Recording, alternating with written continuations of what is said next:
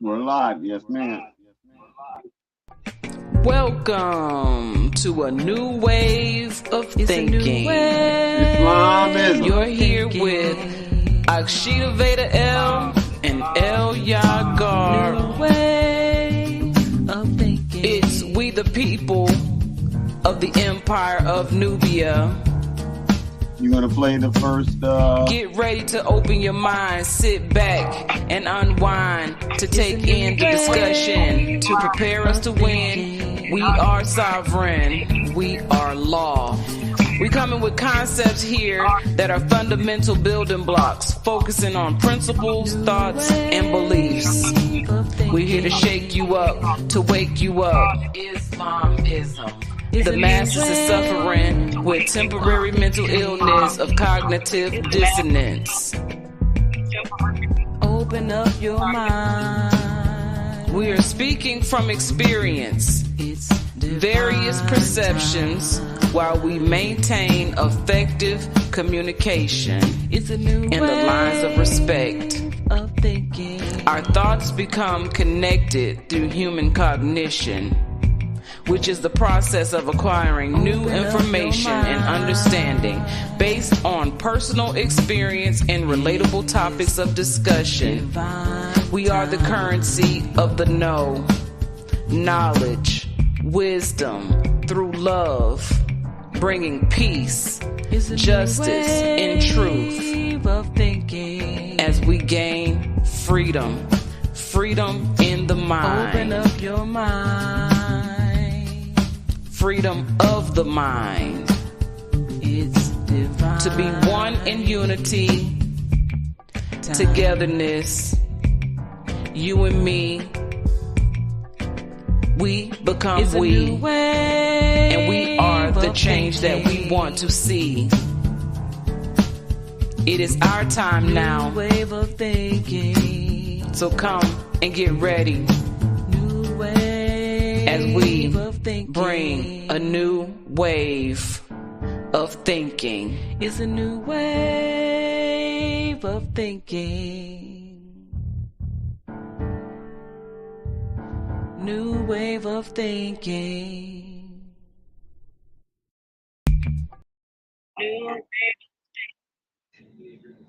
Islamism. I feel so clean when I hear that.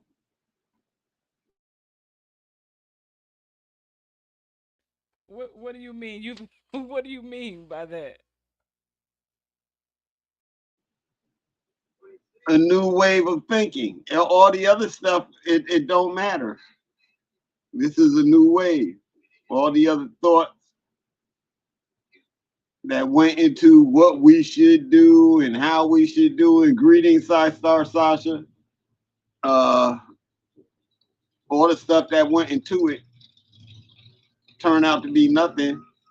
This is what it should have been. That's what it is. And so a new wave of thinking.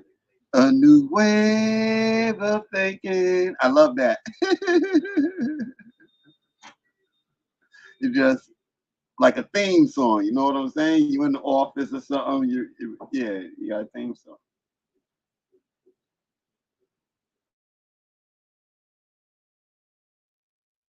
Right. So that was the idea of it. And I was like, oh yeah, that sounds, and when I heard the music, I was like, this sounds like it could be a nice theme to what we're actually doing. So that's how the words came about in creation of the you created the music and I just put the lyrics to it. So the energy was already set forth when you created it. And I just added to it. So now we have a patient who considers themselves Black and African American, and then we turn the part on where you say, "Open up your mind."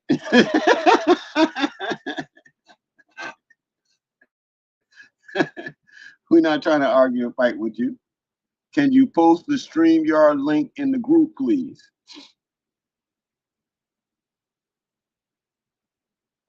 So somebody can get on. I can do it.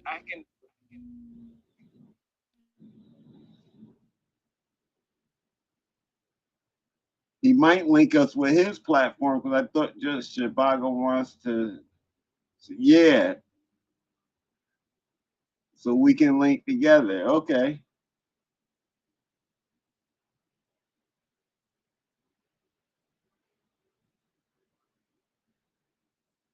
Now this is group interaction.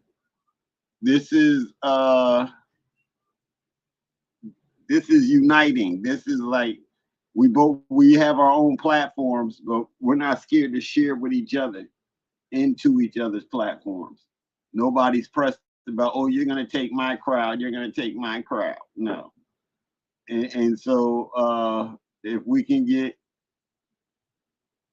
greetings, brother Shay, if we can get this semi cast together, this first time I heard of it and first time we're trying it, if we can get that together, then this is a part of us unifying.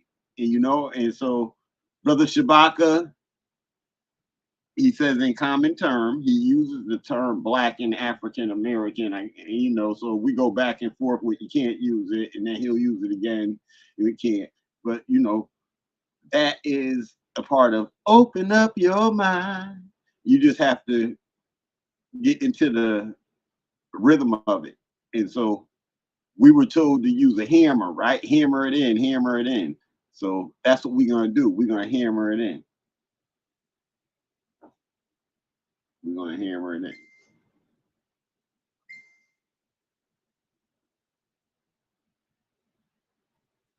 Greetings, Brother Che and Shabaka, if you're there. I just sent the link to the group.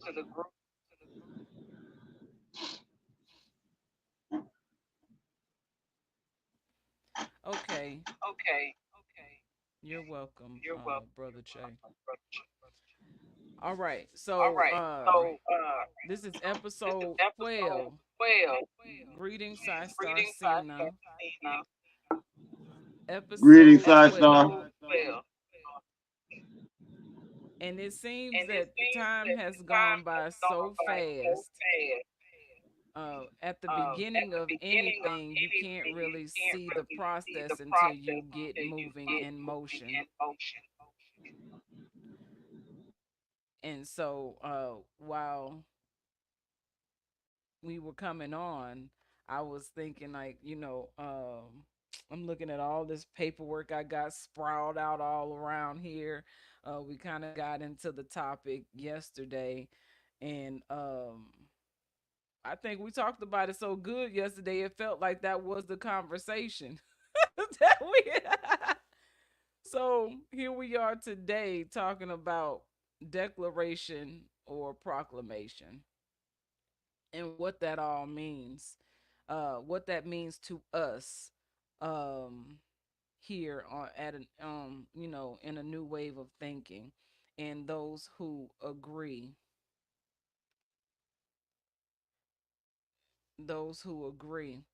And so that's what it's all about, finding the common ground and exploring on that common ground what it is that we have in common, and go from there. Now, today is the 4th of July. It is Independence Day. And I think we've, over the years, heard so much um, black talk, I'll say that, about Independence Day and what that means. And from my understanding, Independence Day um, refers to the European settlers.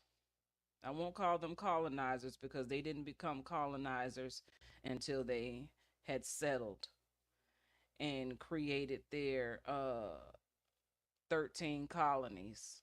And they got together and created this Declaration of Independence to separate themselves from the European crown so they could operate on this land But before that separation, they had to make an agreement with the original people on the land, which was the Treaty of Peace and Friendship. And so, with all those things established, we are here today in 2024, still trying to unravel all the uh everything that has been disguised in language. So I say disguised in language because it is language that puts some sort of meaning on things. And that's why we have to be cautious as to how we are speaking, what we're speaking, and who we're speaking to about the things that we're speaking on. And so today we're discussing declaration or proclamation. And so I just explained what declaration is to me, and I'm gonna ask that Elia, after this, if you would give your uh,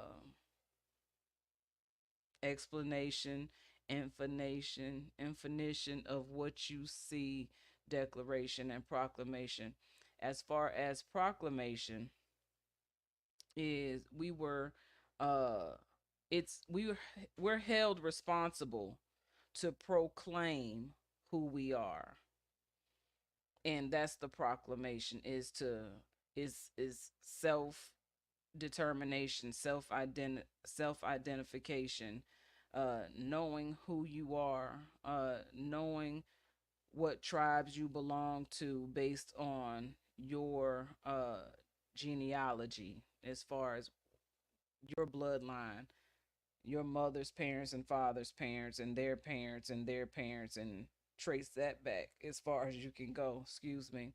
So to proclaim who you are is to, in my opinion, it's like standing on your square and saying, this is who I am, and I'm choosing not to agree with anything that doesn't agree with me. So that's what it is for me. What do you think, Sunstar? And so yeah, and this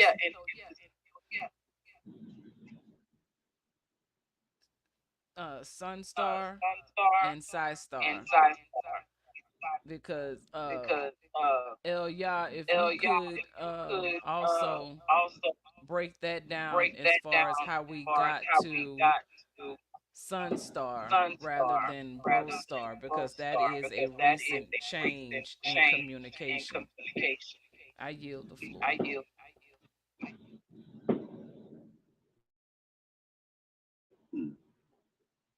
Islamism, honor to you, Star.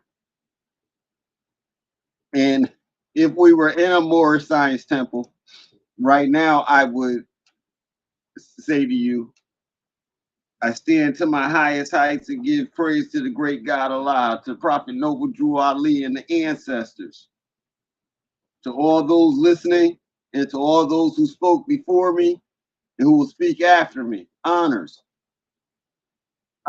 Declaration or proclamation. There's something about the DE, and I know, like, we're talking about languages. So in certain languages, DE means of. The district, they, Columbia, they would say they, DE. So, but in this English language, we get to deny, we get to destroy, and I guess in some cases like a destiny. So I never looked up the prefix DE, because of cloration, of vocal, of an oath, an agreement to something that I am making, is what I hear when I hear declaration and the operation that it seems to turn out to be, it's just not like just from the word. Now I have to look at everything that goes on from the word. It's sort of like the word civilize. Well, what's come out of civilizing? Taxation and stress. That's what's come out of civilize. You always have to conquer somebody in order to civilize. But if you're a disciplined person, any administration, any systems of structures would be, they would all be disciplined because you are, as an individual or your group, you are disciplined. So that's what it becomes. So when we're talking about words, we have to remember that in language, let me finish with language first. We have to understand that math is a language. Law is a language. Biology is a language. All the different sciences are a language unto themselves. We have to remember that about language. We have to remember that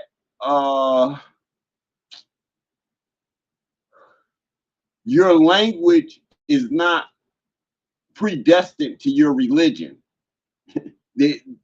Your language has nothing to do with your religion, what you speak, or anything like that.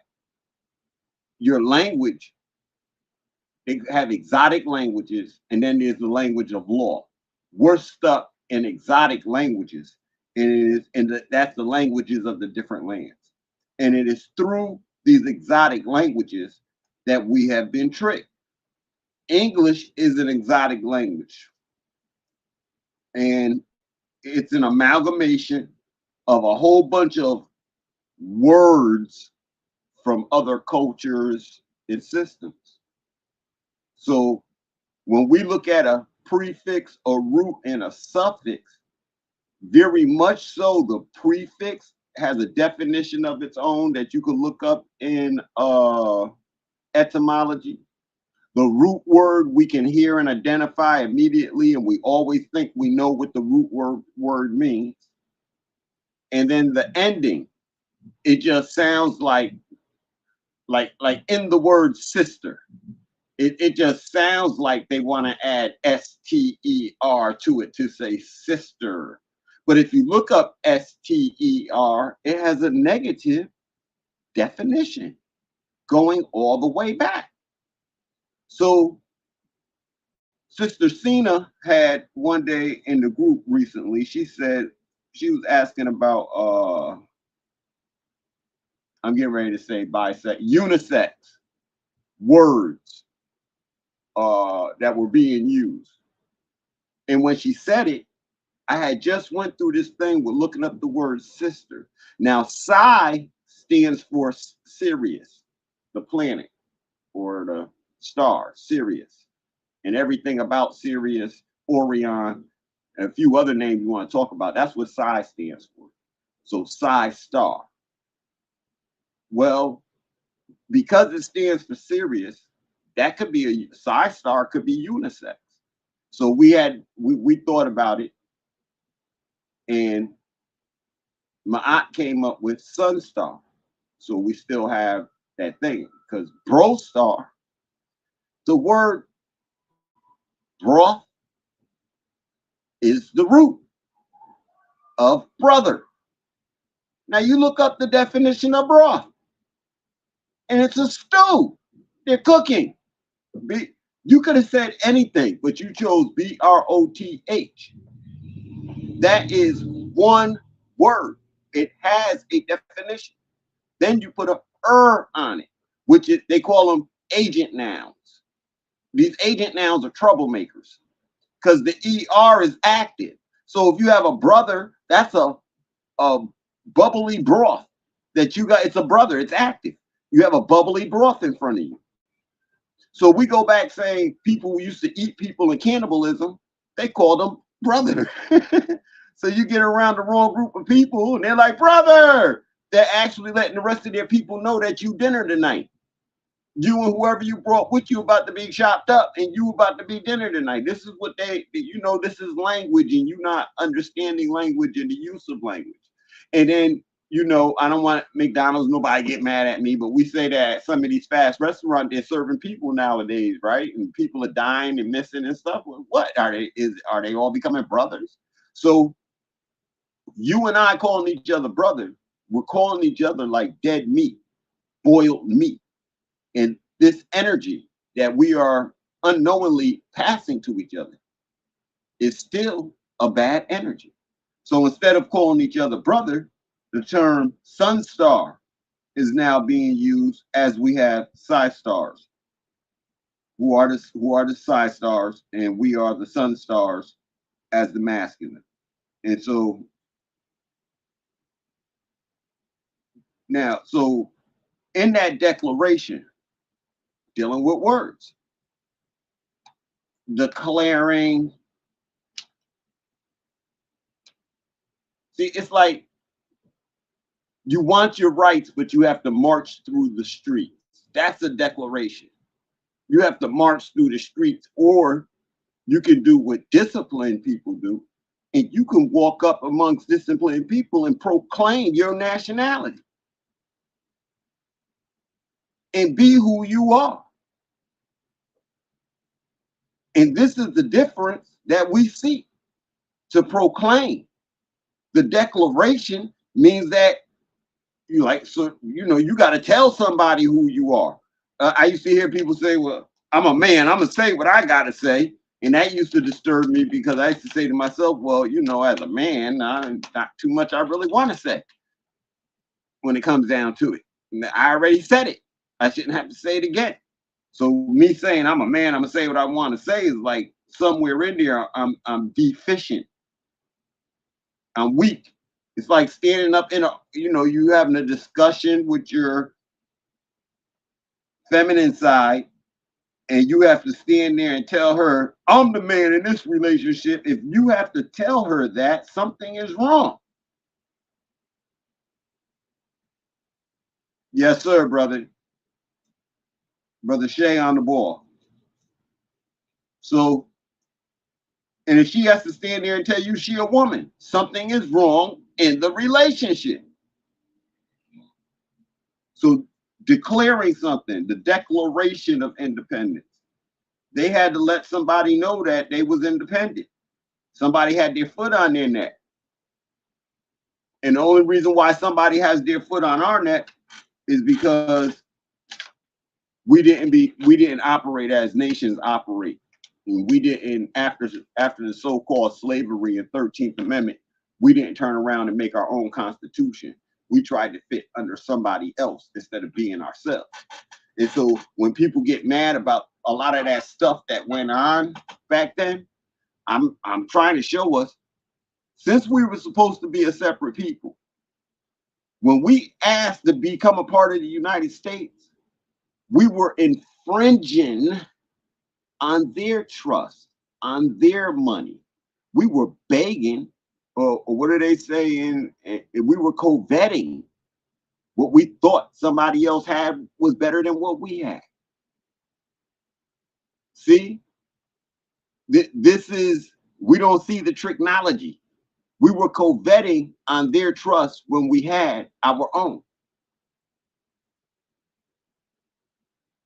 But like I said, you got to watch Hollywood movies in order to see like how this just changed over, and people just it seems like people just wanted to be a part of the latest fad and the latest whatever was going on.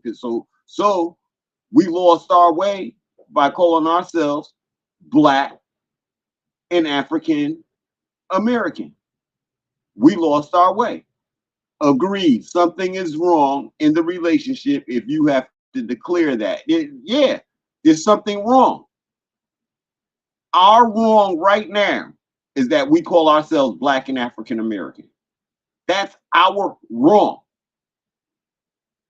I can't iron this out, and I can't say it any other way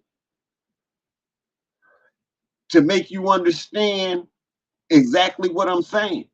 I'm just flat out like we was racing a car, and I got that long lane, that long straight lane, flat out 220, 240 on that lane.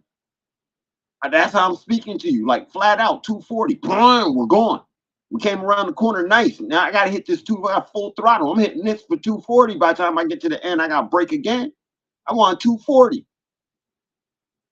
This is how we are supposed to execute our existence on this earth. 240, full throttle, every single day. Because every single day there are hundreds of thousands of people who get up, get dressed, have breakfast, same things you do, right? Then they go into an office, and everything that they do that day is against you. And if you read some of George Washington's writings, you'll read him saying things like, we have to break their community thought up of themselves. We want to take the turbans and the sandals off their feet. We want them to think independently of just themselves, of the one or two that they are. And we don't want them thinking as a group. They said this.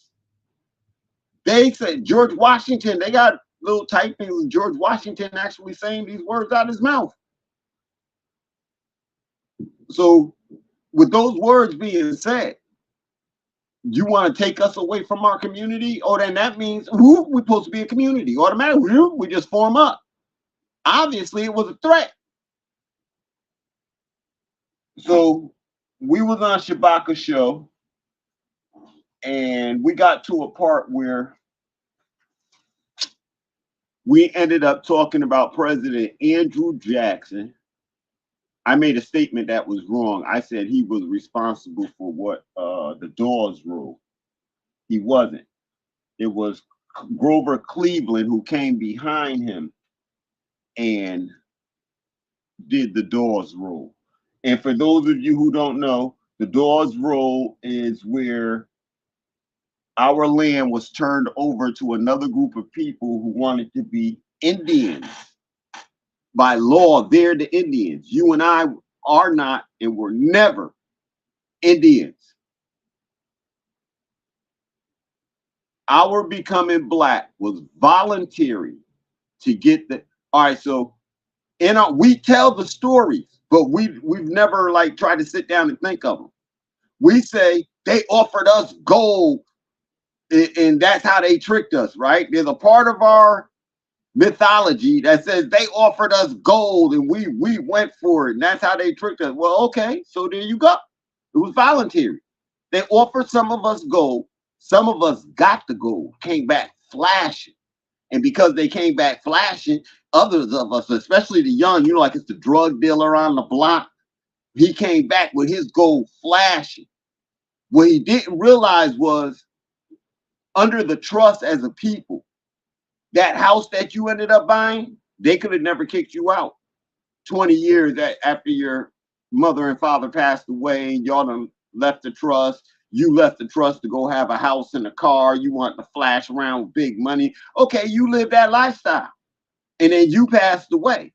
Then when you passed away, the wife and kids came around, and because the man was the only one talking to the attorney, the Dawes rules, yes, sir. He was the only one. The attorney was able to sit there and talk most of the side stars out of their money. Dawes rule.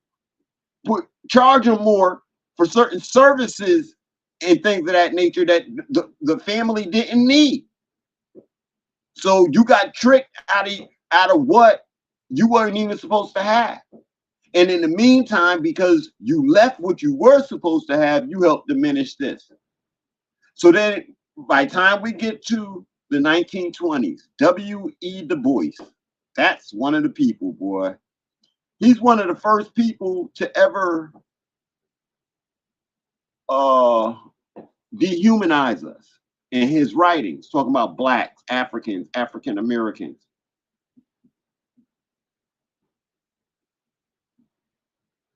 He was one of the first people to dehumanize us in his writings in a history that starts with slavery, and we don't pay attention uh, uh, to it in the correct way. And you put like Mansa Musa.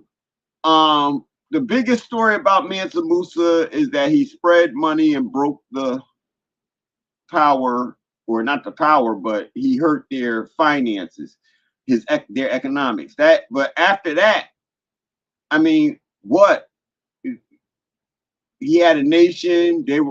That nation had existed before him. See, when we study people like Mansa Musa, the difference in studying us and studying them, I noticed. When you study our people, it's a quick. This is what he did. This is what he and it always seems as though he was just a man with his army alone. But when you study who they want to say their heroes are, they got wives, children, and they did the economics, and they wrote this down in a book and that down there. You don't never hear that about Mansa Musa, how he organized his nation and ran his nation, but you hear it about everybody else. You don't hear about Mansa Musa and the love he had for his women and children the way you hear it about everybody else's women and children. And that's because it's not their job to tell those stories, it's mine and yours. Islamism. It's mine and your job to tell it. But if we're so busy focused on what somebody did to us, and then I'm gonna tell you, we did it to ourselves. When you ask to be black, African American, you might as well just walk up and say, "Can you kick my butt?" I'm gonna wake up every morning and I's gonna come outside and I want you to smacks me all up inside my head and I want you to kick me in my butt and I'm gonna go for a job. I want you to tell me no. I want to hear some bad words about me. You know, like you can say like things like how you keep a black man from working. How you starve a black man? You put his food stamps in his work boots. You can tell jokes like that. I don't mind, sir, because you want to be a black man. You set yourself up for that abuse. There's no way I get mad at it. Oh, police shot another black man. Now, I feel bad somebody lost their life. But, oh, black people, black power, black, I'm not fighting for that. I care less what the person's skin color was. Do the police have a right to just be running around shooting people, period? No. That's the bottom line. Should police have the right to lie? No. That's the bottom line. But we're trying to look at it in a special way because of skin color. And this skin color is a falsity. So Andrew Jackson in his I don't know if Andrew Jackson, if Mansa Musa is the same person as Montezuma. But when you say Montezuma, that makes me think of over here in the West. I don't know why, but Montezuma is down south in South America. That's where my brain goes with Mansa Musa. With what's his name? Montezuma. Correct. Are familiar with the Treaty of 1866. No, sir. And who would that 1866 treaty be with?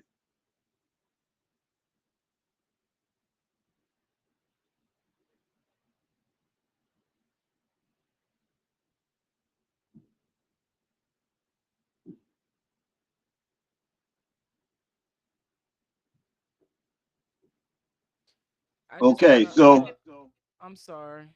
I just uh okay, I just wanted to say I was just looking up as you were breaking down the word declaration and declare and what that means. And so what I found on declare is it is a verb, something in action. So it said to say something in a solemn and emphatic manner. So I'm like, okay, solemn is to be stern, but emphatic. I wanted to know deeper, what did that mean? Emphatic is an adjective. An adjective is a word that modifies or describes a noun or pronoun. So, black is also an adjective that describes a noun or pronoun. So, if black is the adjective, what is the noun for the so called black people? And if a noun is a person, place, or thing, then we must see ourselves as a noun, not an adjective, because an adjective is not a being.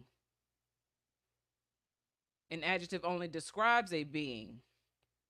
So emphatic, being an adjective, expresses is to say something forcibly or clearly. So declaration is, and I see ION as ion, which an ion is electric, and it sparks and creates the movement or the motion within the word. So declaration is to declare something forcibly. Why? To be forcible on declaring something, to say it in such a way to be believable. So it's how you say something to infect people in their emotions, for their emotions to move, not the being to move, but it moves the emotions within the being. And so that's what I saw. And so I was looking at the word describe, because you was talking about describing things and such. So I was like, what does that mean? To describe, it has one definition, but the second definition says mark out or draw. So when you describe something, you're marking out. So to describe, because scribe is to write something. So to describe is to unwrite something, or to erase what was written and change it, then, or to draw. So then you mark out and you rewrite what was not there before. So you change the meaning when you describe and give a definition. So definition. And think about the word phonician, uh the first language that was phonetics, right? Or the sound of words is are the phonetics of the language. So it's the definition of words. So we want to take away the original or right meaning of something and describe and define, when we should be infining and writing and scribing rather than describing. So I just wanted to add that. I know, yield the floor. Islamism, thank you. Because even in what you're describing, define, the word D is first, and then finite is there. So you're definiting something, and what is finite? And don't we say infinite? Isn't that a part of what we say? Things are infinite. So see, the D'ing is the destruction of the finite, of the infinite, which we are. But they put a D on it to define. See, and that's why I like when I starts, my aunt said infinition was coming from inside of us as far as the infinition. What we're saying, we're the infinition. We're defining for ourselves what is and what isn't, what we like and don't like. Now is our job to express that to the world and edify our children so that they express it to the world too. No, you're going to show us respect. Brother Paris LaShawn, Brother Paris Shay. By the way, freedman and the USA. Okay. When we talk about the freedman, that again, declaration. I'm a freedman. Somebody has control of me prior to me. And the words that we are using clearly define that no one, Islam, I, self, law, am master. Islamism. You get to see that in action, baby. That's what you get to see in action. I, self, law, am master. Now you get Islamism. You're going to see that in action. Everywhere I stand, everywhere I go. Now, is that erasing a history of the abuse our people went through? Nope. It is the full knowledge that my people are only going through that because they call themselves Black and African American. That's why they going through it. That's why it is the way it is. That's why this whole thing is existing around us the way it is, because we Blacks and African American.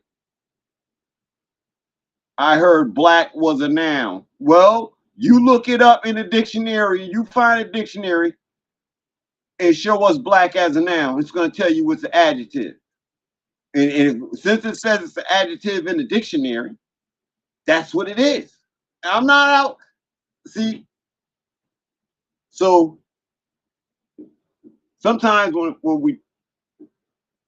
we're in intercourse with each other, somebody hears something and they'll break in and start speaking and now I need to get my point across. I'll forget it. Ray, you write it down or something.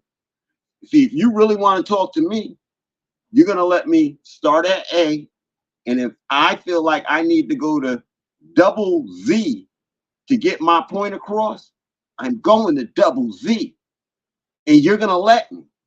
But then when I'm done speaking, I can't say I didn't say or whatever, because that's how I'm gonna do you.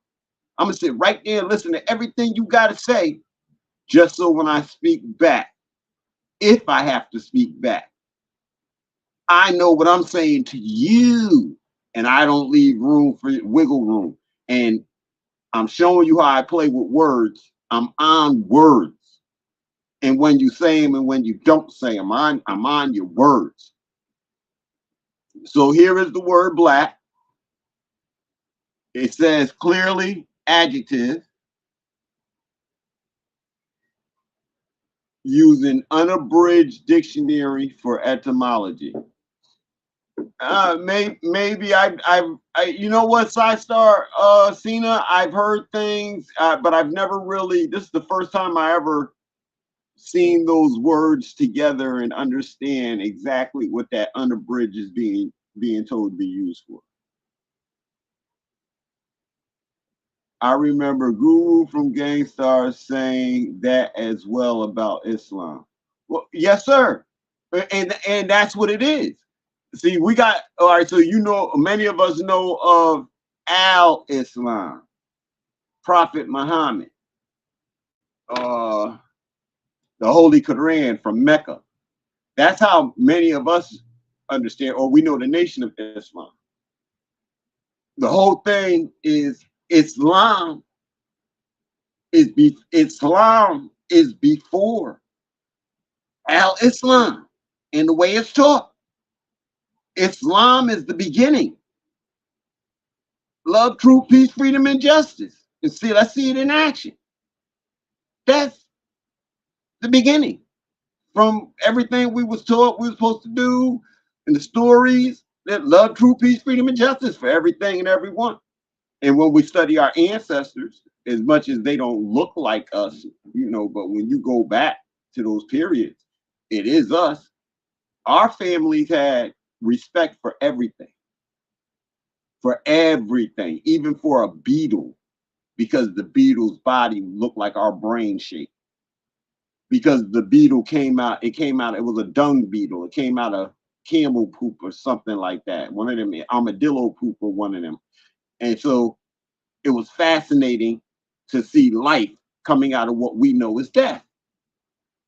And who was more beautiful than the creator who would produce life from death? So all that they worship Beatles, man, come on, man. You're not fascinated seeing an animal just pooped. A few hours later, there's a bug coming out of the poop. That's not fascinating to you? I mean, I don't like to see poop, but if I know a bug is going to crawl up out of it in a couple of hours, I might have to sit there and watch the bug. I want to see the bug come out. It's a science thing. And so, unabridged adjective of a text, not cut or shortened, complete, in unabridged edition. Okay, yes, ma'am. I know that I've never searched out an unabridged dictionary, and I had I always had an etymological book until this new thing on the internet, etymology online, and so I started using that. So Star, before I read President Andrew Jackson's message to Congress on Indian removal, before I read a certain part of that, you wanna say something and play some music? I yield the floor.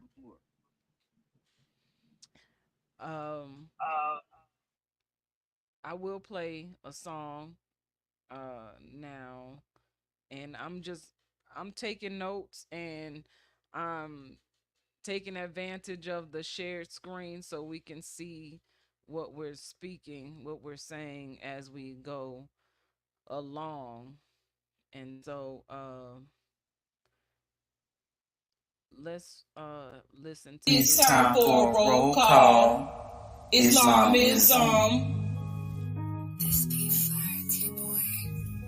Facts over feelings in nation building. Islamism.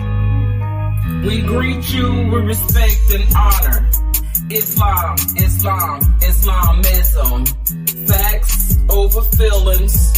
We're nation building. It's time for a roll call. High regards to the Moorish nationals, nation building, standing on nation business. Following the teachings of Prophet Noble Drew Ali, who founded the Moorish Science Temple of America in 1913, out of Newark, New Jersey, living in the righteousness of Allah, our divine creator. Here's a message to the current day movement. Islamism. It's time for the sheiks and the sheikas to create the table and join as one body of government. It's your obligation to be who you have proclaimed to be amongst the people. United we shall stand, divided we all fall. El Yagar is the Caesar, the mediator, to remove the obstacles in communication. As the issues are identified, to come to a mutual agreement among righteous men and women. It's facts over feelings and nation building. Islamism. Speaking of righteousness, we are charged to protect our future generations, our legacy from all predators, even the ones we cannot see. Islamism. El Yagar is given respect, honor, and love. Shout out to Jaguar Wright for upholding the truth. She should be surrounded by soldiers protecting her against all evil, because she is speaking truth to protect our children. El Yah is the creator of Third World Order and a Maxim Trust advocating for the use of pesos, the new currency of we the people, unified and dignified people, serving as the Caesar of the Empire of Nubia. Islamism. El Yagar stands united with the Lion King and me, my aunt, supreme justice. We three serving as a trinity, navigating obstacles and differences to make a difference. As we the people, we are nation building. Islamism. Facts over feelings. Islam, Islam, Islamism.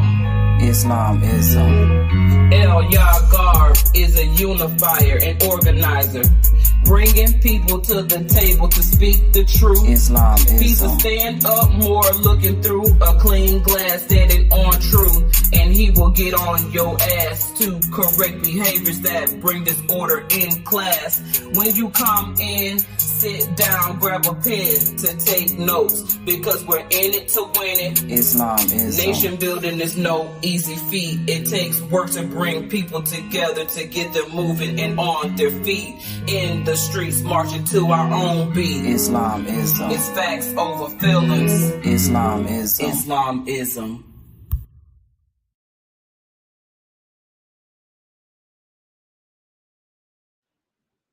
Islamism, sister. Thank you for that. I have been immortalized through that piece right there. Thank you. Thank you.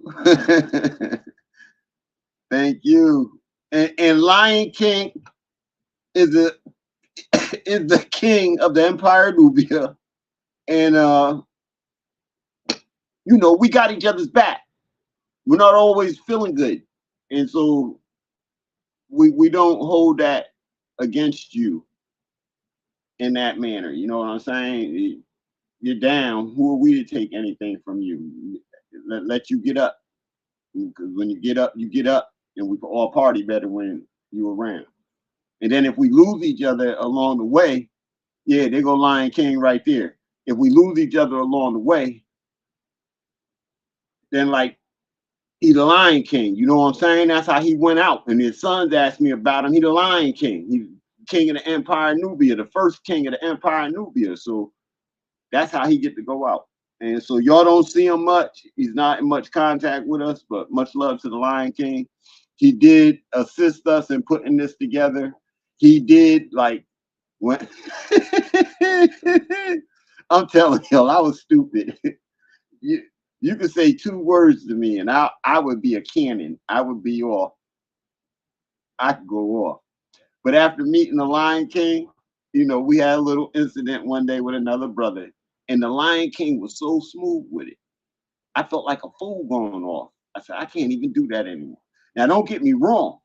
You know, if we have to, but if we don't have to, then why am I? Why am I at 90 degrees and nobody else is? And the person who started it or said it, they sitting over there at 20, knowing that they being ignorant. So big up to the Lion King for his attitude and the type of person that he is and the love that he wishes for all of us. You want to say anything about Lion King before we go on?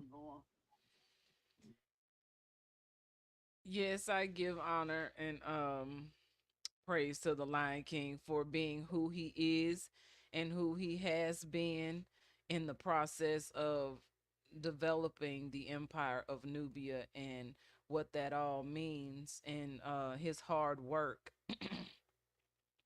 He tells a story about his time in imprisonment, where he was crowned by the other inmates as the Lion King as well, and he carries that crown with him with honor, um, because he was honored among what we would consider thieves. And not all not not all thieves, or not all people who end up in the prison system are terrible people. They were just in terrible situations and circumstances, which led to those behaviors to get them in this injustice system, due to laws and language being expressed the way that it is through the legal system. And they use the legal system against lawful people. And him being a lawful person, a man of righteousness, um, always has some forces against him, just like uh, we all do. And so we all deal with it differently, but it doesn't change the foundation of this alliance that we have created and will continue to build upon.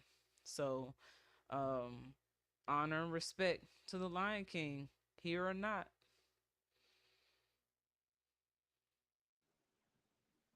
I And yield.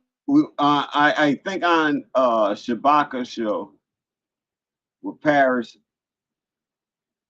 Brother Shay, we presented some of Lion King's history where he was actually abused in Canada, speaking up for our rights. And so when him and I first met, and he was hot, he's telling me the story, he's hot because he was protesting for us. Nobody was behind him. He talked to people before he went. When he got there, nobody was there. He was on his own. So he went about his business. Next thing he know, he got police beating on him, right? But as he described the entire situation to me, I told him, I said, we have to be, this is our unification. We have to be in law when we speak. True, brethren, true. So then we can't call ourselves Black and African Americans. Huh? So I showed him. And from that day forward, he ain't called us Black or African Americans at all. We have to be in law. He started reading the law. And then he read about Jamaica. He read their constitution and stuff. And he see how Jamaica, the leaders there, he seen how they got screwed over by their own leaders. And once he's seen that, now you got the information you need. You understand the fight better because none of us knew. Listen, for everything that we do, we don't know what we fighting. We don't know how deep this enemy is. I'll put it like this. She'll be your wife, and to help benefit them, she'll do you wrong to benefit them. So who's to say, like, you meeting people, she didn't already, she done already messed up. She already in the deal. Now here you come and you popping shit. Excuse me for cussing, because this is kind of personal to me. I didn't mean to cuss, so you're not a part of that. But you popping it, and now she on their side. She sneak you through. Oh Lord, Lord, Lord. So you never know how deep it's gonna go. So don't, everything that we're talking about, we're stepping on somebody's foot. If you're talking anything about religion, you stepping on the Pope's foot, you stepping on the high imam and sheikh's foot, you're stepping on the sheiks of the Moorish side, you stepping on their feet. Remember that. You making enemies by what you talk. I know the enemies. I'm making enemies on all levels. Even some of these governments are mad at me. That boy talk too much. He keep opening up his mouth when he not supposed to. Who says when I'm supposed to and when I'm not? I thought I get to pick when I'm supposed to say something. And so when would I say something? When I see violations to divine beings that go beyond measure. Then it's my job to say something. I don't care about skin color and all that because I don't care. Once I present myself as somebody who, I prefer this group of people over that, I'm doing the same thing everybody else did, right? No. If you don't like me because of my skin color, then you be brave enough to say it. Don't take food from my hand if you don't like me and you trying to bite me too, because if I find out, then that's going to be a problem. So you might as well just present the problem up front, and then we can have that problem right then and there. And this is how we all should deal with each other. Everybody just be straight up in front. Be the truth of yourself out into the external world. Don't be hiding stuff and doing stuff on the slide. When my daughter first started dating, and then her and her man got together, who is still her man from over since she was 13. Now she's 37, 38. And they've been together since she was 13. You know what I told her? Stand up in the room 1 o'clock in the morning arguing don't make no damn sense. You're just standing there yelling at each other 1, 2, 3, 4 o'clock in the morning. And then what if I mean, listen, I'm not giving any dude permission, but let's be real. Things happen. So them, because when we were young, we admit, it was the way you called me a punk. See, everybody else in the street could call me a punk, and it don't mean nothing, but it was the way you called me a punk and twist your head and stuff. And so I lost it for a second. And I'm telling you, no, I'm not making excuses. I'm just telling you, like, emotions and stuff bring people to that. So I taught my daughter, you ain't never got to do that. Plus, your daddy's stupid. Your uncles are stupid. You know that. So you standing up in a room late at night arguing don't make any sense. All you got to do is state what it is you do and don't want, and either we do or don't go by what you want, and then you make a decision. But once you decide to leave, make sure you know that you're going. And I think, she applied that to her existence pretty much well. But he's a good dude. You know what I'm saying? It's not, my daughter don't abuse him. I wouldn't take that either. But he's a good dude in and of himself. He's just, I've seen some stuff go on with children, and with my mother, and I got a beautiful mother, but the belt was soon to follow. My dad, the belt soon followed. They only tell you one time. And then my mother had these looks, and so you could stand there and play stupid with my mother's side glances and look if you want to. Your teeth would be laying on the floor. You'll be picking them up to put them back. So when I grew up with my children in the beginning, the same thing. This dude, his children might act like we did, but he don't fall back. He don't deal with it like we do. He fall back on everything. It's like, really? Now how you feel about yourself? No, good question. After you done stood there and did all that yelling, now you don't even cuss too, thinking you strong. How you feel about yourself right now that you done calmed down and that energy ran out of you, knowing that you could get your head, knowing that you could get your head knocked off. How you feel about you right now? And you don't feel too good, huh? Because now you're thinking. Now you think you're happy you're not getting, So he's a good dude. But all right, so I rambled on there. But to me, I follow strings. And for everything that we're talking about when it comes to governing ourselves, like, you're in your home is where the first governance starts. If you can't sit down for 8 hours and do something productive that makes you feel good about yourself, that has value to you and maybe others, if you can't do that for yourself, then I feel bad for you. That you need somebody else to tell you to do something in order for you to feel like you're doing something or to have value. Or when I go home, I just want to stretch out and relax. That's all you want to do? You want to work for the rest of your life? That's what happens. You end up working for the rest of you when none of us have to. Come on, man. Come on. We could all be living bigger, better lives, running our government. Oh, I like this. It looks like we have 2 people in the back, Brother Shabaka, huh? Come on, let's let somebody else talk it for a minute. Okay, that's what you bring up. Yes, ma'am. Now, I cannot see the words, and I don't know where my glasses are. I haven't seen that's because, yep, it's tucked in there.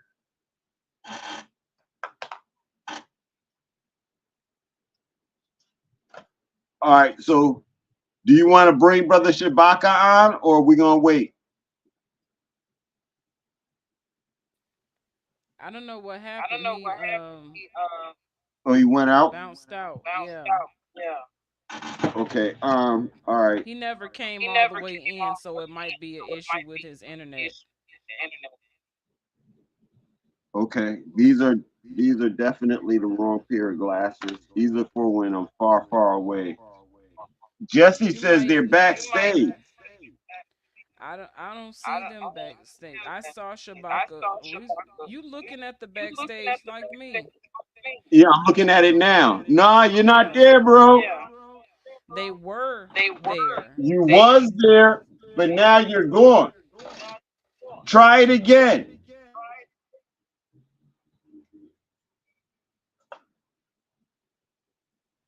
in the meantime.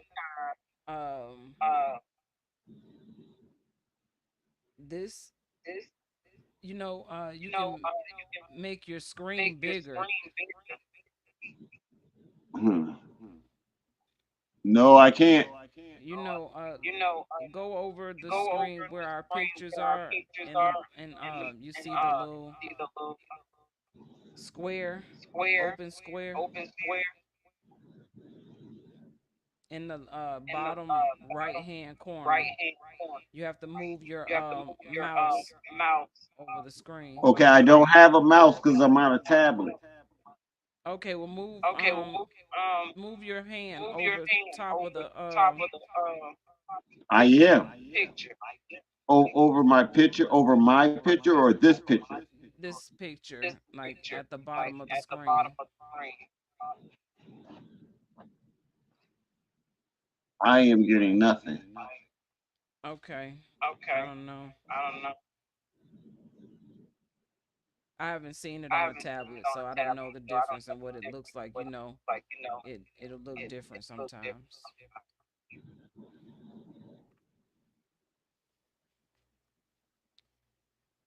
Okay. So, the Treaty of Peace and Friendship. I'm not going to read this whole thing, but I do find it interesting that after it breaks down all the people and the names and everything, at the end it states, let me find the last sentence. Okay, so agents and business for giving him powers. Okay, so did appoint Thomas Barclay agent in the business aforesaid, giving him the powers therein, which by the said second commission we were authorized to give, and said, okay, da, da, da, da. All right. So, arranged articles for a treaty of amity and commerce between the United States of America and His Majesty the Emperor of Morocco, and sealed with his royal seal, being translated into the language of said United States of America, together with the attestations thereto annexed, are in the following words, to writ, or to wit. Now, it's funny. We was just talking about how when they speak on uh the original people, they don't speak about the details of those people. So just like this, it names everybody else. It names all these people: John Adams, Benjamin Franklin, Thomas Jefferson. All these names they list out. But when they speak about who the agreement, this treaty was made with, they only say His Majesty, the Emperor of Morocco, and sealed with his royal seal. But they don't give the name of the emperor. I find that fascinating. That why is The that? name the name Muhammad is somewhere. It's somewhere. Okay. I don't know if it's on that document, but it is close to this treaty and it is easily found. Okay. It Now it is said it is easy. in the name of Almighty God.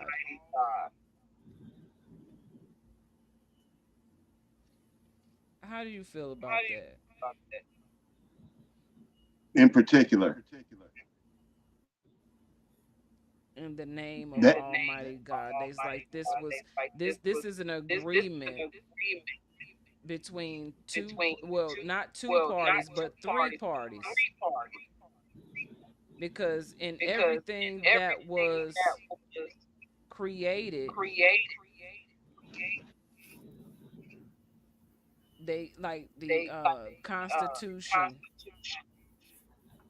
there has to be an acknowledgement of a power greater than self or a power greater than man. And it always goes back to a form that it doesn't have a human form or in this 3D matter. So I find it interesting that we seem to neglect the third party, which is the Almighty. And this Almighty is called by many names. But to say Almighty is to say whatever you call me. That's just like everyone doesn't call their mothers mama, mom, ma, mommy, mother. There's different ways of saying the same thing. So there's no need to argue when we're saying the same thing. Just you want to argue with me because you want me to say it the way you say it. And that's not, we shouldn't be requiring anyone to say things the way we say it. And that has nothing to do with changing the terms of language, because we're casting spells upon ourselves with the words that we speak. So when we understand the common ground, the words don't have to be the same when you're speaking on the same matters. Greetings, Shabaka. How you doing? Oh, I'm hanging in there. Can you hear me? yes, Can you Yes. greeting, hear me? brother. Greeting. Yes, sir. Yes, sir. All right, how y'all doing? Yeah, man, you know they screwed us on Blog Talk today, man, because we was doing a special episode called The Fourth of Their Lives, and they threw a monkey wrench in our works, man. You know how they do us, you know. They can't take this heat. And greeting from Las Vegas. It's 108 degrees out here today. You know what I'm saying? Not using no suntan lotion, you know what I mean, and what have you. I never got sunburned before in my life, Well, look, Shabaka. you know. What how do you Yes, ma'am. how do you feel Okay, you faded out, Sister Akshita. Hold on, let me get a headset. Okay. I was wondering, that was me. I was on mute. My bad. I was saying, how do you feel before we carry on with the treaty of peace and friendship? First, have you read it? Are you familiar with the treaty of peace and friendship Okay, give me of 1 second. 1787? Okay, hold on, Sister Akshita. Okay, put on. Okay. Okay. Okay, can you hear me now? Because I put a headset on. Do I sound better? Yes. Okay, Treaty of Peace and Friendship, 1787, between Morocco and the United Snakes. Okay. Right. Uh, yeah, because today what we was going to do, we was going to do the Fourth of Their Lives. and they shut us down. Okay, now let me see here. Article 1, we declare the lead parties have approved that this treaty, considering of consisting of 25 25 articles articles, shall be in, inserted in this book okay, and delivered to the Honorable Thomas Barclay, the agent of the United States, now at our court, with whose okay, approbation it has been made, and who is duly authorized on their part to treat with us concerning all the matters contained therein. 25 Okay, so articles. who was this? Okay, getting feedback. It's me, Che. Oh, Greetings. greetings. How are you, Brother Che? Okay, How do still Okay, you getting it. how do you I'm all right, want to know minus how you these feel internet about the issues and use these bombs of the bursting in term air in the background. almighty? Because I don't hear y'all speak on terms of religion at all, and to say almighty or to speak of the almighty is really not religiosity. It's only giving credit to a power greater than self or greater than man. So, where do y'all stand with that when we come into agreement or agreement with another party, that there's also a third entity there? Because even in the word it says, where two or more come together, I am in the midst of thee. And so, this right here, when it says in the name of the Almighty, before they even begin going into what's entailed in this agreement, there is a third party in witness of this agreement.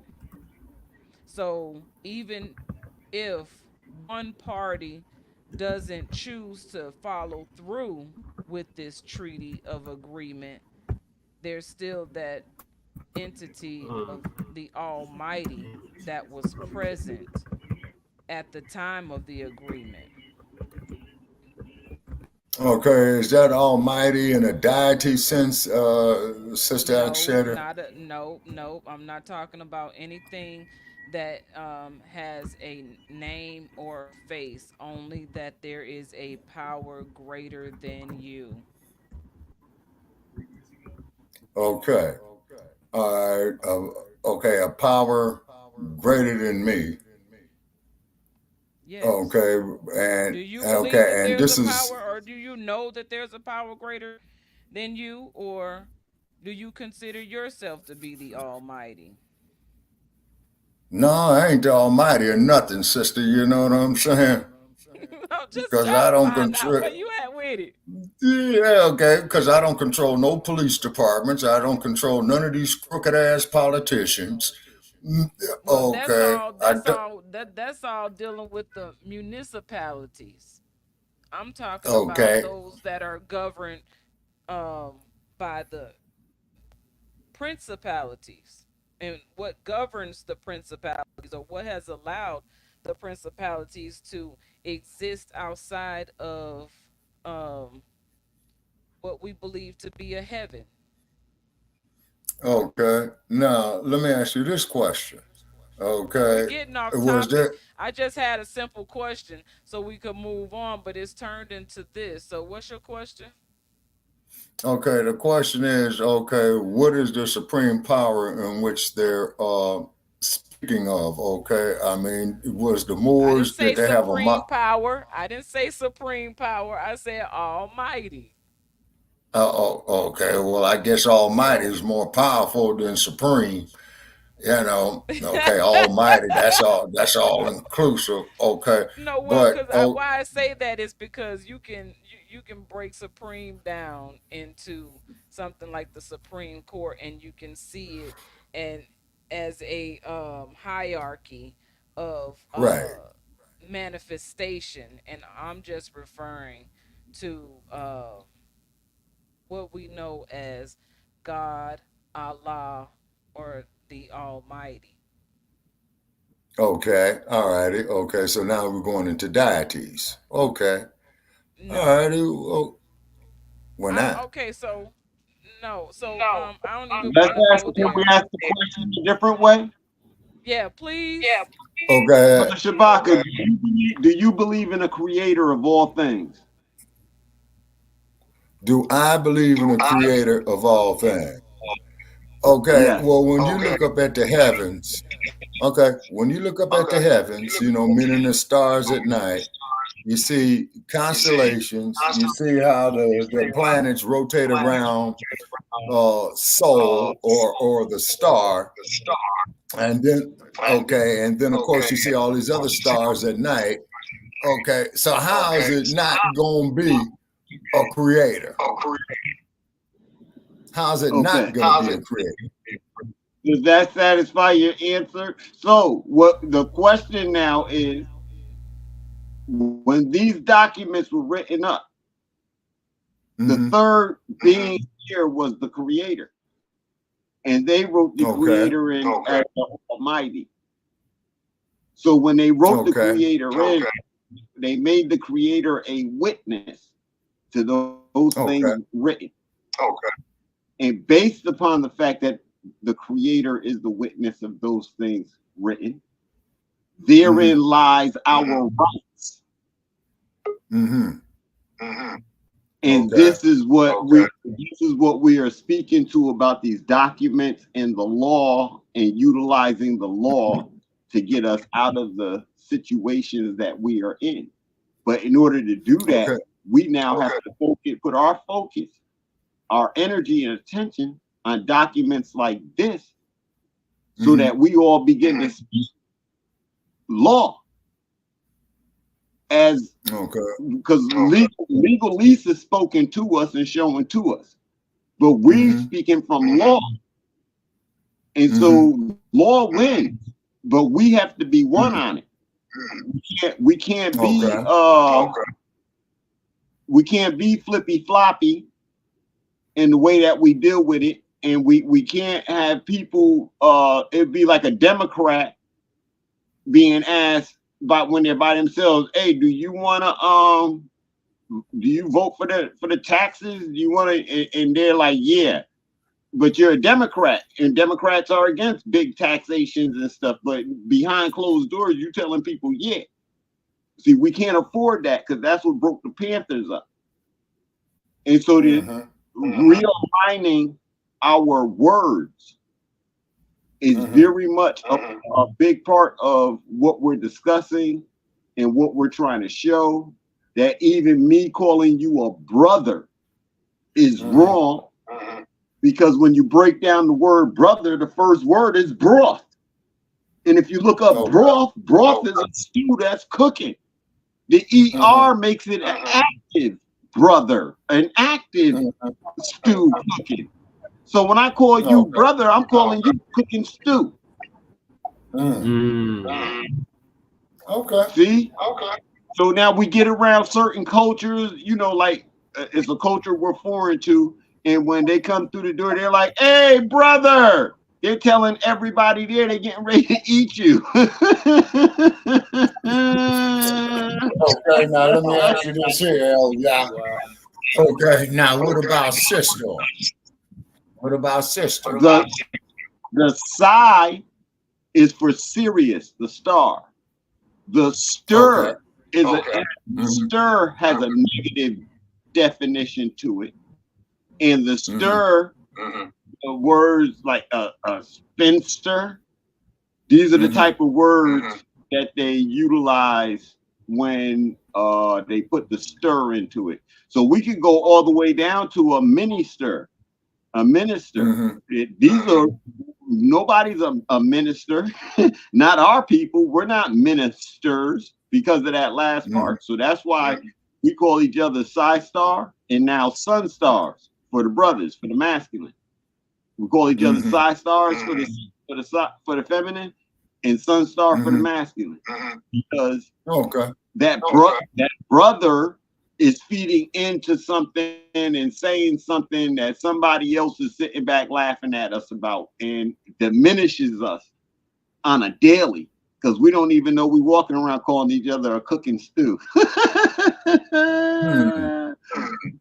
We don't know we're telling, we don't know we're giving our sisters a bad connotation and annotation in saying that word. We just think that these are words that were used. No, these are spells that were put on us. That's why it's called glorified. Yes, sir. And then glorified through television, art, music, movies, the internet, publication. Yes, sir. So we have to be aware and conscious of that part of us, because that's the part of us that's losing this battle. Okay. And at every level, we have to look at things like I mean, that's very powerful, because I've never even looked at it that way. As Star Ma'at has just pointed out, the creator was at the table when y'all signed this. So when y'all sign this, it's not like you can blind. That's why it's still here. And that's why we had the video of Hillary Clinton mentioning it, because you know you can't hide it. It was done under the creator by your hands of what y'all call the forefathers. I yield the floor. Okay. Now I'm seeing here a name by the name. Play it. Okay. Now I'm seeing a book delivered to the Honorable Thomas Barkley. Now, is that the same Barkley that started Barclays Bank? It may be, brother. Okay. All righty. Okay. All right. That's who the and they're saying that this Center is named after. The Barclays Center in New York. It could be. I've never looked up the name. See, Barclay is a famous name. And when you deal with Barclay, it's like the attorney's bar, or you can go to a bar. So it has to do with association and or the molding of clay. He is that's a big name and a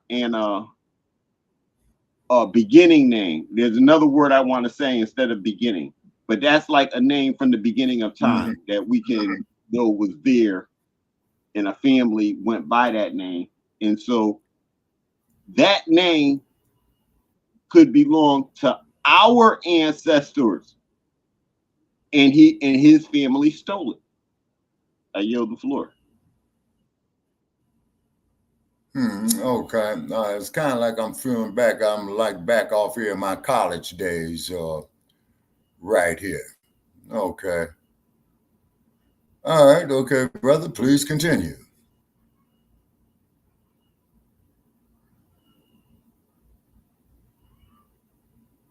Well, okay, so we are, you know, our thing is that we're a government and that we're running our own government. And so we have different ways of looking at it. And we have. Okay, now let me ask you. Yeah. All right. Okay. Now, where does the white boy fit into all this? Okay, so see, that's one of the things about our language that we got to realize we have to understand, right? So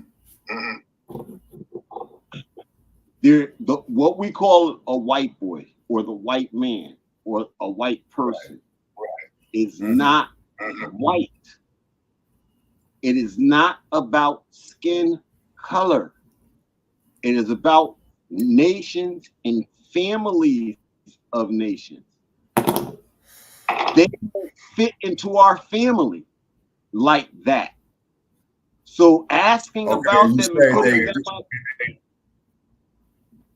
Okay, so you're saying that they do not fit into our family, right? They are not L's and Bays. They are not a part of the Cherokee. They are not part of the Algonquin. And none of those nations, those First Nations, are they a part of. That's our family. This is who we are. They are not. Okay, question on that. So they, yeah. Okay. Now, why did the Cherokee try to enslave us? We all tried to enslave each other. Everyone tried to enslave everyone. Everybody need to get that part through their head. That's how we got beat. Because the Muslims wanted to enslave the Christians, who wanted to enslave the Muslims, who wanted to enslave the Jews or the Israelites, who wanted to enslave the Muslims, who wanted to enslave the Christians. We were warring with each other. We were fighting each other. When the first popes who looked like us, not Sylvester, and the rest of them who looked like us, when they came into office, the first thing they did was make war on our mothers. They got rid of the matriarch. That's really what those crusades was about. It wasn't about Al-Islam and Christianity. They were getting rid of the power of the mother. Okay. Okay. Now, is this here what the Crusades were about? Because you had 3 Crusades: the First Crusade, the Second Crusade, and the Third Crusade. Yes, sir. They were about getting rid of the so-called pagan and polytheists in their strong beliefs of themselves, in their community self, and the fact that when our children were 13, 14 years old, our children was better than their best attorney that they can come with today when it came to law, because our child was taught Islam, I self-law and master. And so under that thought for that child could not be tricked into documents and stuff like that, because that child was always leery and always knew I had to read. So when they tell us that people didn't read back then, in one sense, they're lying. There are groups of people who did not read, but people read, and we held universities. So how we hold a university if nobody's reading? How are people coming to learn from us if they're not reading? Okay, now let me ask you this. Okay. Let's go to Timbuktu, the University of Sankore.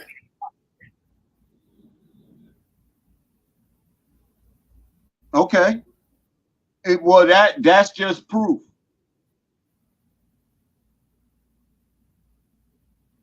That's just proof of what was being said.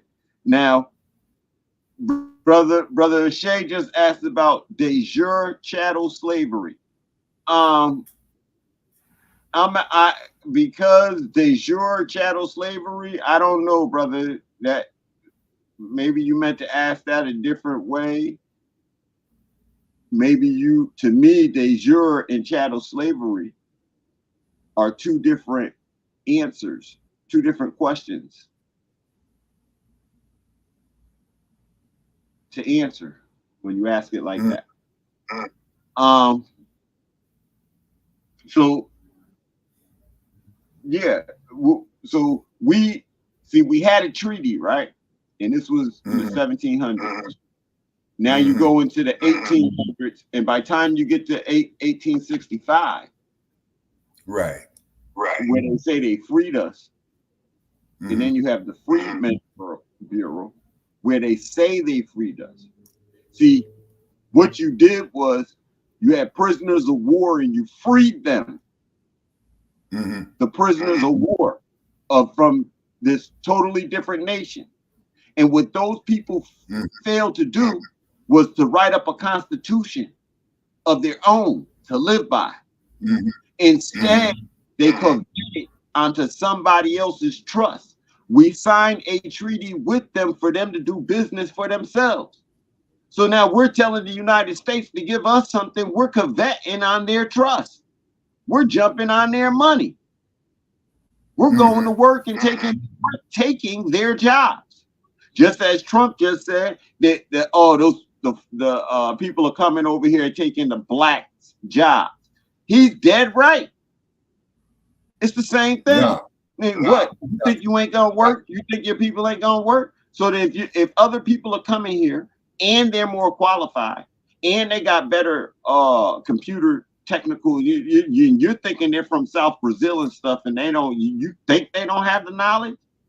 They got the knowledge to come sit here and do this work. So they're coming here, and the job that should be yours because you call yourself black, they're taking. So then where does that leave you?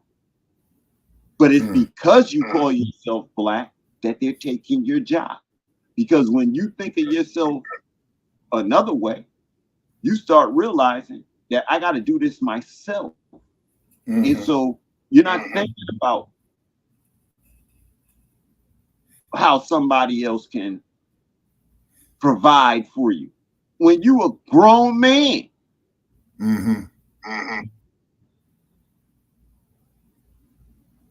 so the sidebar I believe, found up here. This is the only thing that made sense that came up with those words in combination. The what did you say? Oh, the De jure chattel chattel slavery. slavery. This is de jure segregation.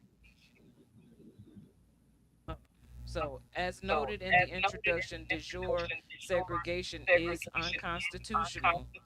It infringes the Fifth, 13th, and 14th Amendments of the U.S. Constitution. It also was outlawed by the 1866 Civil Rights Act. Can y'all mute?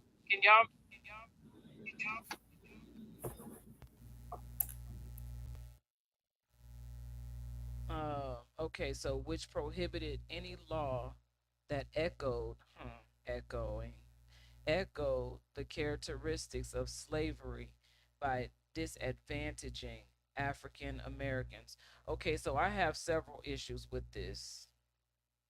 Number one, the fact that it brings in the 13th and 14th Amendment of the US Constitution is not de jure, it is actually a de facto piece of that document. And so it says it was the de jure segregation was also outlawed by the 1866 Civil Rights Act. The civil rights came into play to take you out of your birthrights. They gave you civil rights and took your birthrights, gave you privileges rather than human rights. And the human was another word that was broken down by El Yah this past week in how that word also has a negative connotation on it. So we're so into, being humans that we're also putting a negative connotation on self, or a negative spell on self when we even call ourselves human. And I find it funny that it says when in human events, they separated who we naturally are, and they speak about the natural person or the natural being in conjunction with an almighty, again, in the Constitution and the Declaration of Independence, whichever one it is one of them. I believe it's the Declaration of Independence that says when in human events. And so the Declaration of Independence gives people the guidelines when you're operating in human events. But these things that we're speaking on are those things and agreements which operate outside of this human body and into our spiritual selves. And so we don't give enough acknowledgement to the unseen spiritual entity of we. We were something before we came into this manifested body of matter. And that is that God in us, the Almighty in us, the Creator in us, in which we were created in the image of. So if we were created in the image of, if I look at my image and reflection in a mirror, I can see what is projected from what I see and how I see myself. So if I'm not seeing a reflection of myself in you, or you not seeing a reflection of yourself in me, then we're not going to agree. And only way we can see ourselves in one another is if we see the creator of we. And the creator is always in the midst of thee when two or more of us come together. So that's why I wanted to point that out. I wanted to get into the significance of that because it goes deeper than just a debatable topic on who we are. We have a right to know who we are in law. And the law is what governs us in these human events. But before those were orchestrated, we were being orchestrated spiritually. And we have to walk righteously in order to know ourselves in that capacity. So I just wanted to share that real quick. And I also wanted to go to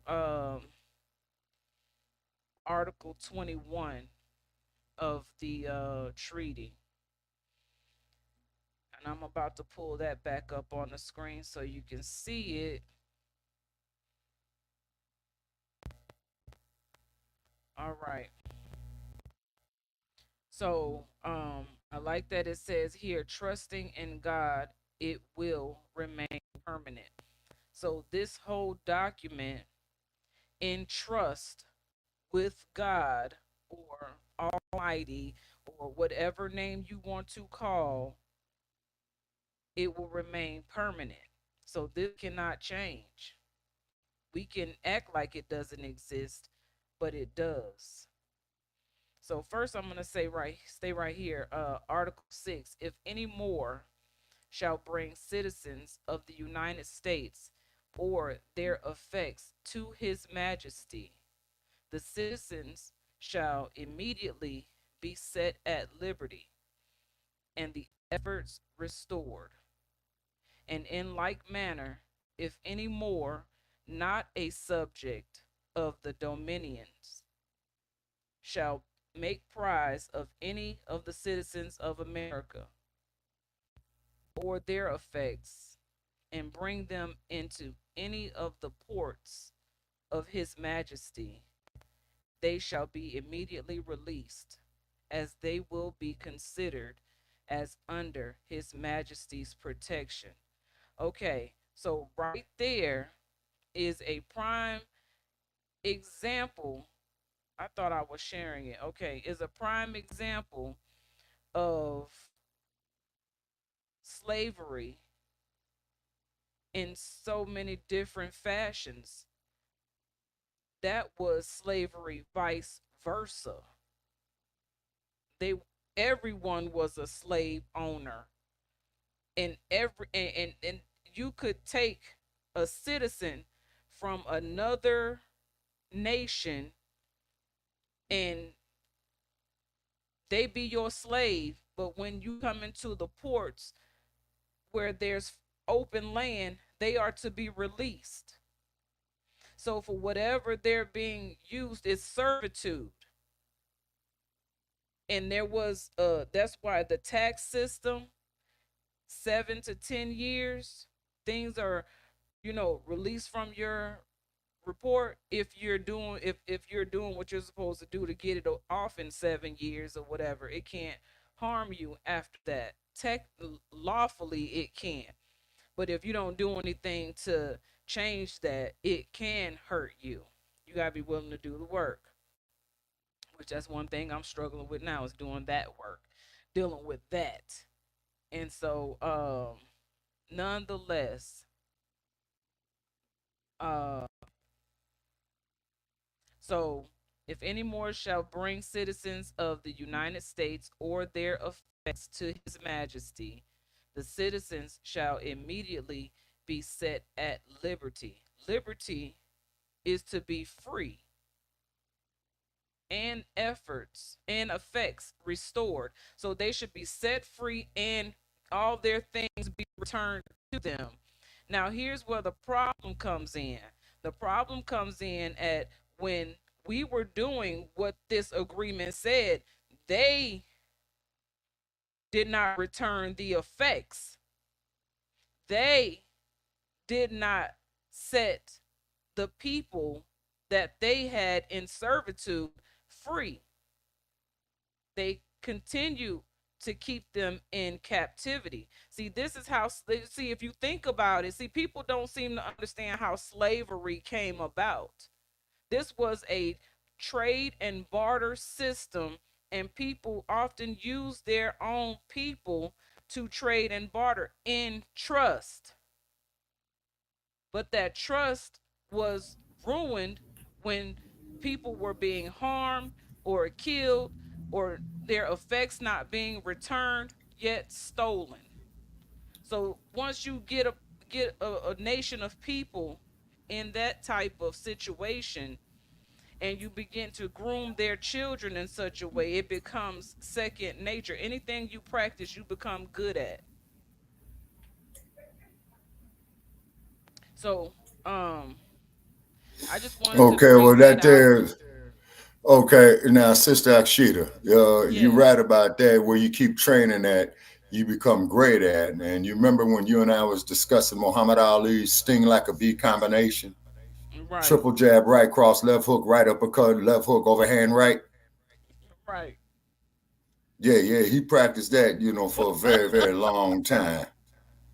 Oh, he Right. stomped a lot of ass with it too, and I really loved it the way he would beat up these Well, peckerwoods. I want to But stomp some ass. I want to stomp some ass in getting around all mhm, these language barriers that we okay, are comfortable and are conditioned to believe is the right language to use, but we're using language against ourselves. See, you don't just sit in the mirror and say, "You're stupid, you're dumb, I hate you." Because who does that? And if you are doing that, what was the root of you believing those things about yourself? Someone that you trusted had to uh-huh, tell you those things for you to believe those things, to get you to even practice saying those things to okay. yourself. Now, to prove So, your point yes, even, go ahead. go ahead. Now, to prove your point even further, just like in these public indoctrination centers, okay, commonly referred to as the public schools, okay, where did everybody learn the Pledge of Allegiance at, right? When you was in Right. kindergarten, when you was in first and second grade, you get up there every morning before school, I pledge allegiance, to the flag, to the United States of America, okay? And except that when you pledge this allegiance to these so-called rights that you had, like I did as a child in the 1960s, right? Mm-hmm. I didn't know back then, Akshita, I couldn't go down there to the great state of Alabama with frog face and have equal protection under the law. Okay, this is 1960. I think. It's either 65 or 66. Okay.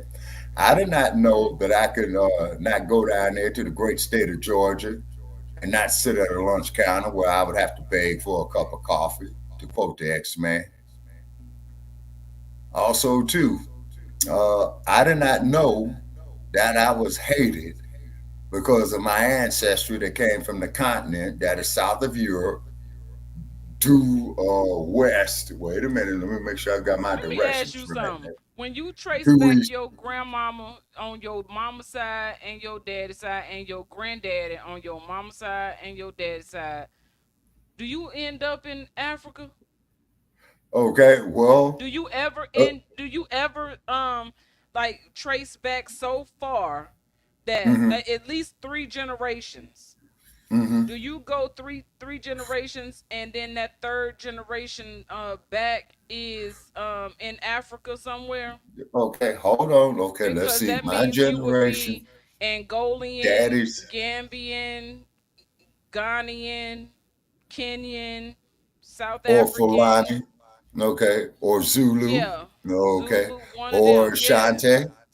You see right. what I'm saying? Like I told you, sister, when I was up there at the Starbucks, and I told Brother Che this, okay, I walked off into a Starbucks, over there in Panther Town.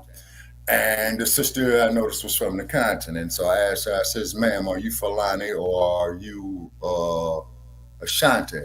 She stated that she was Ashanti, but she had stated that if I was Fulani, I would look just like you.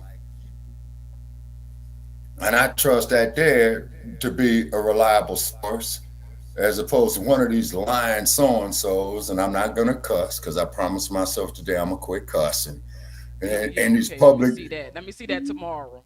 Let me see that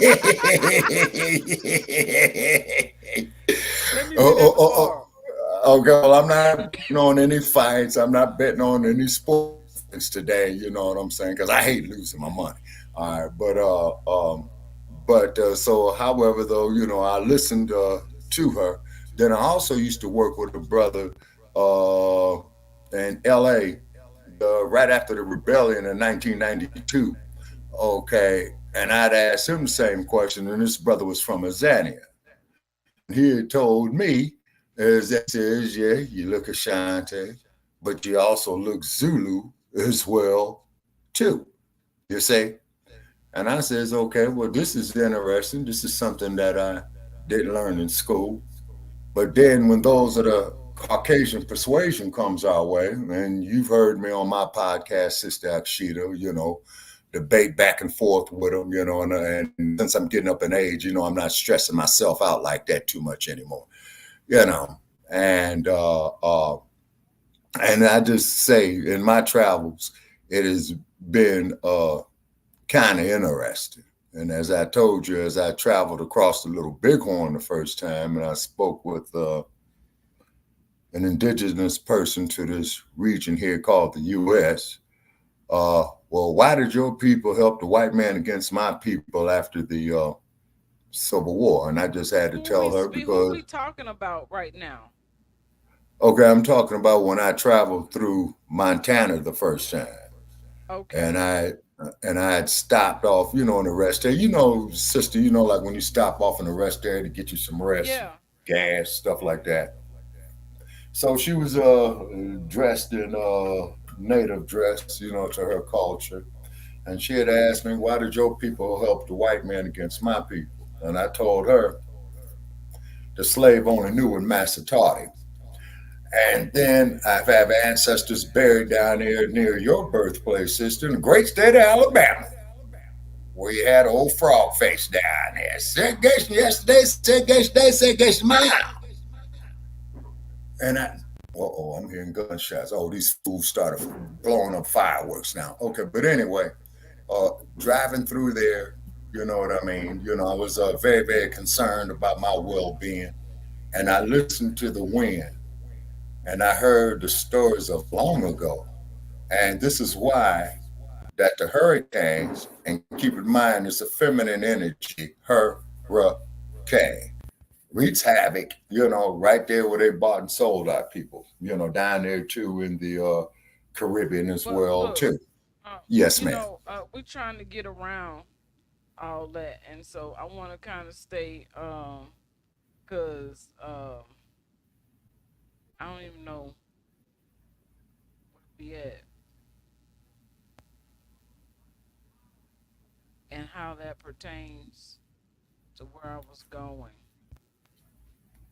Well, but what I'm saying though is this.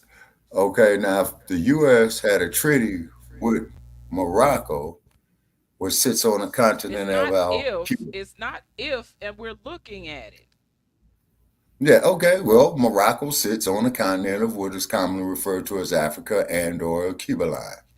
No, that would be right here where we are.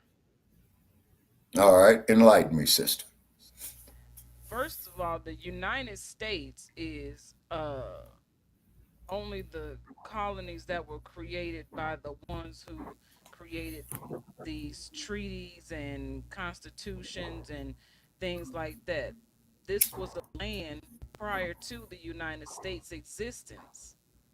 Okay, In order for the United States to exist today is because of these treaties with the Moors. And so these okay, treaties are relevant right here on this land. So this had to be Morocco, okay. right? Now, oh, there's El back. Okay, based on the reasoning, sister, So you're a even highly intelligent woman. You know, I don't have no reason to doubt what you're saying. You know. so I just want to go right here to Article 21, where it says, if any Okay, citizen of the United States should kill right. or wound a Mm-hmm. Moor, or on the Mm-hmm. contrary, okay, Mm-hmm. just you can't, don't do that while I'm reading. Just listen quietly, please. Uh, okay, I hold on. I'm gonna mute or myself. mute yourself. Yes. You so funny, Shabaka. If any citizen of the United States should kill or To wound quote a Joe Moor, Pesci, I'm funny, funny how? What's so funny about me? that right there, the fact that you keep interrupting me and I'm trying to read, Okay, that's what's okay, funny. going on mute, sister. Okay, all right, sister. Okay, drop knowledge. Okay, because I feel like I'm back in first grade. You know, Well, you learning how to shouldn't have write to. all over again. You shouldn't. Well, you know what? Maybe we all need to go back to the first grade and relearn how to do everything that we thought we already knew, because evidently Okay, you. what we thought we knew, we are wrong, and Oh, it has caused us to see ourselves not a part of the land that we're on. Like we're supposed to be somewhere else. And there's too many people that exist on this land to evacuate for some foreigners to take over that make us feel like we're the foreigners and we are not. okay. All righty. Drop knowledge. So when you calling yourself black, you become one of their citizens of the United States. And the more people they have, the more power they have. Okay. The more power you give them, the more the, the more area they conquer, Mm-hmm. because the Okay. people of the citizens of the United States are having to follow things that are outside of the agreement. So Article 21 states, if any citizen of the United States should kill or wound a Moor, or on the contrary, if a Moor shall kill or wound a citizen of the United States, the law of the country shall take place, and equal justice shall be rendered. The consul assisting at the trial, and if any delinquent shall make his escape, the consul shall not be answerable for him in any manner whatever. Now, first is speaking on a citizen of the United States Mm-hmm. killing or wounding a Moor, Mm-hmm. or for a Moor killing a citizen of the United States. And it says the law of the country. Now, what Mm-hmm. is this country that they're talking about? Because the United States is broken down into different states. Mm-hmm. But the land mass, the continent of America, North America, is literally broken into countries. But we don't call them countries. Mm-hmm. So there had to be a separation amongst the people, but they were in alliance and agreement with one another to operate on the same land in respect of one another. Mm-hmm. Somewhere along the line, that respect left, and along the lines of, we're talking about Moors. Now, if you don't identify as a Moor, you are not what they're talking about in Article 21 or Article 6. Okay. If you're not a, basically in this document doesn't pertain to anyone black or African American. This Mm-hmm. has nothing to do with the black population or the African American population. But Okay, the but does African not. American, it is not speaking to black people or African American people. It's speaking to Moors. Okay, now let me ask you this question. Okay. Uh, what continent does the country of Morocco stand on? Okay, I can tell you that the new Morocco was established over in northern Africa in what, 1956 or so, around that area. And they established that flag to represent Morocco over there. But Morocco is right here. This is Al Morocco, northwest of Mexico. Everything happened right Northwest, here. north. And what they, okay, so if they have to support their story, don't you think that they had enough sense to create things to, when we look back in history, we can only see what was created and established for a multitude to see.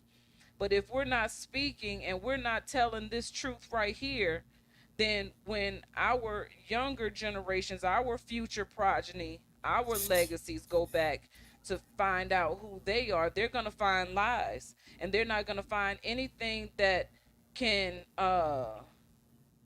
state anything contrary to what the lies are saying.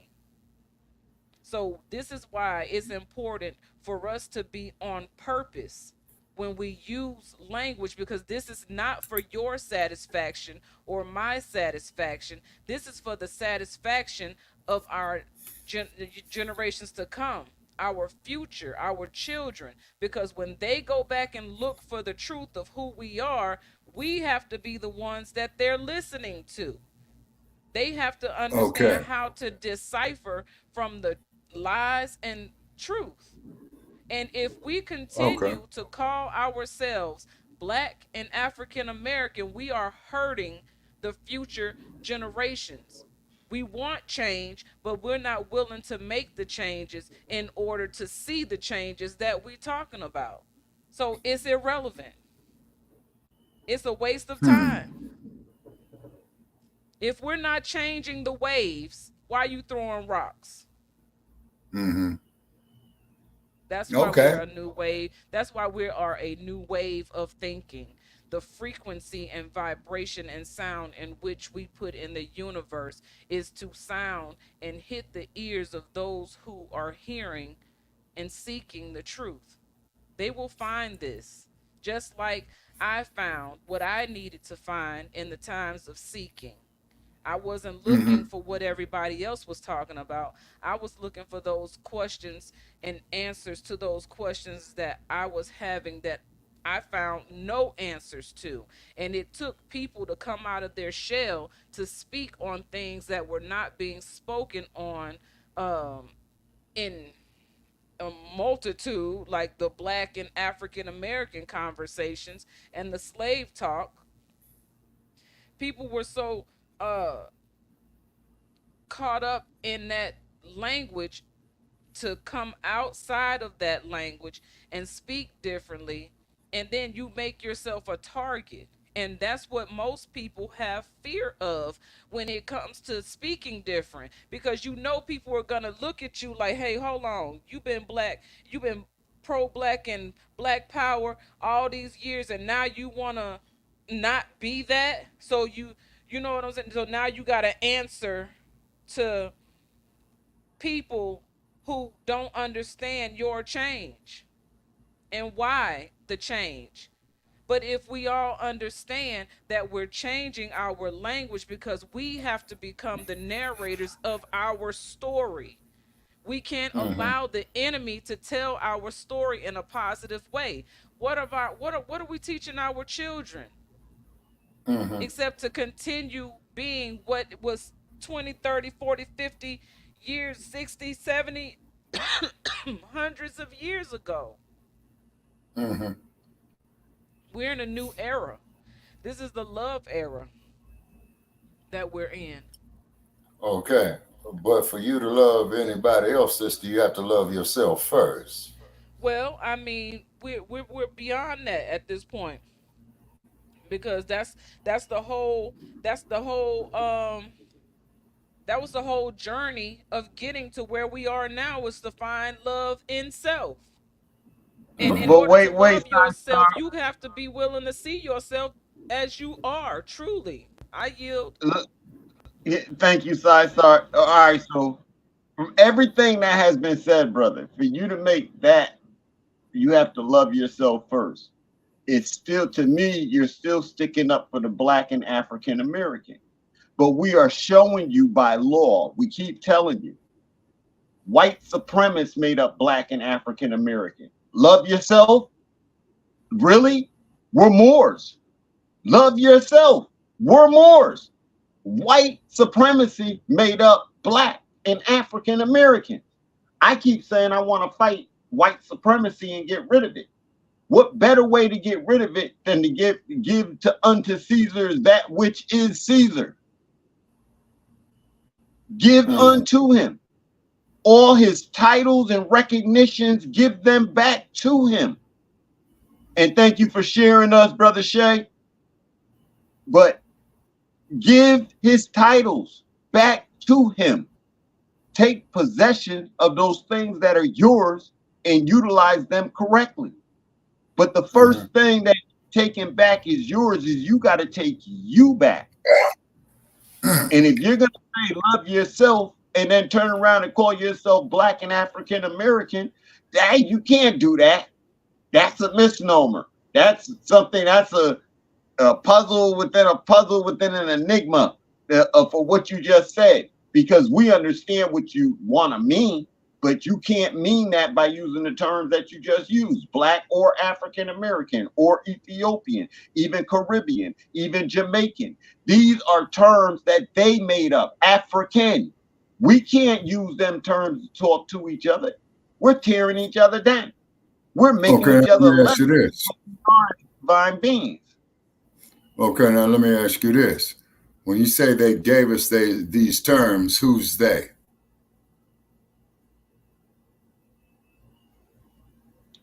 The powers who were at the time.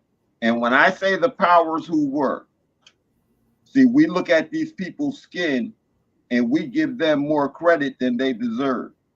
So I'm going to tell you factual, 1600, there were a lot of us who were still the kings and queens in the 1600s.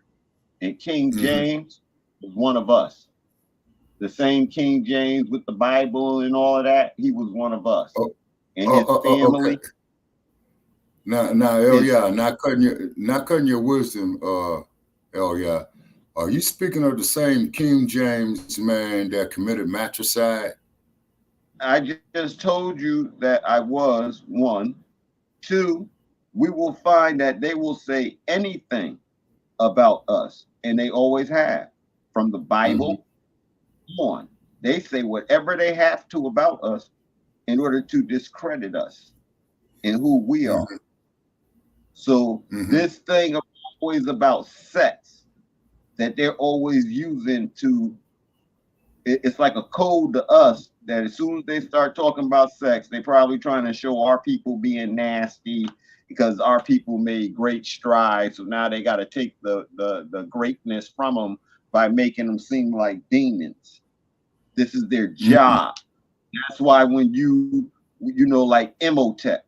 But if you watch any movie with or should I say Indiana Jones, when they talk about Imhotep, he's always a mummy with fangs coming out of a casket, a mummified casket. You know what I'm saying? However, Imhotep was one of our ancestors who, when you talk about medicine and the caduceus, that's his. Right.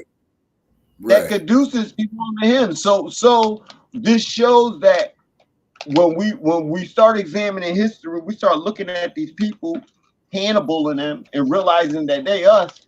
Well, how deep does this thing get for them to be us?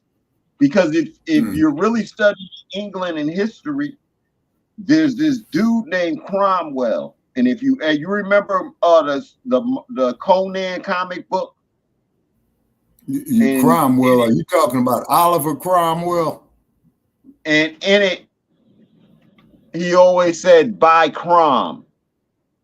These people were telling us this was your first Caucasian people of barbarians who came through here, through Europe, and settled down. And that's when it started with Cromwell. Now you go back and see who was kings when Cromwell. This is when they first started really taking power in England. That I've noted, because they use terms like Jacobite. Whenever you're watching a TV show and one of them call a movie and one of them call the other one a Jacobite, that the one that they're calling a Jacobite was you. The one that they're calling a royal was you.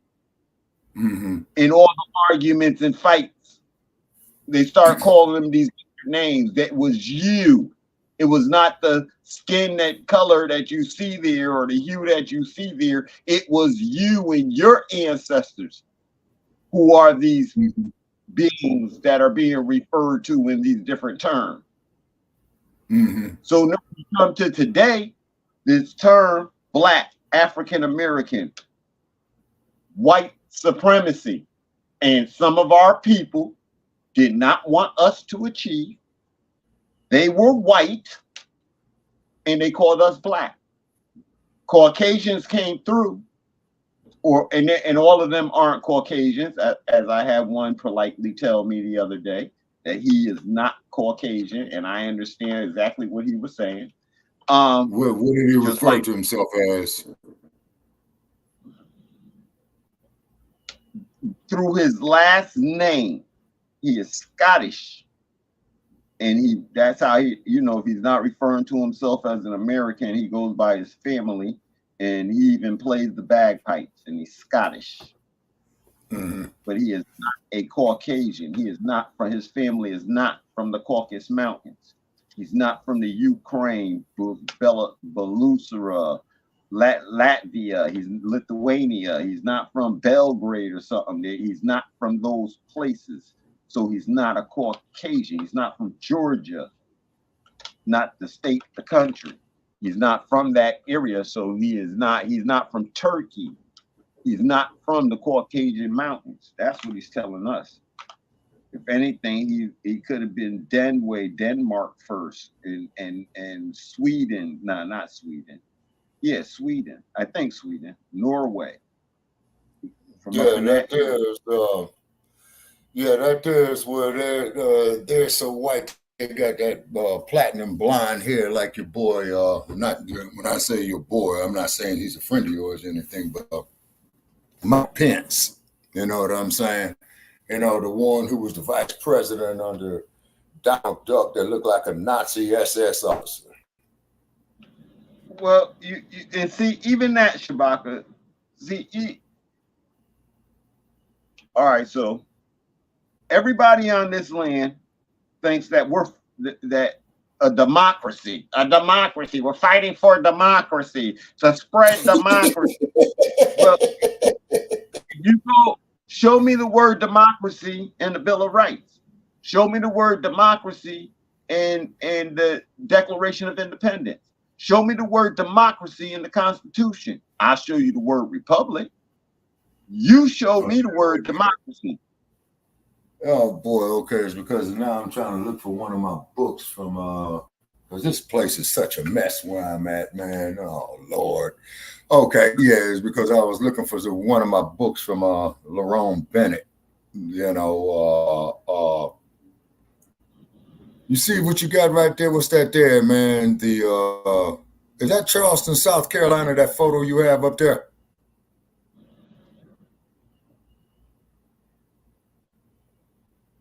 It looks like an auction house.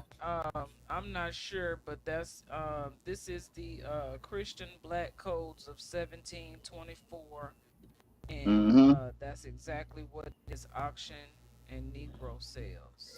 Oh yeah. Okay, so, selling colored folk. Okay. Yeah, well, colored folk. Ooh.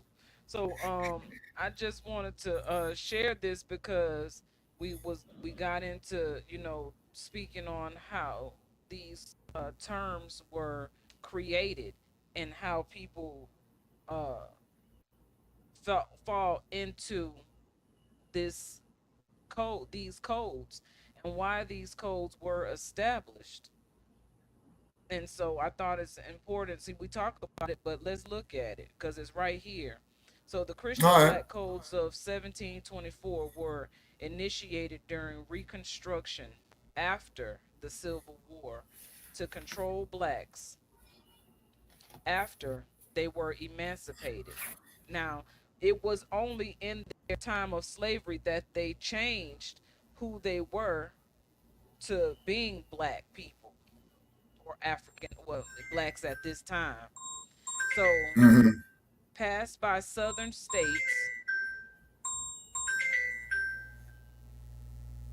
So this is why it's so prevalent in can you mute your phone, Shabaka?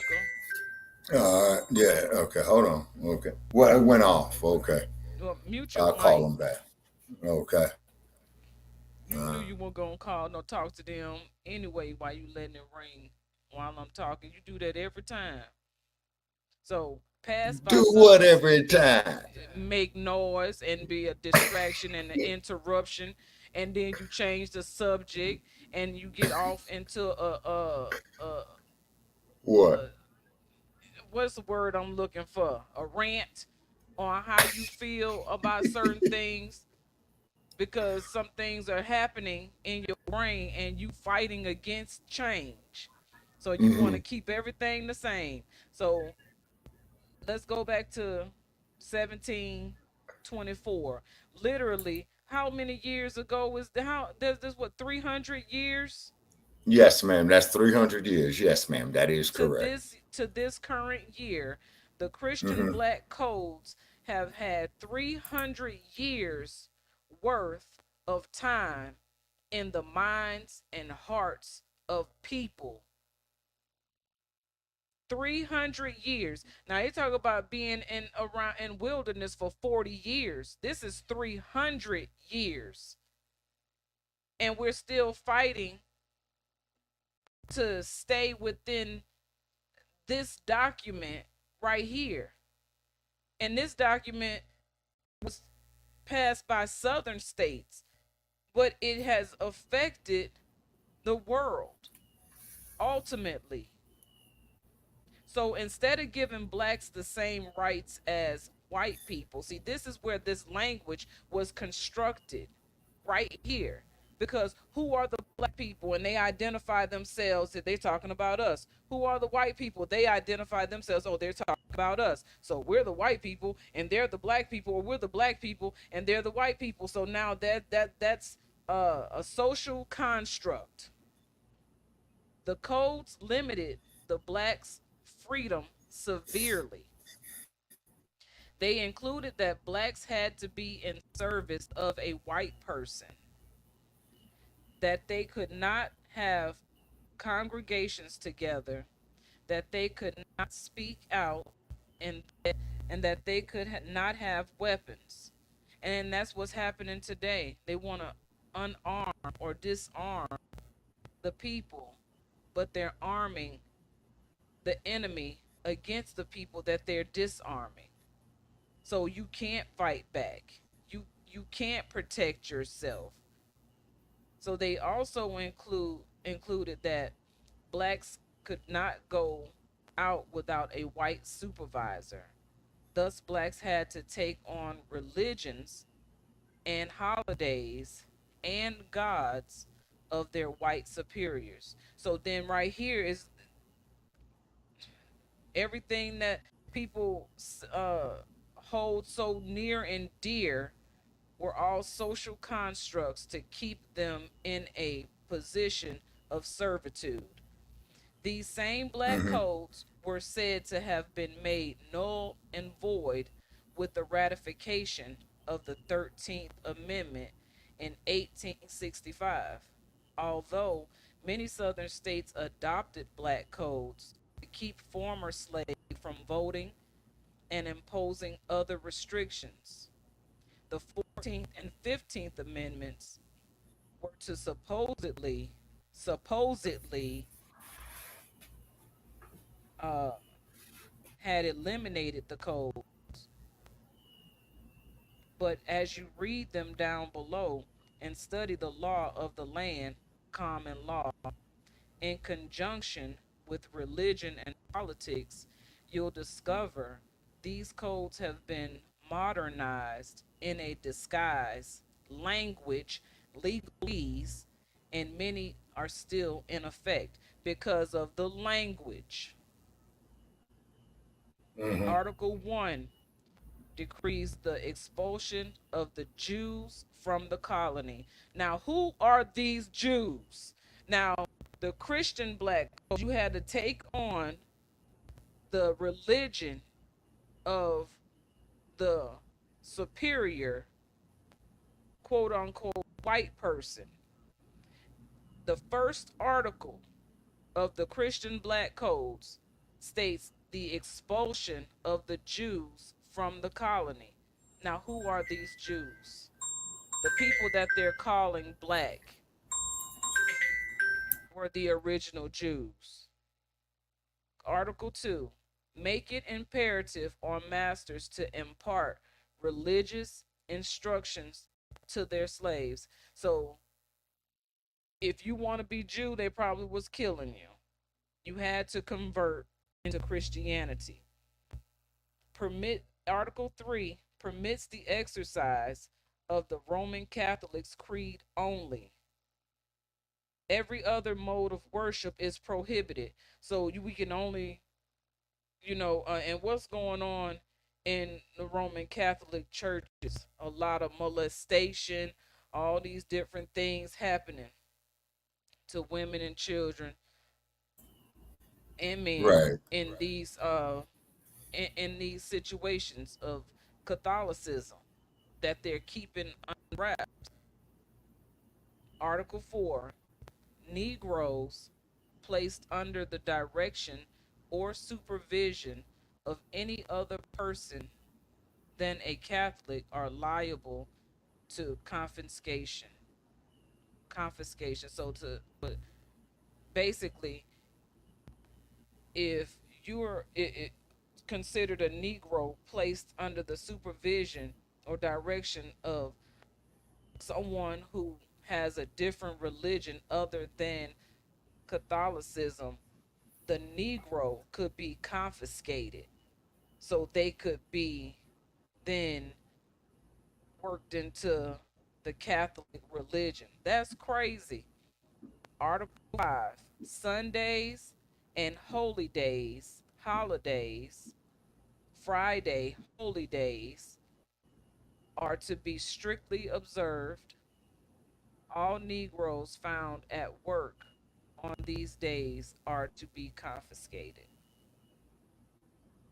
Confiscated. So you could just go and steal somebody's slave if Pretty much.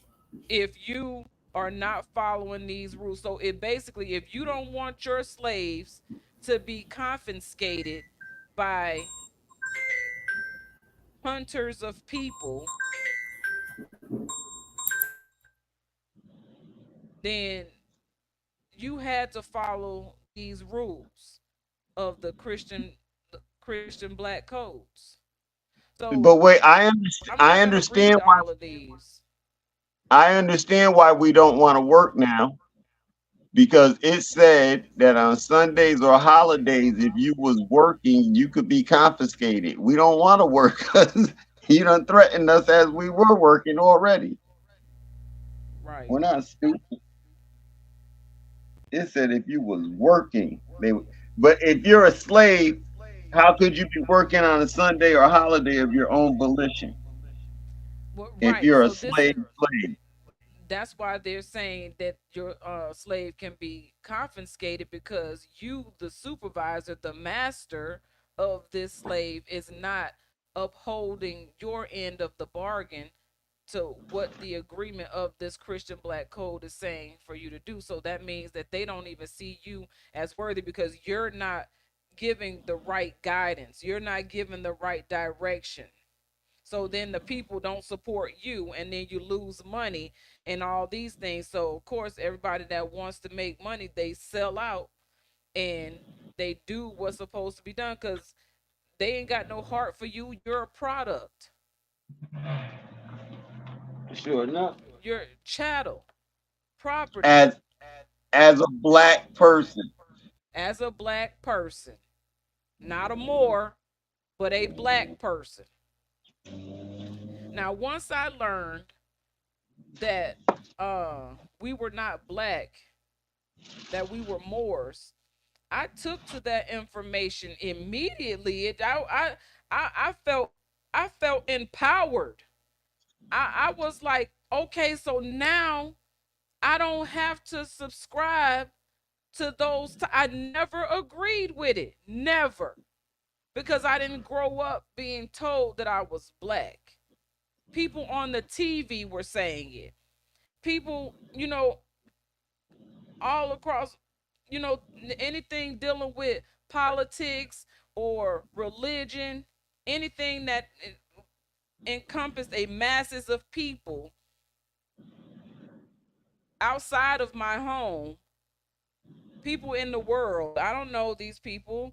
There's so many billions and trillions of people. We think that we hear a story about 10 people. We done heard the story about the world or the whole city. That's just 10 people.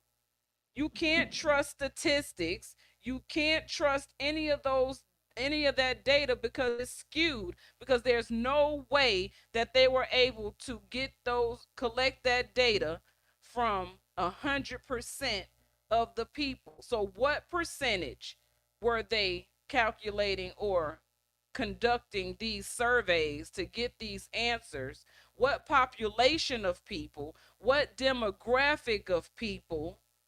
And then they pin it on you with language. They could be talking about a whole nother race somewhere in a whole nother part of the world, but it's data that they collected. So we take it on, and we assume, or we adopt, we assimilate to a culture that does not belong to us. And what's natural to us, we are being told, or laws have been written, as in these Christian black codes. This was the establishment of the mindset that has taken the minds of both parties, because you have people who probably didn't want to do that, but because it was going to affect their money, they did it. So they were running a business. And so if their business is going to be affected, they're not going to be wayward with you. They don't care about how you feel. The work has to be done, and we have a deal now that you can work for little or nothing. We can feed you scraps because we're calling you black. And black is not a people of a nation. In this treaty is the foundation of our sovereignty and where we were before illegal European invaders came in and took an agreement that we had and changed it, no longer addressing us in our proper names as Moors, our free national name as Moors, but then call us an adjective, a word that modifies and describes a noun or a pronoun. When we're talking about black people, where's the noun? What makes you a person, place, or a thing of significance? Because anytime a noun is mentioned in a sentence, that noun is the subject. What is the subject doing is the verb. How do you express or explain or describe that noun is the adjective. So that would normally come before the noun.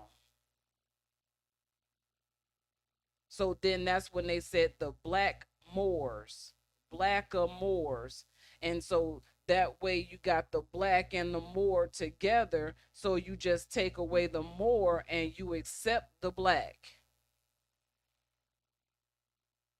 That was the creation of taking away something that was what the adjective was expressing is no longer there. So you don't even associate with the noun anymore. You're not even putting yourself in the position as the subject of your own life. You have become the subject of someone else's rule or someone else's reign. You become subject to a jurisdiction that does not have your best interest in mind. I yield. You become the description of someone else's thought. You're Exactly. the Frankenstein monster, human, because human means monster under the definition of the law. So you're Frankenstein. I'm telling you, that's what the whole movie was about. When you actually study it, it was about Frankenstein's a birth certificate walking around. But he grew Which up too fast. Frankenstein are you talking about? Because they made about 5 different versions of them. You talking about the original one they made back, man, in 1931, I believe. Yes, sir. But Frankenstein itself, the idea of Frankenstein is the birth certificate, a monster, a human monster, a dead walking being. We all live under these laws. It is called civil mortuus. And under this civil mortuus, we're all dead. None of us matter. And then but that's because we've accepted their documents and we call ourselves black and African American. We're all dead. And this is how the world operates. That's why none of us get respect the way we think we're supposed to get respect. Because we don't even respect ourselves. We call ourselves black, African, and that's what really the simplest words I heard was from Prophet Noble Drew Ali, Article 6 of the Divine Constitution of Bylaws, and I'm paraphrasing, we are not blacks, African Americans, Ethiopians, or any of the other slave name and titles. Oh, well, there it goes. I don't need nothing else. I don't need nothing else. Read the law is what everybody said to me after that. Read the law. Read the law. If we don't read the law, we are failing ourselves. Why? We said we were the kings and queens, and we'll learn not to like those terms either soon. We're emperors and empresses. But even as emperor and empresses, what did they talk about all day except the law of their land? What goes on in their land? Who's against who? How do we make peace here? How do we deal with this? But they are nations, not a group of people described by another group of people to make them who they are. Least of all, a corporation such as the United States. All right. So for you, see the gloriful thing for us with you, Shabaka, is you grasping the true understanding of what's being said. And then you going back to your people telling them, you know what, y'all, all the 1 million people you done talk to, we might need to take another look on this thing about what we saying about ourselves. We might be destroying ourselves just by the way we talk every single day. Good morning. Good morning. People mourn in death. What's good about that? God mourning, God death. You're telling me God death and I just seen the sun, now it's God death? No, that's why we say grand rising, and people say other things, but anything except good morning. So that when we greet each other for existence, we're pouring water on flowers every day by the way we speak, or we attempt to, you know, not to sound all great, but that we're pouring water on flowers every day. And if it's cold outside, we trying to make it warm every day, and by speaking to your existence as opposed to or within the death of having a mortgage. Mortuary, mortgage. These are all words of death. And that's how they have us operating on this, on our own land in death. And Martin Luther King said, I led my people into a burning house. Now, what did Martin Luther King say that again? Yeah, he said he says, I led my people into a burning house with integration. He said that 2 weeks before he got killed. Okay. So integration means civil rights. So we standing up for civil rights, but he led you into a burning house. But we standing up with civil rights, but he led you into a burning house. So you know the house is on fire. You still looking for comfort in that house? You still looking for comfort in that house? This is the whole thought of what is being said. And you see the definition in front of you, civil tier mortus, right? Okay. All right. Yeah, civilly dead. Okay. Civilly dead in the view of the law, the condition of one who has lost his civil rights and capacities and is accounted dead in the law. Okay, now who is this sister here? Sina Renee apartment stage. Starcina. They said we were exiled on our own land. That's true. It's true. They painted pictures. They painted pictures, and they changed the look of the people. Uh, I learned through my research and study that the people were taken from the northern parts of North America and marched down to the south, changing. See, we look at that situation with all the current borders in Mm-hmm. place. At one time we were separated. The borders that separated us were tribal. Mm-hmm. Tribes had certain areas.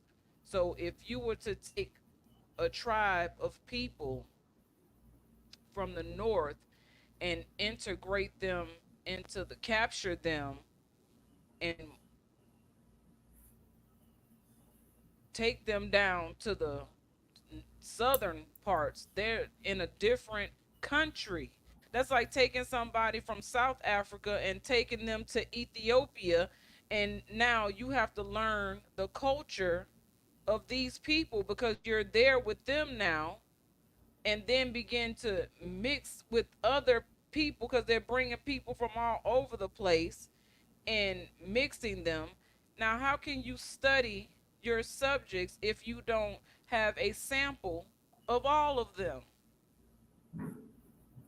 All right, I'm And listening.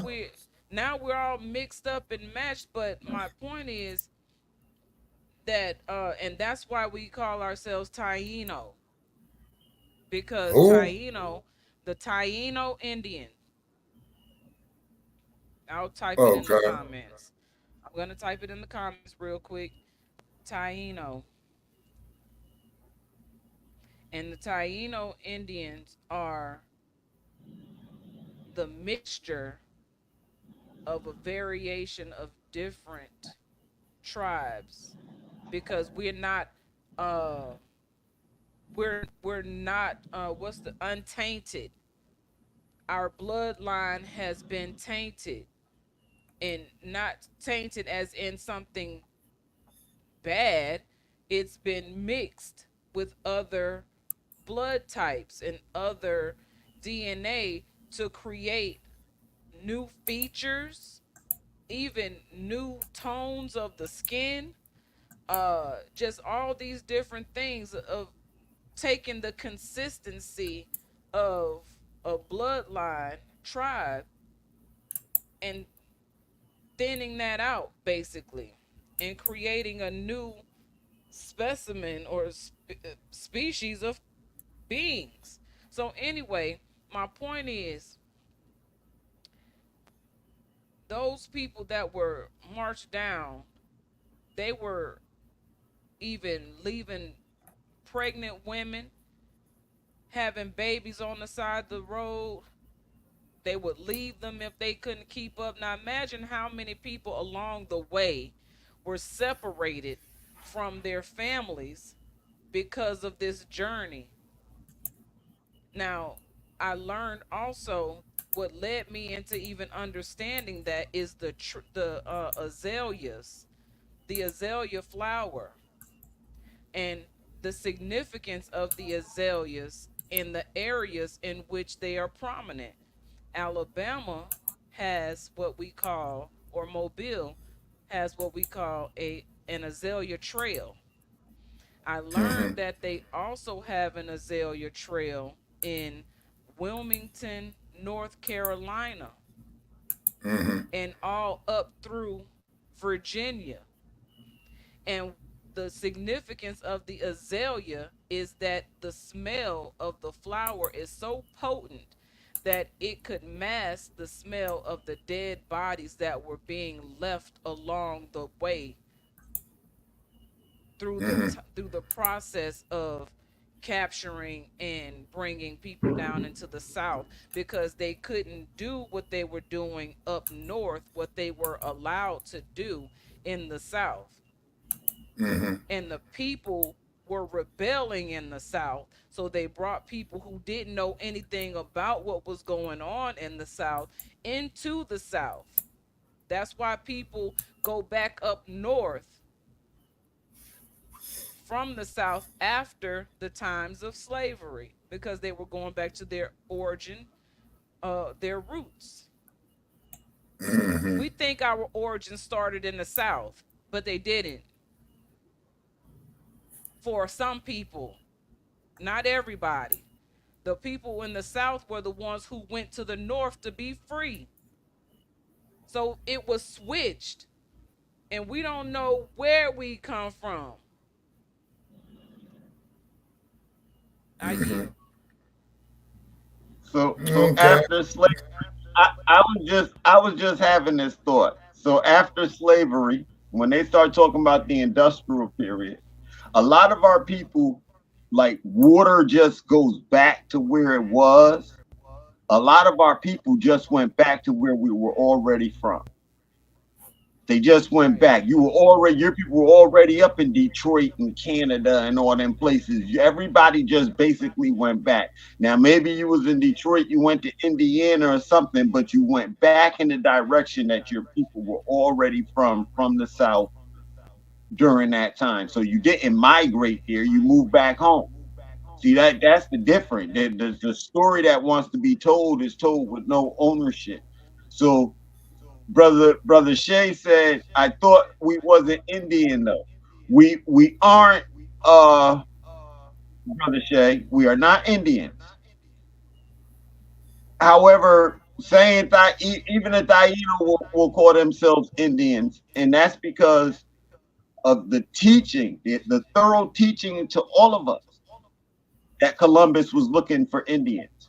So, every once in a while, but we talk about these things and then we look back on our words and we correct our words later on. So that's a good point you bring up, because we're going to keep hammering home, make sure we know who we are.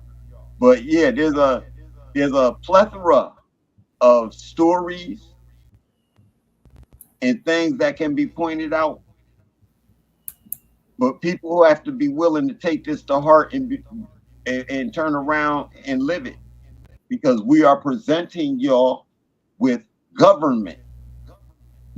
The United States is a government. No, we are the government. So all this talking we do and we say we want, then let's do it for real. Let's build a government. What everybody's scared of? Somebody's scared of being assassinated. And I said, I'm on the white horse. Everybody else can take a black horse. I'll be on the white horse. I'll be in front on the white horse. Let's go. Let's build this government of ours. And it's done with love, truth, peace, freedom, and justice. And it's secured by getting rid of all slave titles and languages and thoughts and ideas. As we build, we don't need to go get a senator. Unless you the senator, we don't need a senator. If you're not the alderman, the mayor, the governor, if you not, then we don't need that. And if we do need, the decisions are already being made by the government. Now, right now, who's the government? Sister Sistar Akshita. See, I just said sister by mistake. Sistar Akshita is the Supreme Court. And in order for this Supreme Court to be built, it has to go with and through her.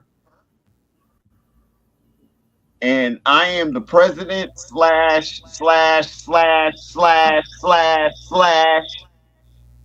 whatever we need. So let's roll. All you got to do is come in and do your part and do whatever.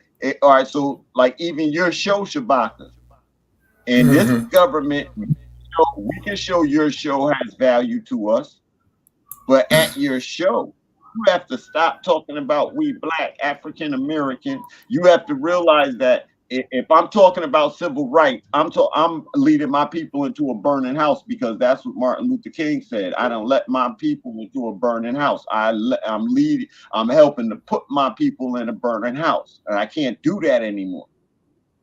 If I'm using those terms from 1930 on, I can't do that anymore. And I'm saying 1930 on purpose because of people from the Nation of Islam who pronounce us as black. And I said W.E. Du Bois, as far as history books and wanting to tell the out of Africa theory story. They're all liars. As far as the black African American slave ships, that's where we come from. The majority of us, lies. Complete, utter lies.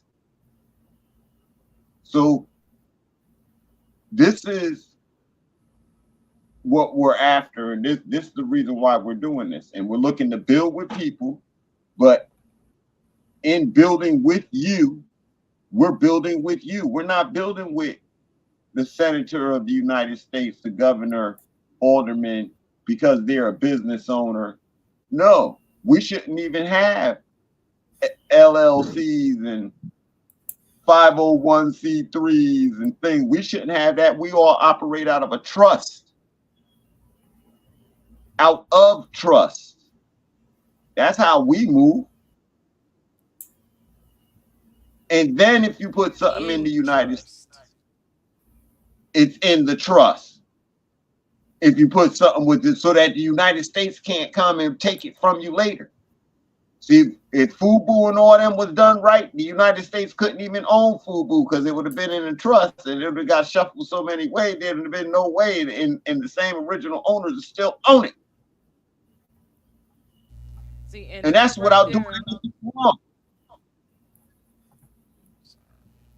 I was just say that. I just wanted to add, like when you saying everything must be in trust and put in trust. See, these are the important reasons of why we need to understand law, because law is in trust. It said in trust. It tells you this is in trust. So we're Xing ourselves out of everything that's already been put in the trust. It's like this trust exists, but we're not including ourselves within the trust. So we're not included in what that trust is. So can we take a break for a moment? All right, I'm gonna play Who We Are, and I'm gonna go off camera for a minute. This is a declaration of independence and sovereignty of we the people of the Empire of Nubia, brought to you by the matriarch. They want to know this is about who we are. The question has been a common question. Who are you? What tribe do you belong to? They want to know who we are. So I'm here to tell you. I'm talking this to the land, the Americans, indigenous people of the North American continent, also known as Turtle Island. We are the Taino people, associated with the Arawakan Indians. We are the people on this land. Our direct bloodline traces back to the Mayan civilization, presently known as the Mayan people. Through mental magic omniverse, as we call today, we are the Turtle people. Our bloodline is directly tied to the Cherokee, Choctaw, and Chickasaw people of Mobile, Alabama, formerly named the capital of the Louisiana Territory prior to the historical purchase of the land. We are of the origin of the land on the continent of the Americas, now known as the Amerindian people. The indigenous people of the Americas, commonly known now as American Indians. Our religious practices and tenets are based in Islamism. As American Moors, we give honor to all truth and divine prophets of Allah. We practice the 5 principles in our daily lives: love, truth, peace, freedom, and justice. We are Rastafarian. We are the Moors of America. It's our nationality. We are the people of many nations. We have joined together to create various tribes united as the Empire of Nubia. I am the supreme justice of my eye, the one who brings balance and justice among the righteous people. We are joined with the Walu Tribe, the Messiah Code movement. We understand, and overstand who we are as the collective body of the Messiah as 361 degrees. We are the dot in the center of all existence. We are matriarchal, meaning we give honor and respect to mothers in their proper positions, leading the family in wholeness and pure in heart in their daily functions, giving equal respect to men who honor their mothers, grandmothers, and great-grandmothers. I am the chairwoman of the Joint Chiefess of Staff of the Matriarch. I am a chosen daughter. Our declaration.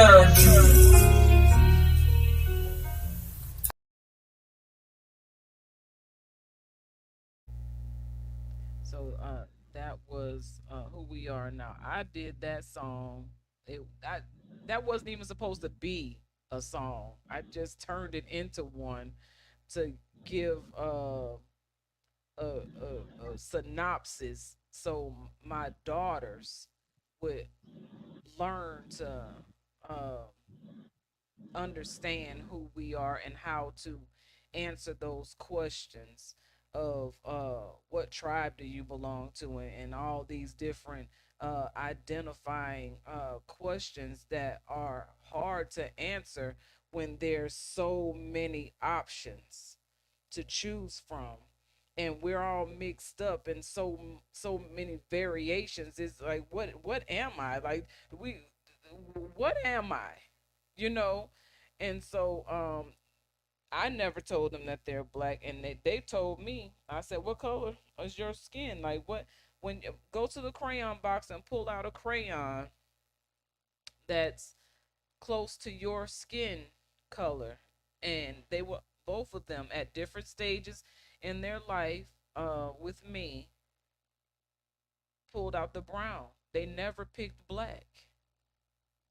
So I never uh told my children that they are black. I always tell them that we don't subscribe to that. And we, that's not what we identify as. And so on our paperwork,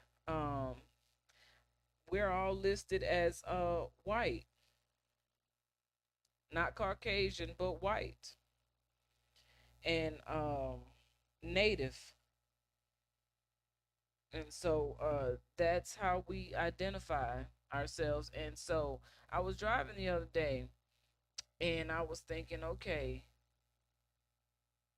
why am I not saying we are more? And saying that we are more just overrides every other title that has been given. And it's so interesting to me, and has been very interesting to me, that the one title that we can call ourselves or give ourselves or identify as is the one title that nobody wants to claim. And it's like, and it's who we are. Amen, sister. Go ahead now, preach now. Go ahead now, tell them the story now. They don't know. Hallelujah, amen. The Spirit speaking to me. Okay, cuz why do we refute that, but we accept what's obviously and apparently not working for us but against us. It has proven itself to work against us. And a lot of and so I'm just confused as to what the real issue is. You know, people are being conditioned and groomed to work against themselves. And if you're working against yourself, who can you work with if you ain't working with you? So it's going to come to a point, it's going to come to a point where you either with it or you not. And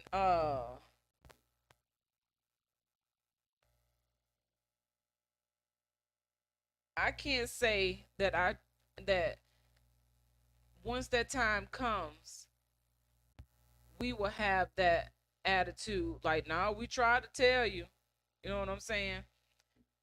But when you come to your senses, the the gates are not locked, but they are closed until you come to your senses. Then you will be able to pass through because your senses will give you the power to walk through. Nobody can push you in. Nobody can convince you of anything. The power of your know, the knowledge that you apply as wisdom, is the strength it takes to walk through the pearly gates, the pearly gates of change.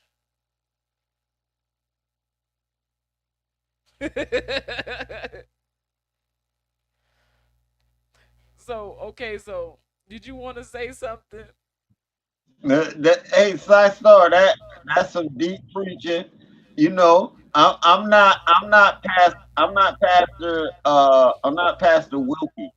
I don't need to jump on the mic. Long as the teaching good, we're gonna go ahead and the people getting good information. And if you feel like giving it, Star, you know the floor is yours. We yield to my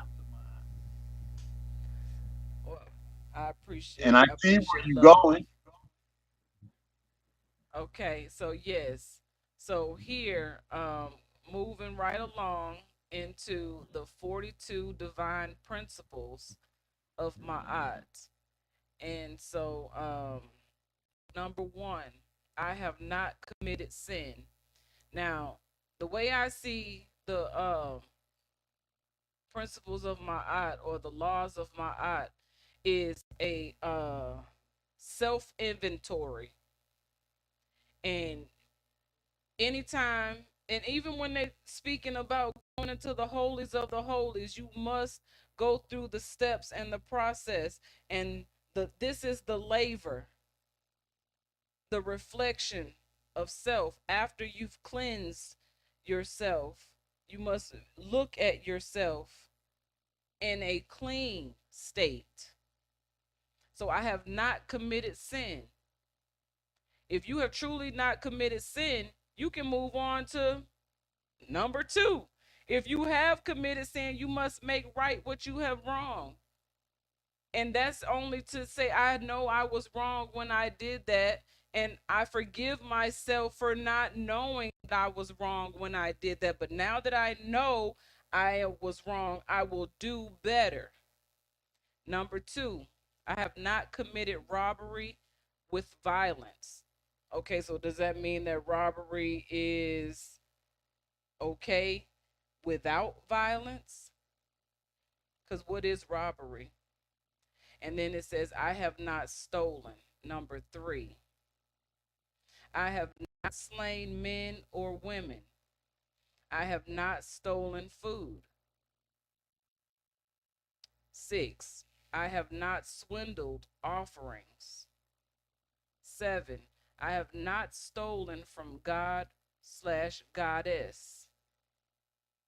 Eight, I have not told lies. Nine, I have not carried away food. Now it says stolen food and carried away food.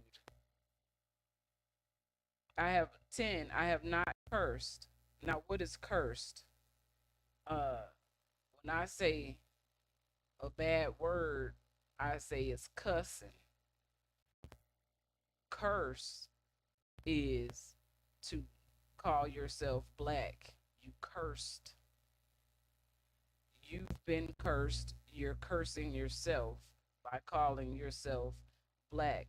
But to say words like fuck, fornication under consent of the king. So instead of saying that, they took the and created an acronym for that. And now that is considered a cuss, a cussing word, not a curse. I have not closed my ears to truth. So this is 11. Closing your ears to truth is not going to get you any further in life because you're not accepting what's real and what's right and just. I have not committed adultery. 12. I have not committed adultery. And 13. I have not made anyone cry. I have 14. I have not felt sorrow without reason. So even depression, feeling sorrow within yourself, for what reasons do you feel depressed, is when you're thinking wrong. And I've gone through depression myself and I'm thinking wrong and I have to readjust my thoughts in order to come out of that. So these are all ways of checking yourself. 15, I have not assaulted anyone. 16, I am not deceitful. You're not just going around lying to people. 17, I have not stolen anyone's land. This is what we're talking about today, the land that was stolen from we the people of this land. Instead of accepting the fact that the land was stolen, this land was stolen, we want to leave this land and go back to what we call Africa or Alkebulan. And even the people over there call it that. 18, I have not been an eavesdropper. And you being nosy, listening at what other people got going on and then going and telling rumors of stuff you don't even know nothing about. 19, I have not falsely accused anyone. 20, I have not seduced anyone's wife. 22, I have not polluted myself. 23, I have not terrorized anyone. 24, I have not disobeyed the law. 25, I have not been exclusively angry. 26, I have not cursed God or goddess.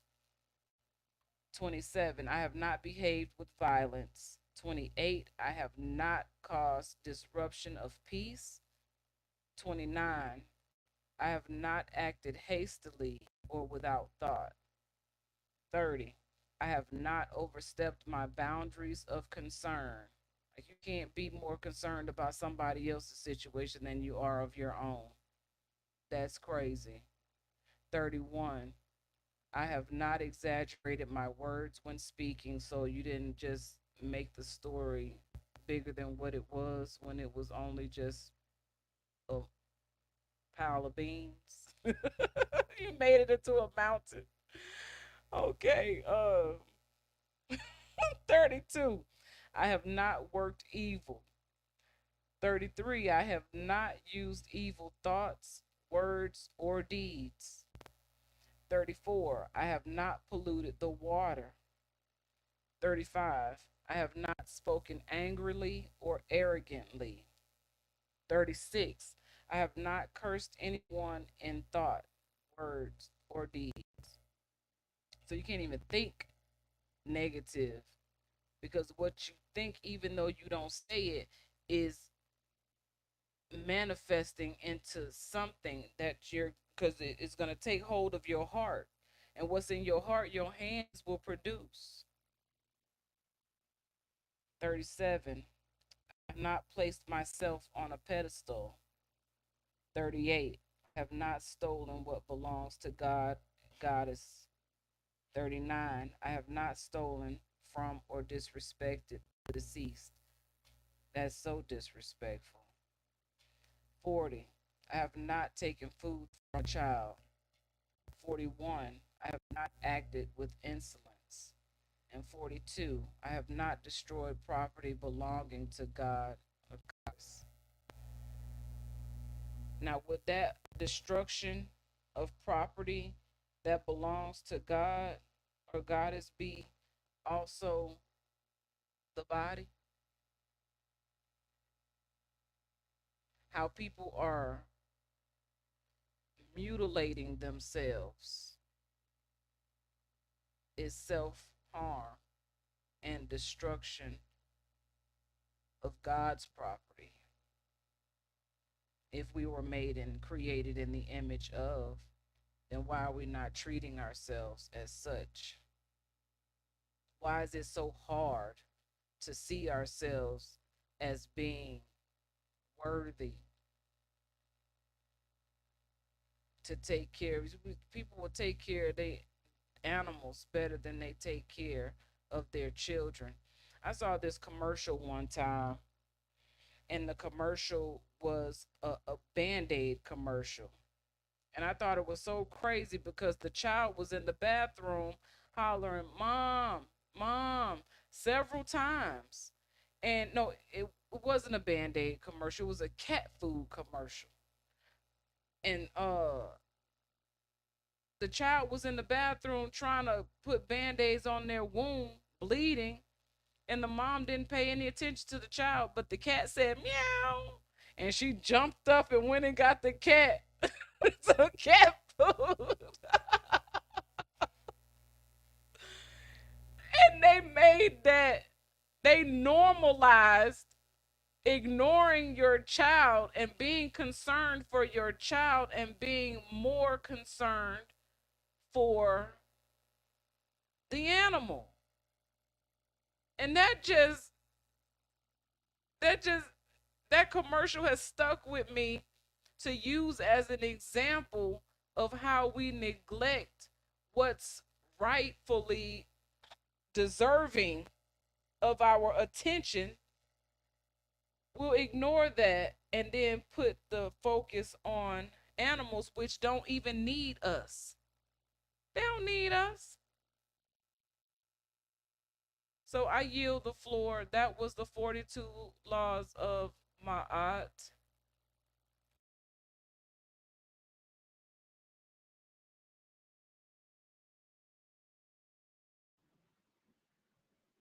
Thank you, thank you, thank you, thank you. Islamism, that was beautiful. That whole breakdown. So the 42 laws of Ma'at, that's like our constitution, but it's like it when I say ours, individually. If you can't live up to the 42 laws of Ma'at, you're not ready. Everything is accountability of self. It is about you. See, this is what we mean. You know, there's certain things people, oh, you're trying to control. Nobody's trying to control anybody. But the 42 laws of Ma'at is I have not. So that's you controlling yourself. And that must be the first that must be controlled. You must learn you and dig out you and fill out who you are. You must find out why sometimes new information that's coming in causes a friction. You don't, it rubs you the wrong way. Why? Because you don't understand the basic methods of what's being talked about in the first place. Why isn't more an option on their paperwork? Because A Moor is a free being governing itself. In order for there to be paperwork for a Moor has to draw up the paperwork and turn it in. The Moor has to design his commercial nature and then give that out to the government. But it's like saying, how come they don't have Chinese up there? Chinese ain't one of their citizens. And if they are, Pacific Asian is what you become in the United States under their thing. You become a Pacific Asian. So you're not really a Chinese anymore. You're Pacific Asian according to the census. And you have an origin and original people on the earth. And you have an origin and original people on Black and African Americans don't. So this is an example of a letterhead from a Moor, from me, from a Moor. This is an example of a letterhead. Because you give them your documents. This is for us. We recognize this. We have to recognize us. They don't got to recognize us. We got to recognize us. We all, well, I don't know if everybody plays sport, how competitive people have been. Hey, listen, man, especially if you play football, baseball, when you get on that field as a team and you're depending on the other one to make a move, it is one of the greatest. Like one day we called a running play, and I was the quarterback, and I got to hand it off and see the line make their moves. I seen the line as I dropped back to hand the ball off. I seen the guard in the center make their splits that they needed to make on point, and my cousin shot right through the hole. Wham! The other team didn't know what to do. We could beat them with that move all day long. This is the same thing. This is the same. It's teamwork. So I was saying that Side Star Christina, Supreme Justice Ma, I'm Caesar, but so everybody understand the job role, it's like the president, and then again, slash, slash, slash, slash, slash. But then we have the Messiah Code, Brother Lazarus, and he will be like our archive for all our birth certificates and things, or I should say certificates of existence. We put that with him. He's like the Vatican to us as far as those documents go and putting them there. And then we have a WASPE to deal with education and or whoever comes in and fills that spot. Say that. I was gonna when you was talking about our certificates being held with the Messiah Code, I just wanted to say um you could be from different tribes. It doesn't have to have the same letterhead on it. It just has to have the seal of the Messiah Code on it. Just like when you're doing your paperwork and it comes from all very different places, but that one stamp, that one seal is what validates it and keep it for the collective record, but you keep your own individual records. And then the thing is that when you have your own entity, you're operating as a nation, and we're various nations coming together, and it's important to know that we're not trying to change anything. We just want to join with you on what you have going on, and you with us what we have going on, not stopping what you have going on. But we also have to have a common commonality in this community of United Nations. And this is not the same United Nations that's operating uh, as we know the United Nations, but we are nations united. And I think that would be a better way of saying it, to identify or make a definite difference in how we identify from them. Nations United and the United Nations. And we can have a respect for one another, you know. Uh, and most countries, they come into alliance not to get in one another's business, but if one country goes to war with another, and they have alliance or have made agreements to be in alliance, like, hey, anything happen, I got your back. That's just like with Elia and I. If something happened, or we gotta, go and do something as a team, I'm like, I got your back, and he's like, I got your back. So we are nations ourselves, nation states, who have joined in a collective nation, in alliance, to have each other's back in protection, shall we need that extra support. No questions asked. We're in agreement because we've already agreed that we're standing on common ground. That don't mean we have to be wearing the same colors. That don't mean we have to be in the same household. His house is his house, my house is my house. There's multiple houses on a street, but they don't all have the same address. They're in the same community, but each individual house has its own ritualistic practices that take place within those houses.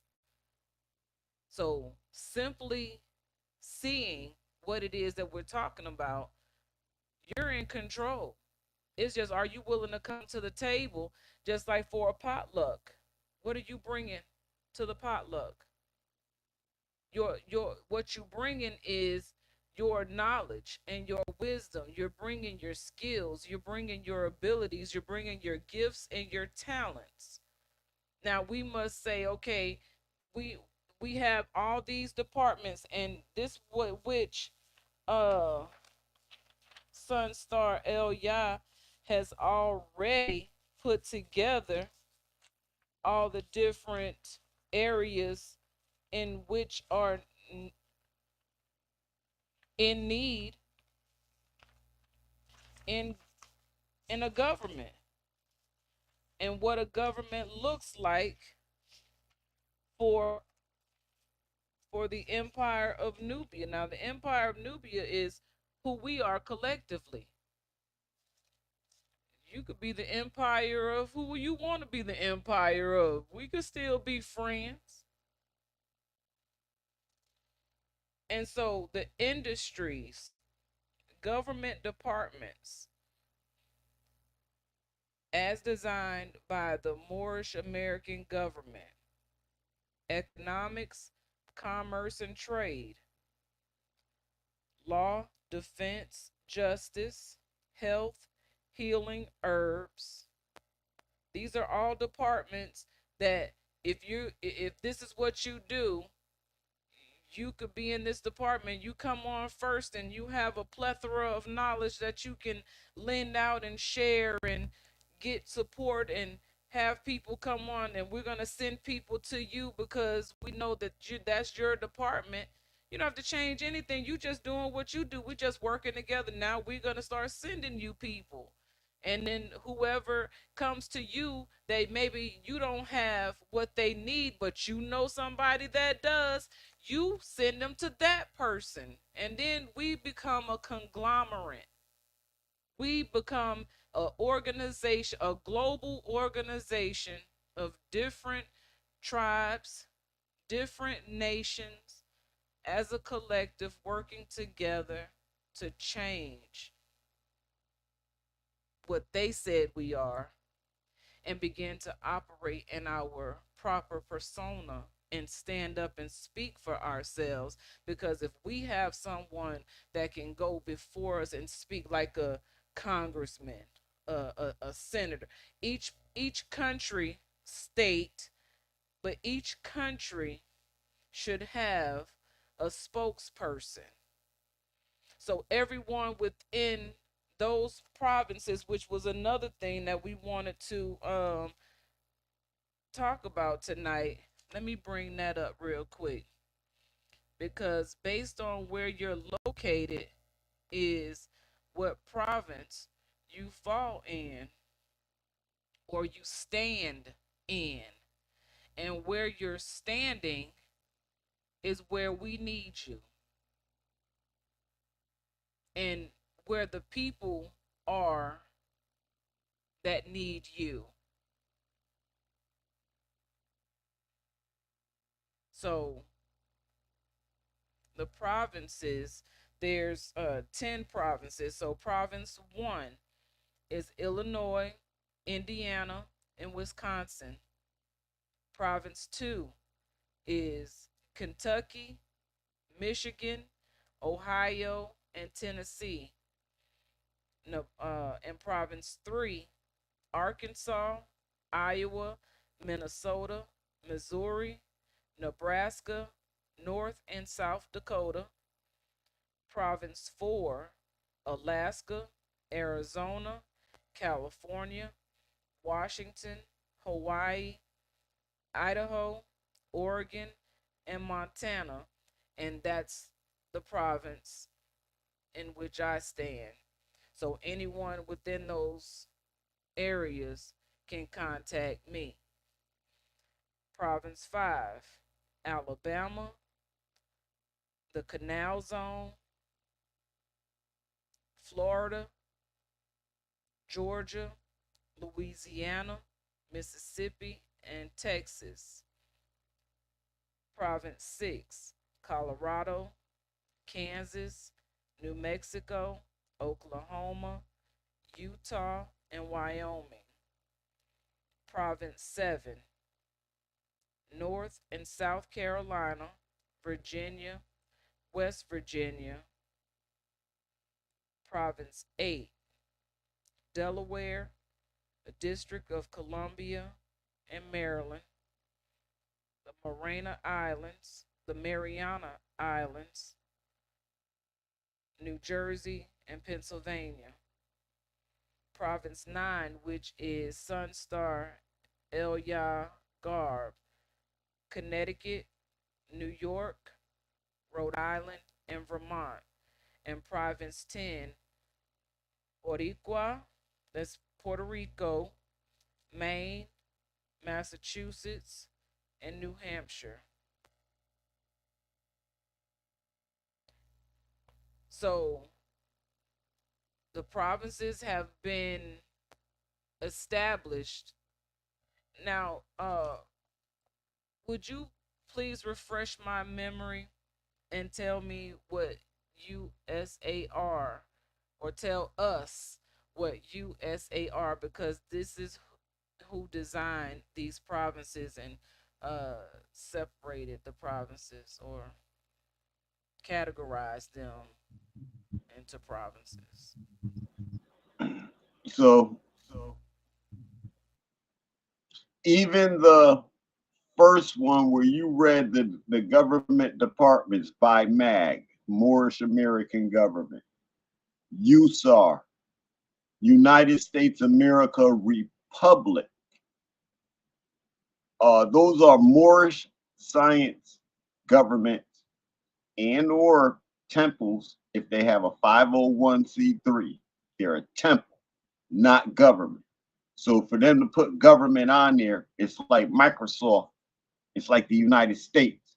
They're 501c3, and that's what they are. And as far as our government goes, they can speak, but because they're under the United States with a 501c3, I'm not letting that slide just to say, nah, we're going to do what they say. No, everything they say need to be checked. We're not under anybody. We're under ourselves. We're under what we agree to. That's what we're under. We're not under anything else except what we agree is right and to move on. And when I say we, I mean what you eventually end up bringing to the table and adding to the table.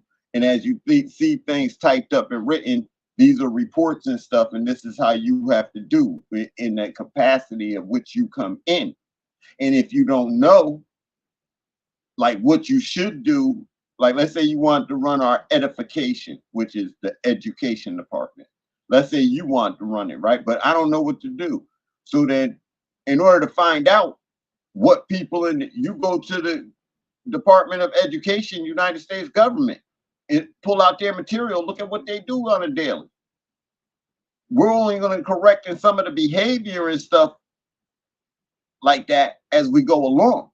But the work detail, and then once you find out what they want and we show you what we're thinking about the edification program, you might be like, well, okay, so all of this right here was a bunch of mess, but let's keep this part right here. You're in charge of edification. We're throwing stuff out. We threw it away. I don't care. we're not we're not doing that to each other. Accountability of self. Yes, sir. That's what it's about. And so, but you would have to come in and you would have to work that position and you would have to do that job of the education department. We have to, Star, thank you so very, very much. Because, like, see, I'm telling you, this is what the Pope is scared of. The Pope is scared, and all the men back in the day and stuff when they made their churches and stuff. They were scared of women walking up and speaking, and then them as men, then they wouldn't have nothing to say. So then they would have to go sit down and be quiet, and then nobody's listening or talking to them. They're only listening and talking to the women. I thank the Creator that I don't have that flaw in me. and thank you, Star, for filling that void. It is my pleasure to be here, and I thank also the Creator that you don't have that disposition as well, because we wouldn't be here today if you did. Because I can't deal with that because I have too much to say to act like I don't talk. Well, the stuff you say, it's like when some people speak, they actually have wasted breath for what they have spoken and what they put out there. And so you're not wasting any breath. And you know how to have fun with it and come up with clever new sayings and stuff like that. You're not stagnant in the thought. You're growing with it every day. And it's appreciation. It's a great appreciation love to have it around and have that spirit around. And this, that's what's up. Everybody, this is the level. People, you will be surprised what you can do when you grasp. I'm driving the car. I'm going to drive the car. I'm going to be the one. Every situation that comes up when I speak it like this. I say it like this, and I say it with authority. And I let everybody know that I'm serious about what I'm saying. And I'm not saying it as a joke. This is what it is. And then when you live by it, that's what really knocks them off, because people are always looking to punch holes and stuff. But then when nobody can't punch no holes, then you sneaky in order to, oh, really, just we're just going to go from one extreme to the next extreme, and it just can't be that I fell back on everything, and I'm like, yo, what are you offering me that I haven't really experienced, or that I want to experience now in my existence? Because there's a whole bunch of stuff I haven't done. I don't want to do it. So that's not inviting. And if you so let's say I went to Vegas, right? You could not convince me that going to the club in Vegas is going to be different than going to a club in New York, New Haven, Massachusetts, Atlanta. You're not going to convince me that going to the club over there. So I'm not really interested in going into a club in Vegas. Oh, you're boring, you're corny, whatever. Now, what I might do is go into the casino, because I do like sports and the action. So I might go into a casino, but a club, I don't need to go to a club. And listen, and then going to the club, I'm subject to their energy when it comes to music. And I don't like their energy of music that we hear on the radio, or I could hear on the radio if I listen to the radio. I don't like the energy of music. So to go to a club and have that, and then people walking around and people on Molly and this one and that one, and they're drinking liquid cocaine or crack or whatever. I don't have time for none of that in my life. I don't deal with none of that right there. So I don't get it. But, and that's just me. But so I don't get it. And I did those things when I was younger. I did those things. I did all of that stuff. I hung out. What? It was nothing. So for me to be and to know the stuff that I know, to hang out on the corner today, and it becomes an argument with people who, oh, I'm black, I'm just going to be black. Well, I can't be around you because you want to be black. I'm not black. I'm not going to represent anything black. And when the police come out, you're not going to be yelling about fucking messing with black people or anything while I'm standing there. Because I tell you what, we'll both be yelling. You'll be yelling about black people rights, and I'll be yelling, I ain't black. I ain't got nothing to do with this. I don't know nothing about being black. I ain't black. I don't know where black came from. I don't know where it's going. I ain't black. I ain't black. I ain't black. As loud as you want to yell that you are black and what you defending. So you know what? I can't be on the block because everybody want to be black on the block. I can't shut off everybody's music on the block. All they want to do is play this death music. That's what I call it. So what? So what does go outside mean? Go outside means for fresh air, to get work, and for fresh air, and for work, and for fresh air, and for work. And there's no, but to hang outside, I never understood that then. I don't understand it now. Oh, well, how you make money if you didn't hang outside? Well, luckily, by the time we grew up, I could answer you. We had beepers. So I didn't need to be out on the block. We had beepers. Everybody thought we was doctors and stuff, right? Lawyers and stuff like that, because we had beepers. So I didn't have to stand on the block. Nobody did. That was a choice, to stand on the block, to be seen and out there. Never that way. That was never my style. If you told me it was, oh, let's go do this, it's the hottest thing, I wasn't with the hottest thing. I didn't join. Oh, everybody's gonna be here. I won't be there. I might be around the corner, down the block, in the middle somewhere, but I won't be where everybody is and everything going on. And once again, I thank the creator, because some of the stuff that happened right outside the venues where certain things were going on, man, y'all know, people ain't making home. Y'all know. Y'all know. We lived the 80s and the 90s, didn't we? Didn't we? The early 2000s, our people getting bucked down left and right everywhere. Ain't we sick of it? And they was all trying to be black. They was all living up to an African American man. Everybody. So we see the destruction that thought brings.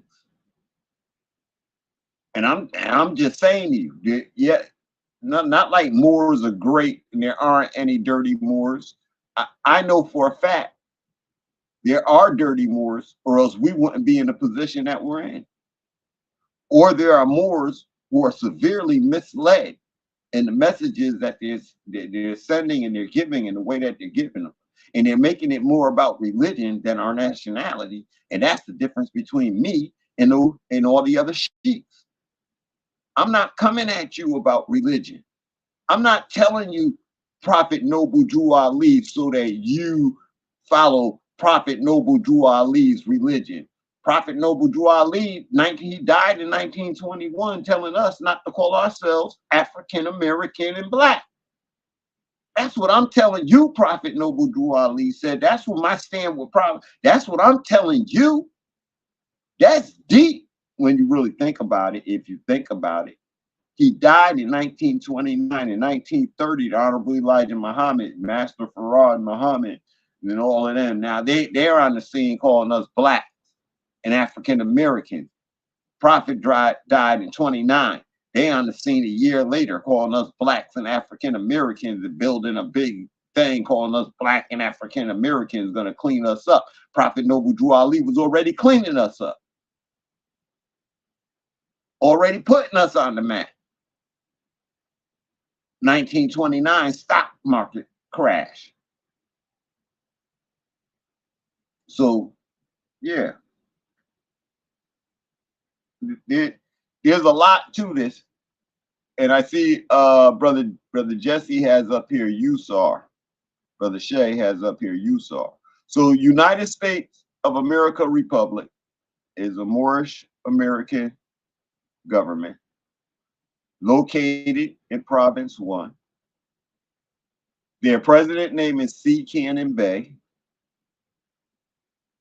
And they have a lot to do with building up on marshals. That is the last time I looked at them. And so, and see, that's the other thing. Whereas I've accepted all of them. I'm not going to say they've accepted me, but I've accepted all of them. And I don't care if they've accepted me. We have an applied trust. Y'all don't understand that? Let me show you how this works. Y'all don't understand it? I'm just going to show you. I gave you the respect. I came to your table, not physical table, you know, like this. Like right now, I'm at your table. You're at my table. Be impeccable with one's words. I came at the table, so we sat at each other's table, and I let y'all know we had an implied trust, and I told y'all what I was doing. And then as we disagreed with each other, I did let everybody know, all the sheiks that I spoke to and their assistants, when I'll come to your temple, you're not going to kick me out. You're not going to ever tell me I'm not a member. I don't care if I never come around. Once I show up, whether on the phone or in person, I'm a member there. It's a Moorish Science Temple of America. I'm a member. I'm a part of that family no matter where I go. And so they, you know, and they didn't disrespect it or cuss me out or nothing, but you could tell some of them didn't like it the way I said it. Yes, ma'am, Sci-Star?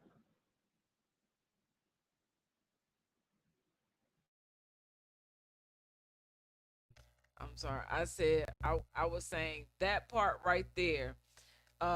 See, we what we looking to build is already built. We're just not properly utilizing what is there, because there is no way that at any time after I proclaimed myself to be a Moorish woman, should I have ever had to not know where to check in or to go for safety as a safe haven. Because even if I had to sleep on your living room floor for a couple days to get to where I need to keep safe, should always be an option when we are moving like this. Because how are we establishing ourselves if we don't have the network? We have to have a network. And even when the slaves, since we want to talk about slaves, even the slaves that were escaping after they had been free and was being held, I don't know how it happened, because I wasn't there. I just hear the stories and all. That's all I know. I ain't talked to nobody, so I don't know. But I do understand that in order for this to be a successful operation, they had to have a strategy. And in that strategy, everyone had to agree on what the signals would be and what the attitude to have in specific moments, or what code words to use in order to gain access. See, you didn't just have the information as to what to say. Would you go to the house that has the picket fence with the light shining on the left side of the house while all the other lights is on the right side? This house got a light on the left side. You want that house. You go in there, you say this and that to them, and they're going to let you in, take care of you, and get you to your next position, the next staging point, until you reach freedom. So we have to have a network. So just like from with the Messiah Code, Lazarus said, who's going to answer the call? Through the network. Like, and that very network has already been used, operating, and worked for me through the Messiah Code. Because it was through the Messiah Code that I was put into communication with Miss Carla Henry. Rest her soul. We spoke about her on the show when Lazarus came on. We slept on her living room floor because that was the only space that she had available for us. But because she didn't have all this extra space in this room, she didn't say, I'm not going to help this mother and her children. She answered the call. She was the first example to me of answering the call through the network. The network is real, and it has worked for me. Otherwise, I wouldn't be here talking to you about it, or trying to get other people to see that it's real. And this, what we're speaking on, can very well be what we see every day, only if we agree to get on common ground. What we don't agree with, we don't bring to the table, because I don't have to see what you cooking for dinner, because I don't want that. I have a problem with you. You dribble, all over there dribble with your left hand, and I dribble with my right hand. So I'm gonna go over here with the people that dribble with the left hand, or am I gonna go with the people that dribble with the right hand? And then we can see who dribble the best. At the same time, doing something productive, not killing one another. So it's time to live and let live in one love and stop the killing so we can start healing. And the only way we're going to be able to heal one another is to first heal ourselves. And we have to know what it takes. So, going off subject a little bit, that we're talking about healing, because I myself have been going through a process. Greetings, seduction doll. How you doing? That's Lady Che. I have been going through some issues. You came in just in time because this information could help you too, Lady Che. My legs have been swelling. My ankles have been swelling. I've been popping and cracking and snapping and everything else. And so I couldn't walk up the stairs without, you know how babies walk down up and down stairs 1 foot at a time, instead of I was going up one step at a time because my feet were hurting, my legs were hurting, my knees were hurting, my hips were hurting. No matter how much I'm stretching, my body is just in this pain and I'm not knowing what is going on. Point of the matter is, I've been on a reset this week. And in that reset, after we've talked about this in previous shows, but I will, for the sake of the process, I started with figuring out taking medications with warm water, not cold water. That has changed my life significantly. There's something that small changed my life significantly. Then I was like, oh, I got some sea moss in there. So I was trying to figure out what to do with this sea moss powder. I done figured out and created a sea moss tea. I ain't heard nobody talk about no sea moss tea. Now I have a sea moss tea. And this is day 4. Now, since I've been taking this sea moss tea for 4 days now, I'm walking up the stairs. Do do do do do do do. I'm not popping, I'm not cracking and all this stuff. Like, I got up this morning and went to the gym. When I went to the gym, I did more than what I would usually do. I would usually just get on the treadmill or get on the bike and then go sit in the sauna. This time I did the treadmill, I did some core work, and I did some leg work. Then I went and got in the sauna. And I'm still going. I went to work today.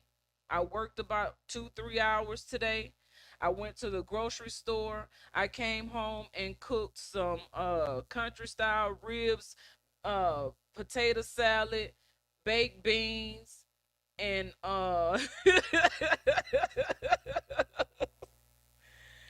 and what else? I cooked something else. I don't know. But then I had to make my daughters something different because me and my brother, we ate that. Because they don't eat like that. So I had to make my daughter, Aisha, I just made her some mashed potatoes to go with the meat.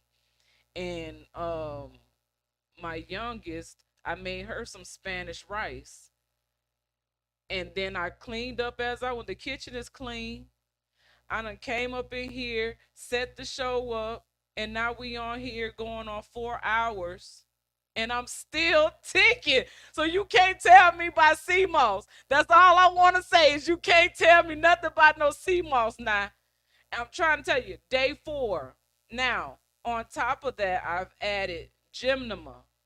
Now, gymnema, it works with the pancreas, and the pancreas is what creates the insulin.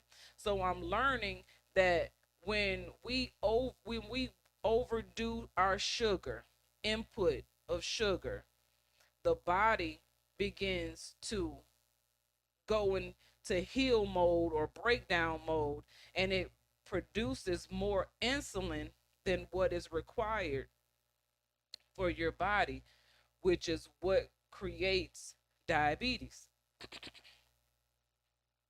So I'm in the process of correcting things so I don't have to worry. Now, uh, I was on a medication for pre-diabetic, right? There was no testing to follow up the first test to verify and validate the first reading that it wasn't a misread or a false reading.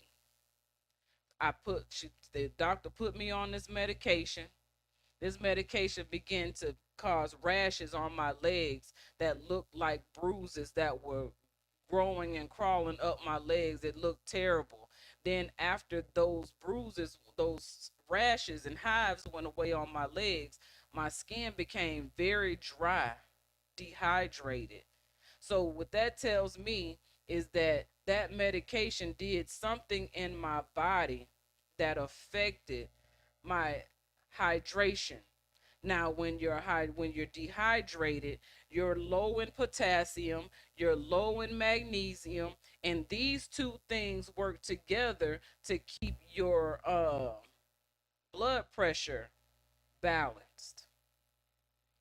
If you have a lack of potassium and a lack of magnesium, then you get high blood pressure. So you got to learn to balance your potassium and magnesium so you can regulate your blood pressure. Now I had to learn all these things because they trying to give me medication and I don't want it.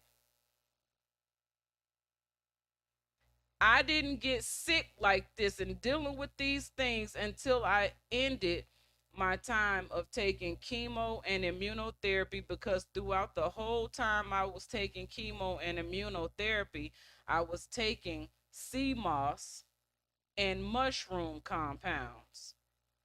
When I finished the treatments, I didn't know of the after effects of those treatments and how they would affect my body.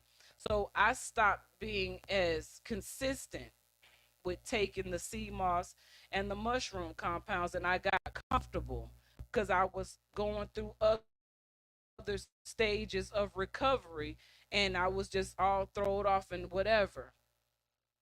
Then I started having more problems. Now I'm taking the sea moss again. My legs are not swollen. My ankles are not. I've been going all day long. My legs are not swollen. My feet are not swollen. My skin is glowing again.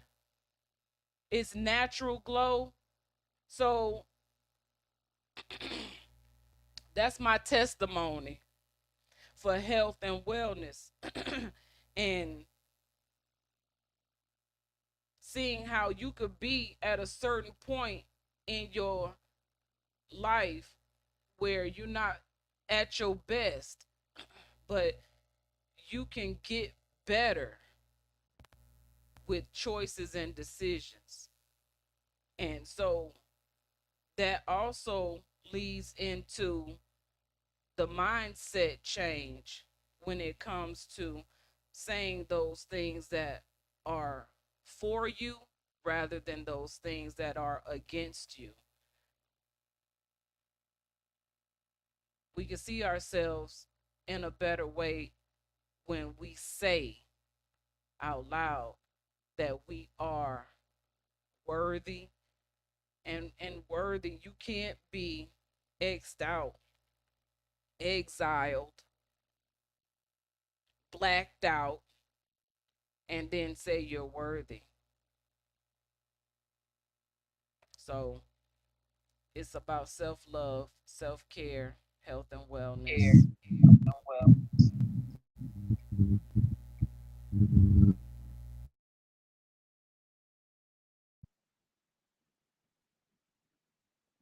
You can't be black and highly blessed and favored.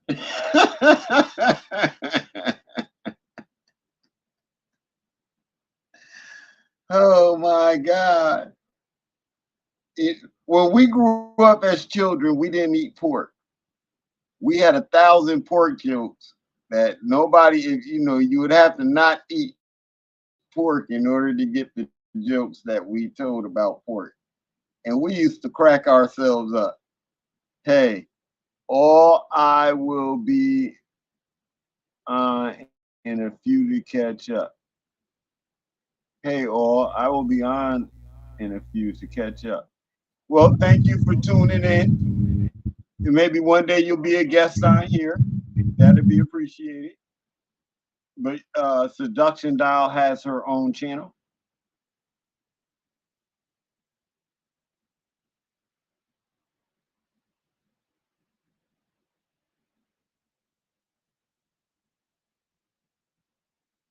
Okay, all right. He agreed with me on the Dirty Moors. Okay, yeah, and so Dirty Moors, right? If they're charging you for the prophet's information, Dirty Moor. If they're allowed to put dues on stuff. That's in the Constitution and bylaws. So they're allowed to do dues.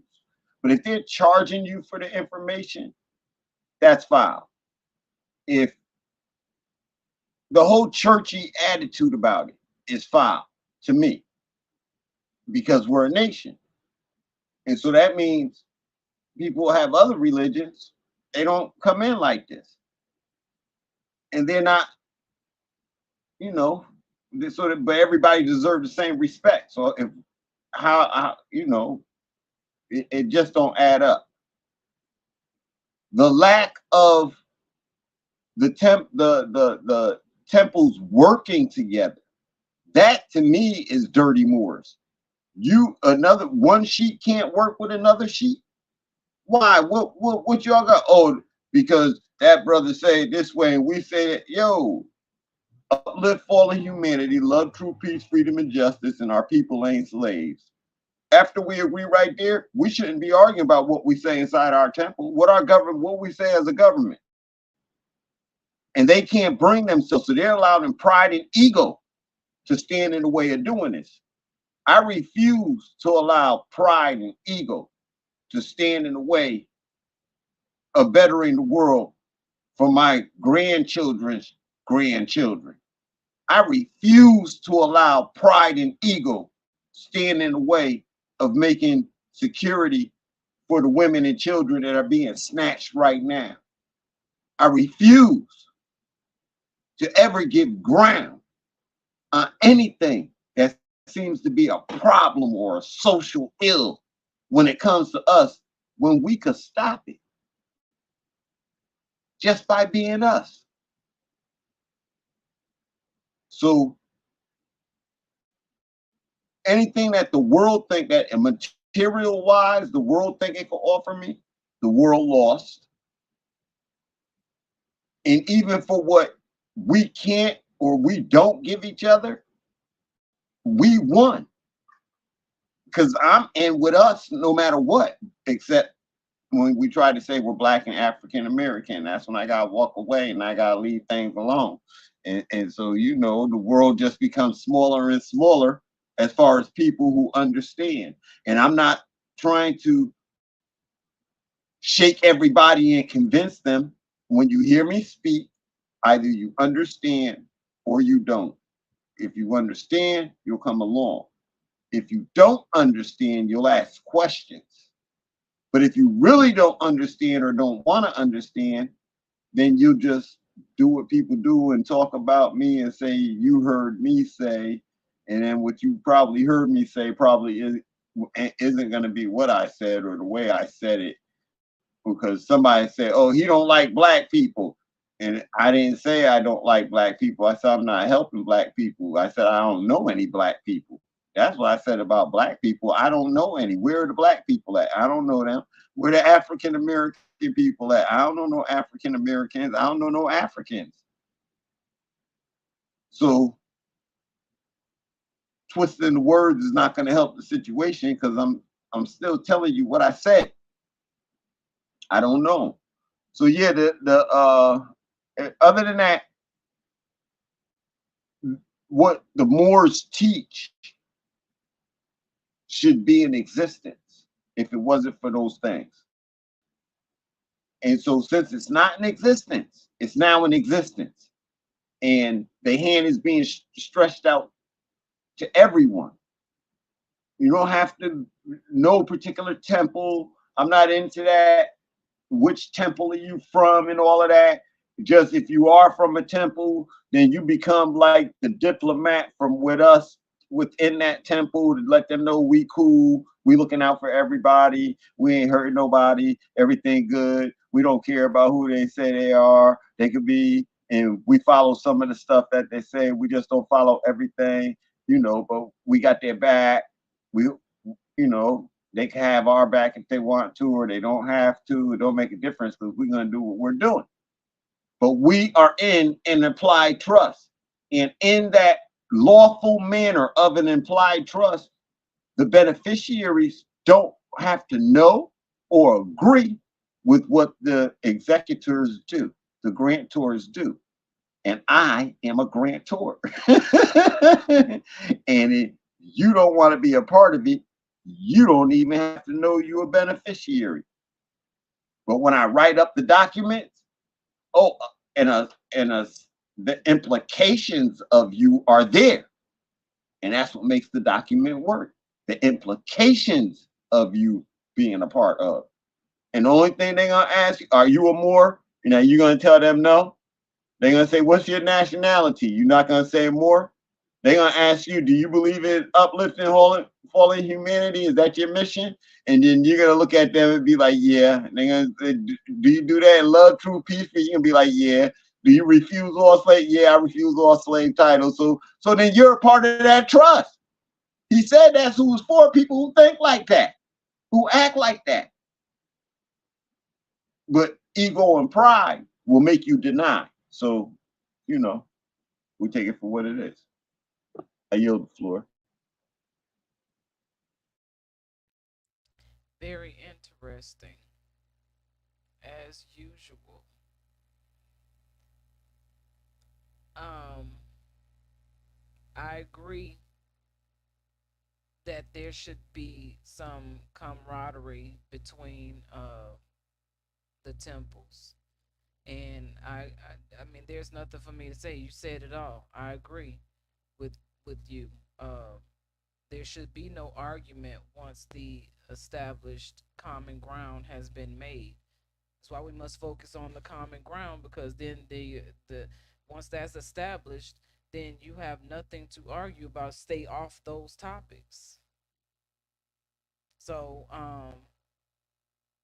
those debates are emotionally charged, and they're not uh, fitted in uh, what's the word I'm looking for? I don't know, but it's not fitted in a strong foundation to be built upon. It's only to tear down and to break up. So what I have here on the screen is the 12 tribes of Israel, the letter from Addis Ababa, right?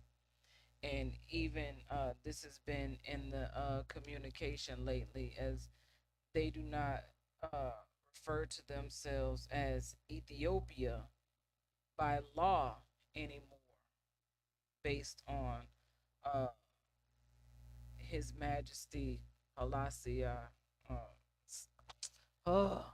Selassie, Haile Selassie. I Okay, so because we also represent Rastafarians, we are Rastas. Puff Puffin is the religion, or uh it's a religious thing. It's done on a daily basis, not in a way of abuse and misuse, but to use it for its good, to create a calm and relaxed state as we move forward in love, one love at that. All right. So this letter um was written and was established for the 12 tribes to respond. And so if you consider yourselves to be one of the 12 tribes, which this brings in the Hebrew Israelites. It should strike the attention of the Hebrew Israelites.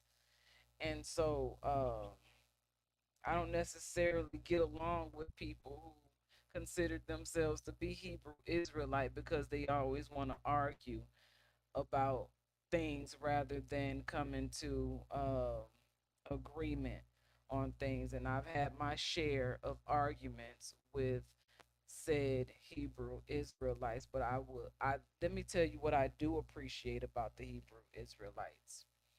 I appreciate the fact that when they're called upon, once they have agreed to be a Hebrew Israelite and they are called upon, they come and they stand in forces. They stand in unity. They are like the fruit of Islam, disciplined in their mannerisms once they come together and no words are being spoken. Their stance is in power. It's only when they open up their mouths and speak the ignorance, they spew out poison, and they don't realize that what they're spewing is poison, even though it's based in something of power and strength and discipline, but they lack control of the tongue. And so that's my gripe about it. But I appreciate I love the fact that they will come together. They will come in unity and in uniform with one another. And that energy that they bring, it kind of strikes fear in people who don't understand the unity.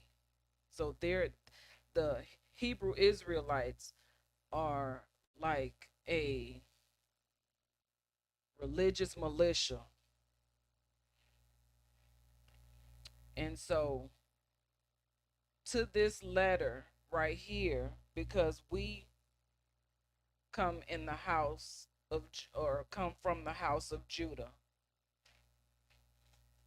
And so in response to this, I would like to read the letter that was written and mailed, registered to Addis Ababa, to the to the information that was shared in this letter. And this I got from, or we received this from the Lion King, and responded in response to the urgency of establishing ourselves so that we create an alliance with the house of Addis Ababa to announce who we are. And as we stand here, and if we needed assistance, we can get that assistance in knowing that we've already established ourselves as the house, or of the house of Judah. So here we go. Greetings from we the people of Turtle Island, coming together in the process of nation building as the Empire of Nubia, tribe of Judah, or the house of Judah. We are extensions of the tribe of Judah in alignment with the crowned king, the Lion King, Tommy Richard Morgan, who informed the administration of the necessity to be in communication as we form an alliance with the royal family of Addis Ababa House, communicating in the capacity of Triple Crown Queen Mother, Goddess, Christos, Ma'at, Agape Love, the divine dignified royal Nubian Queen of the Empire of Nubia, Christina Akshita Veda El, speaking on behalf of the throne from a nation of virtuous royal Nubian queens. To the 12 tribes of Israel, we have formed together as the house of Judah in the process of forming a conglomerate of several unions as the Empire of Nubia, Ubuntu, Third World Order, Amexum Trust, Matriarch LLC, Agape Love and Wisdom, to form one global agenda working towards freedom, justice, and total independence for all in the exigency of Class Action 567. We have come together to form our legislative, executive, and judicial bodies to operate in the proper order as we the people, producing collective security universally, requiring individual responsibility at home and abroad. The Empire of Nubia is standing to create a tribal headquarter directly connected to the imperial family of Ethiopia, or Addis Ababa, which is represented in the name of His Imperial Highness Zir Yakub Asfa Wosen of Addis Ababa House. We stand as the Empire of Nubia to have connection with His Imperial Highness and the Rastafarian community. Globally, in the process of repatriation to Addis Ababa, unifying Rastafarian mansions worldwide. Instead of calling them house, they call them mansions. To join collectively as a whole to willingly move in the direction of the crowned prince of Ethiopia. We are one. We are rising to uplift fallen humanity, operating through love, truth, peace, freedom, and justice. The ultimate mission of our assignment together as the Empire of Nubia is to call cosmic order to the divine souls of sons and daughters of the matriarch as we step up to be examples as standards for righteous living and diplomatic sovereignty in honor of His Imperial Majesty, Emperor Haile Selassie and Noble Drew Ali, who guide and protect us through the experience of change. That was the end. And I addressed it with all the greetings and stamped and sealed it with the seal of the Empire of Nubia. And let me put that up there in a better way than that.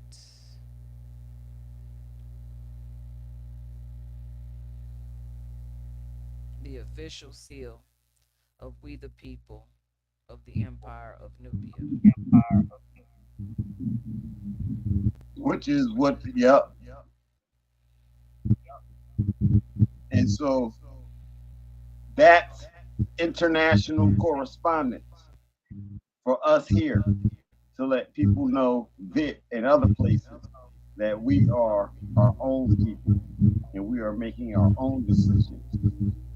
And we have to make those international acquaintances. But more importantly, we need to be in seats here, making this government work, making this operation, this business model work for ourselves, not anyone else.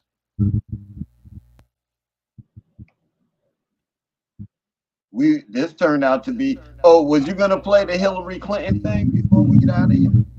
Oh yeah. Okay, so that was what I was trying to share. We had got so caught up in everything else. All right, here we go.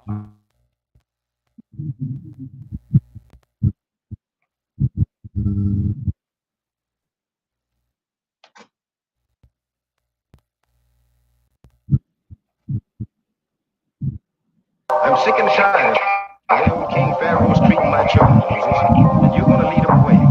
You're going to lead them out of Egypt and across the river of Jordan. And it's going to going to take a long time, and you ain't going on no excursion train. You're going to work awfully hard for something you're going to find when the trip is over. What's that, Lord? The land of Kenya. No country has been a friend of the United States longer than Morocco. And as the treaty our nations signed in 1786 says, and I quote, trusting in God, it will remain permanent. The first nation to recognize my country was Morocco. You were the first nation to recognize us back in 1777. As a student of history, I also know civilization's debt to Islam. Understanding words is what you really need to start doing. Understanding words is what you really need to start doing. You need to start doing your homework and understanding words, especially in relation to law and government, because there is a world of occultism that is operating today throughout the world, in which you use certain words, and when those words are used in a court, they don't mean the same thing at all. In 1796, our second president, John Adams, wrote, "The United States has in itself no character of enmity against the laws, religion, or tranquility of Muslims." If you go back in history, in ancient history, where all of this began, back in the land of Canaan, and you probably have heard in the Bible, the land of Canaan. The Canaanites were Phoenician bloodline, and in the ancient Phoenician language, Cana meant merchant banker. You've had 4 of these major impacts that the black people have made to the Americas. You've had 4 of these major impacts that the black people have made to the Americas. You've had, before even Spain or Italy existed. That's the kind of roots that are in this country. This is why you hear Lincoln talking about this is Egypt of the West, because they already know we're one and the same people, and we got stuff here that's older than it is in Giza, and all scholars know that, but they won't admit to that because people are separating us from both people. But those who know the real history know that we're one blood. The very word merchant comes from mer, M-E-R, for the sea, for water. That's a small part of it. Long before that, there's a heritage of religious missionaries, and they were all here. But it happened so long ago, there's just so little of it left. As a student of history, I also know civilization's debt to Islam. And by knowing that, and the more you know about it, it's an empowerment. You already know that we're Aboriginal indigenous to land. We've been here not a couple thousand years. An ancient Egyptian tomb of Macedonians in the middle of the heartland of North America. It doesn't get any worse than that. Not 10,000 years. Yes. Hundreds of thousands of years. We ain't brought here from nowhere, no how. We've been coming back and forth here even before the land separated. So that ain't, that old diaspora stuff is modern, contemporary social engineering controls to separate these people mentally from their inherited land. If the people looking for Alexander's tomb had tablets with Alexander, Mariam and Setep and Ra written in Egyptian glyph on them, they would just be dancing in the streets. Yeah. Again, when we talk about law, there's a Roman maximum in law that says, "For he that would be deceived, let him."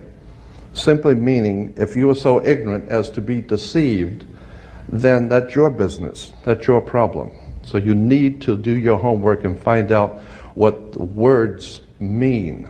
You have got a heritage which is more than slavery. Sure, there was slavery, but That's not all. If they had half, 1/10 of what it is that we have but here. If it was in somewhere where right, say if it was in Syria or Jordan or Macedonia or Greece or Italy. But 2 hours east of St. Louis. Yeah, no. Significance of this strategic dialogue and the next step in our long relations with Morocco. I want to say a few words. Communities that develop the order of algebra, our magnetic compass and tools of navigation, our mastery of pens and printing, our understanding of how disease spreads and how it can be healed. Islamic culture has given us majestic arches and soaring spires, timeless poetry and cherished music, elegant calligraphy, and places of peaceful contemplation. In many ways, the United States looks to Morocco to be a leader and a model. I also know that Islam has always been a part of America's story. America's commitment to religious tolerance goes back to the very beginning of our nation. That America and Islam are not. Instead, they overlap and share common principles. The relationship between Islam and the West includes centuries of coexistence and cooperation. And as you know, we are home to people of all religions. More recently, tension has been fed by colonialism that denied rights and opportunities to many Muslims. We are home to people of all religions. As a student of history, I also know civilization's debt to Islam. Many of whom came to this country seeking the right to exercise their own religion. If you put an S in front of words, it becomes swords. And that's what words are. They're cutting. They can cause you great trouble. Humans are word-controlled creatures. We need to establish what words mean. As a student of history, I also know civilization's debt to Islam. And we have the greatest respect for people of faith. As the Holy Quran tells us, be conscious of God and speak always the truth. Let us remind ourselves of the many ways in which not just our governments, but the people of our two nations have worked together. In 1868, there was a corporation founded. Anyone can incorporate a company. Well, in 1868, there was a company incorporated. And in that particular company, the founders of that company they referred to it as the United States Corporation. And they stipulated that anybody who would be a member of that corporation or work for that corporation would be called not an employee, but a citizen. So today, if you are asked, are you a citizen of the United States? What you think you're being asked is, are you lawfully in this country to do business? They didn't ask if you're in America lawfully. They asked you a specific question. Are you, of your own volition, out of your own mouth, testifying that you are a citizen of the United States? Because in that way, citizen of the United States, employee of a foreign corporation operating on international maritime law. So today, the President of the United States is the President of a privately owned company. The company is called United States. And the word president is always a word that is used in corporate law. Banks have presidents. All companies have presidents. So there's a corporation called United States, privately owned, and it has a president. President Bush is not the president of America. President Bush is the president of a privately owned company. Privately owned, out of England. And you need to understand words and terms. Because I believe that there is a divine presence in the universe that men call God, and one day that divine presence is going to move on the earth, and we're going to see freedom come back to this world. And when it does, you're going to need to understand words in terms. As a student of history, I also know civilization's debt to Islam. As a student of history, it was Islam at places like USAR that carried the light of learning through so many centuries, paving the way for Europe's Renaissance and Enlightenment. I've come here to Cairo to seek a new beginning between the United States and Muslims around the world. I know there's been a lot of publicity about this speech, but no single speech can eradicate years of mistrust, nor can I answer in the time that I have this afternoon all the complex questions that brought us to this point. I'm sick and tired of the way you're going to lead them out of Egypt and across the river of Jordan. And it's going to take a long time, and you ain't going on no excursion train. You're going to work awfully hard for something you're going to find when the trip is over. What's that, Lord? The land of Canaan.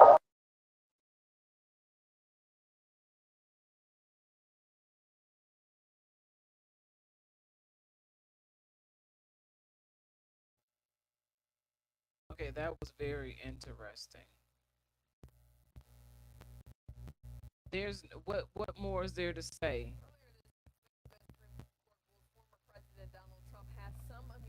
Uh-oh. No, let's not even start this war.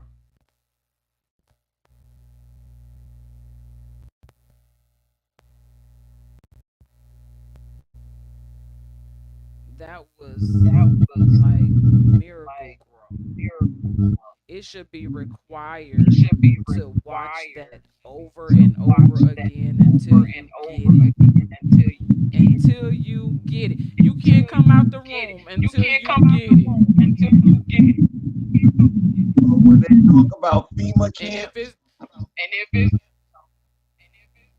that's what I envision in the FEMA camps.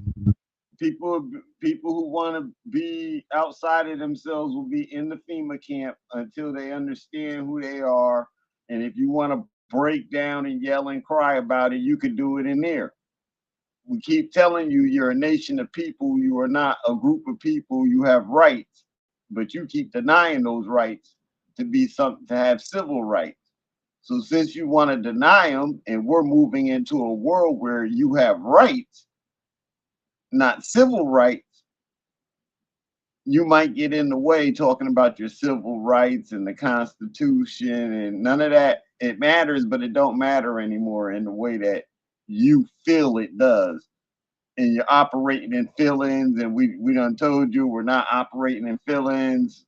Everything has to be factual.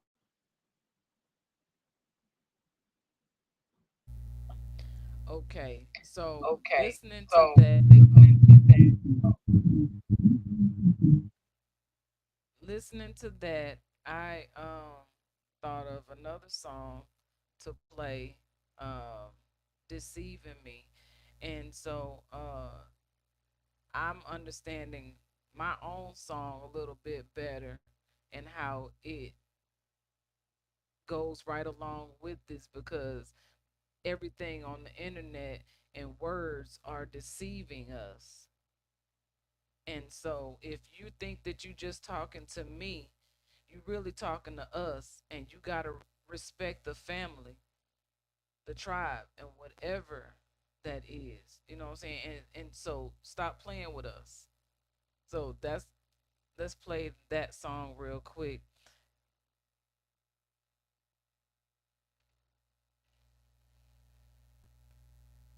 I'm so sick of people on the internet playing. It's so full of trickery and scams. I've given enough time, information to formulate who I am. Do with it as you will. There's only one me, Akshita V, coming soon to theaters near you. It's time y'all know who we are though. 'cause I'm not alone. Hey yo, Keon, talk to him. I'm taking notes to figure it out on my own. My destiny to be in dark to shine my light. I'm not walking this path alone. Deceiving me instead of receiving me. Believing me, deceiving me instead of receiving me. Believing me. I'm taking notes to figure it out on my own.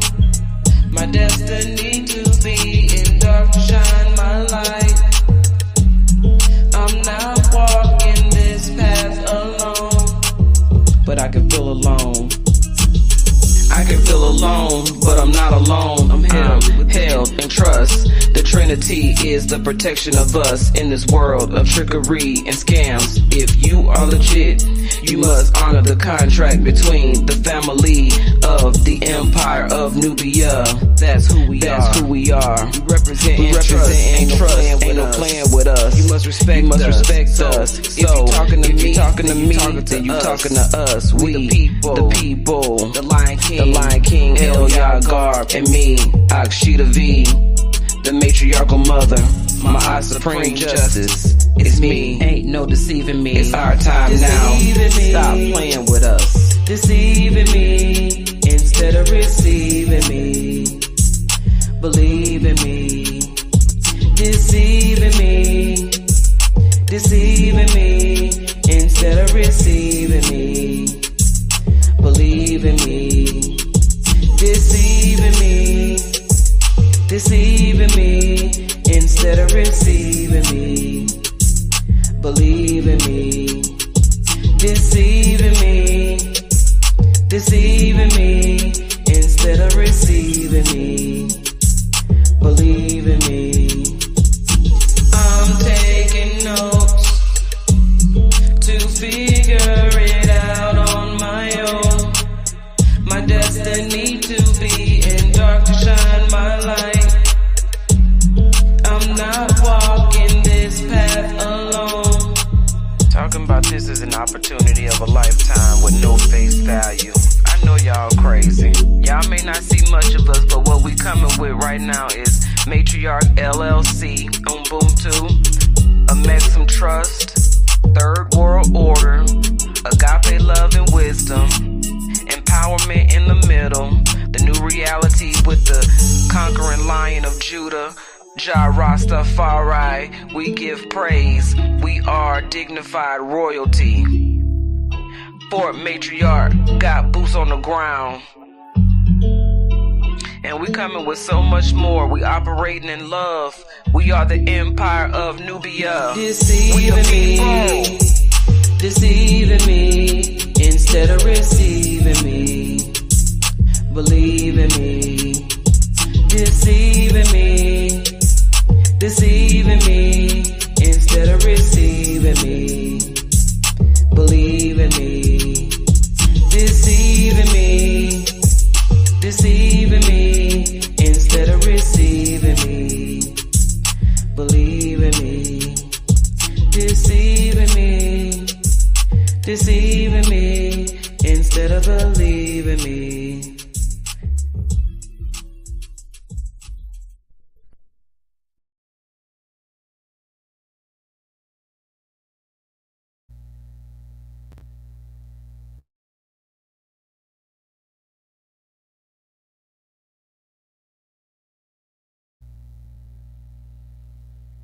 Yeah, I felt that was appropriate.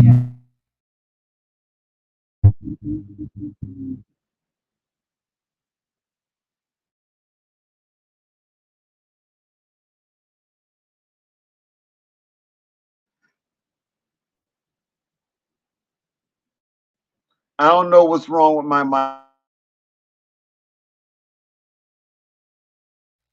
There's a major delay and I can't hear anything. I see you're not muted, but I can't hear you.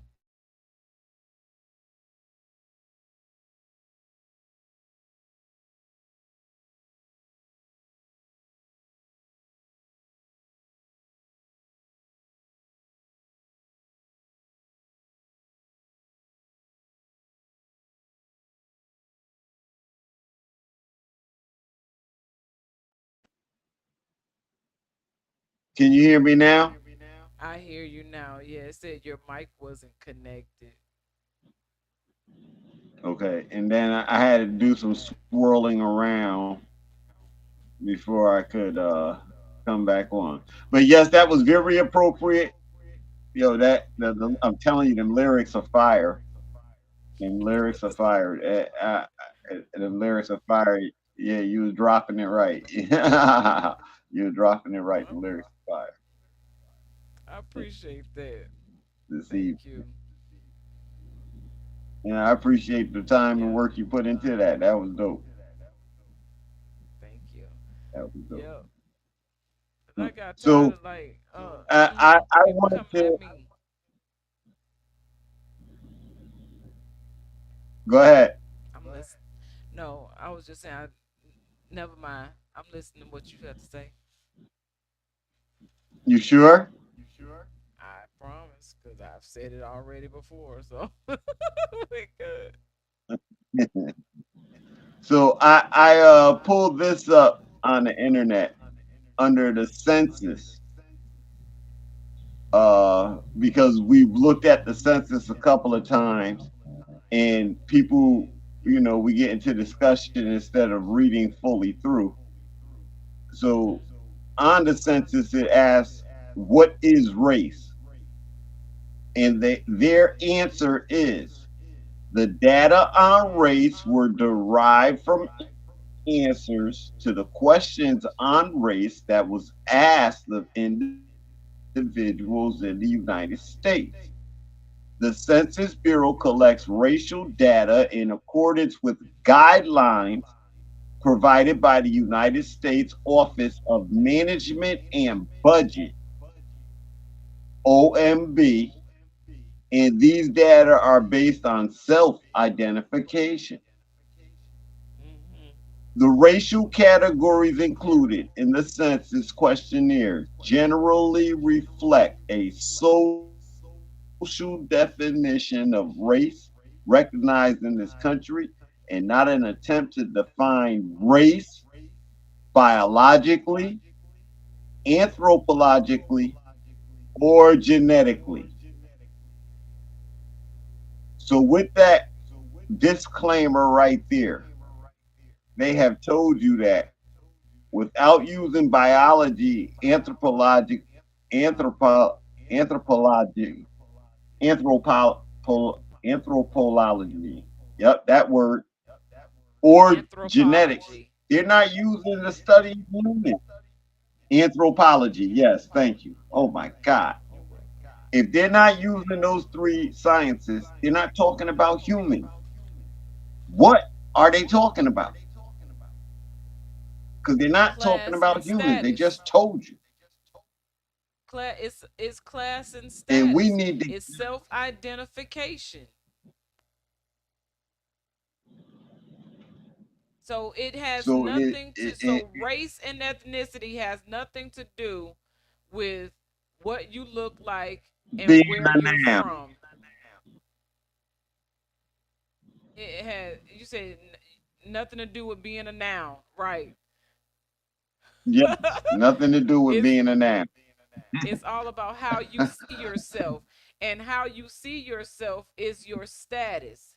And how you see yourself is your class. Like what class do you belong? Like, okay, so are you going if you're in a general class, are you gonna go in the AP class and think you're gonna understand what's going on? You're in the wrong class because you haven't done what it takes to be in that class. You haven't learned what you need to know to be in that class. So you can't even just go sit in the classroom and understand what's going on if you haven't done the work, the prerequisites required to be there. So in order to even see, we're free. We're not slaves, we're free. But the prerequisite to walk and live in your freedom is to claim your free and national name, to change your class and status, how you see yourself. Are you a producer or a consumer? Yes, we all consume. We all consume. We can't help but to consume. what we hear, what we what we smell, hear, what we what we smell, see. what we speak, What we feel and everything. So so this thing is on a major delay and lagging. Uh, we wearing out the internet. That's all that means. But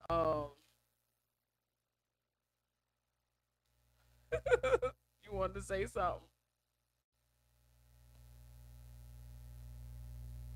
Okay.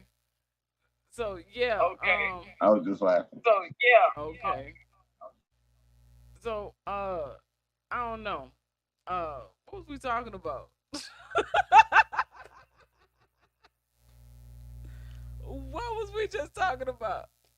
just talking about Class and status. About So not. class we gotta status. Yep. So we gotta so we gotta correct our class and status and stop following the language or stop leaning in and repeating the language that has created this reality that we're in. We can change our reality if we put our minds together and operate in unity. We can change our reality. Each one teach one. Each one you reach, teach them something. If it's nothing but how to love self and you being the example. Because once you open up your mouth and you speak to people, you have let them know who you are. And so when you say, I had this lady today, she rolled with me for the second time. And she was like, when I saw your name and I saw your car, she was like, yeah, that's her. I love her. And so she was like, when you left me that last time, she said, you left me feeling so good inside. She said, I just really felt really good. And she said, so I was so excited to get you as a driver again. And so we had another talk and everything. And so I gave her my card this time. And she was like, oh, you're a transformational life coach and this and this. She was like, this is amazing. This is wonderful. She was like, so how do you do it? And I was like, well, I don't really have a way of doing it. I just do it. And she was like, you know what? You just did it with me right here in this car right now. You just did it. Yes, you did. And she was like, she said, I just love you so much. Now, this is a Caucasian lady. She's an older woman. And she had a situation where her neighbor downstairs stole her dog and the police wouldn't do anything about it and the management wouldn't do anything about it because they had no proof of what she was saying. And so she saw her dog in his apartment. He kicked the dog and in the apartment and told her that he has evidence that she wasn't feeding the dog properly. So he felt it was okay for him to take her dog. So because the authorities are not doing anything about it, she was like, I'm getting my dog back. And so yeah, so she moved out so she could, do whatever she needed to do and get back on her feet again. But anyway, I believe she's an angel working because she was like she moved out of her apartment and went into the shelter, the Salvation Army shelter, and she's there. But she was like, I don't even know why I did this to myself. She was like, because I don't even have to be there. I was like, I don't believe in coincidence. And I think that maybe it's not for you, but it's for somebody that needs you there. And she said, you know what? I think the same way. She said, it's this one young lady there and she's all by herself. She don't have no family. And I told her I would be back there to the shelter so I could spend some time with her today. And I was like, see, that's why you're there. You know what I'm saying? So we had that conversation. But I do this all day, every day. I pass my card out to people. I don't quote them a price because if you done roll with me, I guarantee if you had a conversation with me, we left feeling edified. You know what I'm saying? There was edification happening in the midst. You know what I'm saying? Even if it was just that we enjoyed a song together. I've had people I had this one lady get in the car. She was from California. She was 42, but she looked older than me. She had been shot in her face. Her husband of 25 years was killed in front of her, and they shot her in her face. She had a glass eye, and her energy level was so high and positive, and you could tell she had done been through something where she just ain't had time for no nonsense, and she was going through that where it had her emotional. She broke out in the tears. She was like, I was like, release and let it go. I've had people, so she was like, "Hey, bump that! You got to turn this on." We put some Nipsey Hussle on, and we rolled to that. I turned the music up for her. I danced with her. You know what I'm saying? We was jamming in the car together. It was like I was giving Auntie a ride somewhere. Another so I've had a lot of very interesting rides. I had this man today. I will not forget his name, Damien. He had a little girl, and her name was Tiffany. And he started opening up. He just started telling me the mother had 7 children, and they were all taken away. By the time he met her, she had only had two, and she led him to believe that she only had 2 children. But his daughter got caught up and got taken and put in the system, and he took her to court and filed, and now he has custody. Just all this is just like happening right now in his life. And this little girl, Tiffany, she was so sweet. Oh my goodness. And so he was saying that, his family is in California, and, there was some things that was going on in this report that he's learning and finding out about this woman he done had this baby with. And, he's protecting his daughter, and he's like, basically, this is about my child. And he's like, it was almost like he just needed a sound word from a woman that had some sense to her, to confirm, besides his family. You know what I'm saying? Besides, his loved ones that are surrounding him and supporting him through this. So I handed him one of my cards, and I told him to use that number and to call me if he needed help with doing her hair or anything. You know what I'm saying? He was like, yeah, because he was like, man, really, I can't do this by myself. And I was like, use the number.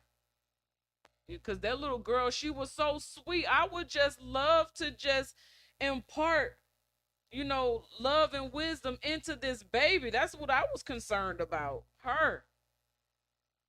And so, I feel like, the more I work and I go out and I meet people, you know, the more I will begin to come into what I'm naturally doing anyway.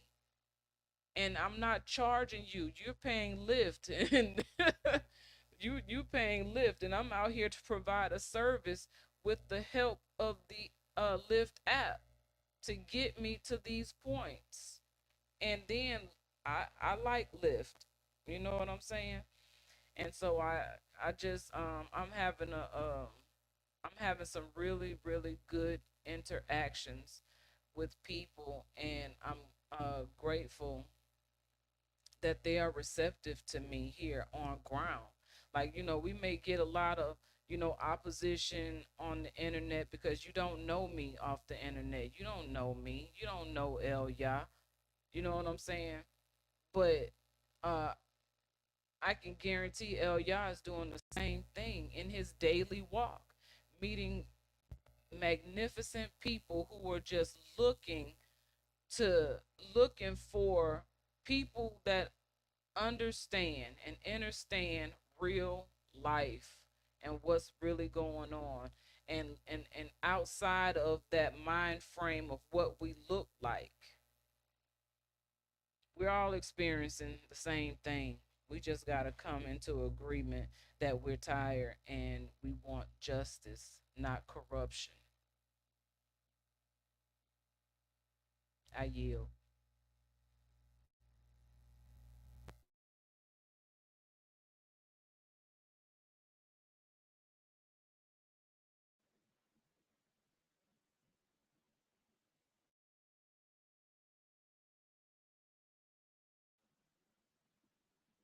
I really don't know what's wrong with my mic.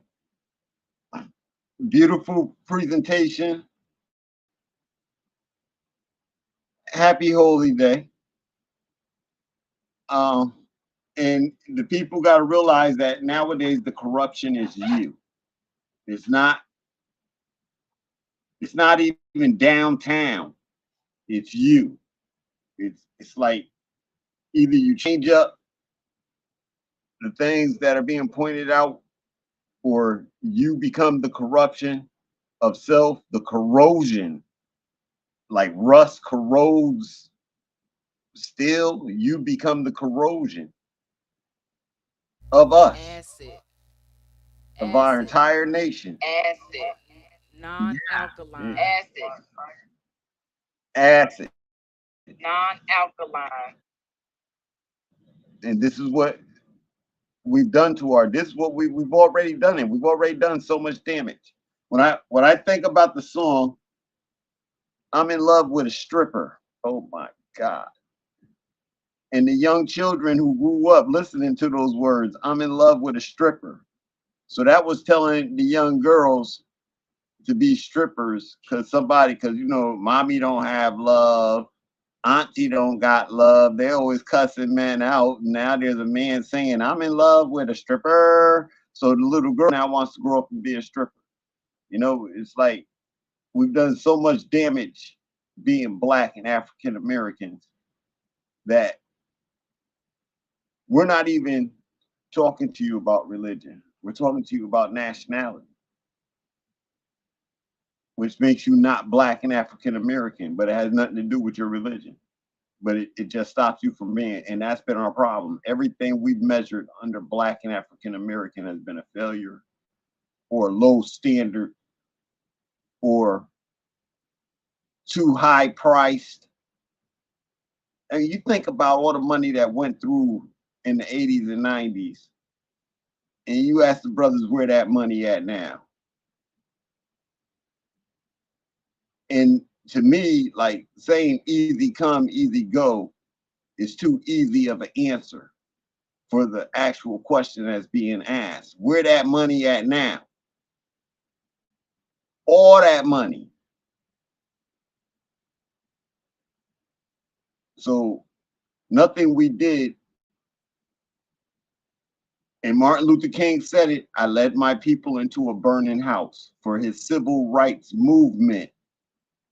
Integration. He said, I led my people into a burning house. The burning house is civil rights movement, and everything that we got out of the civil rights movement was a part of the burning house.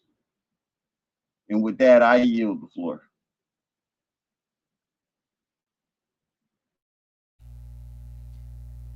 Absolutely.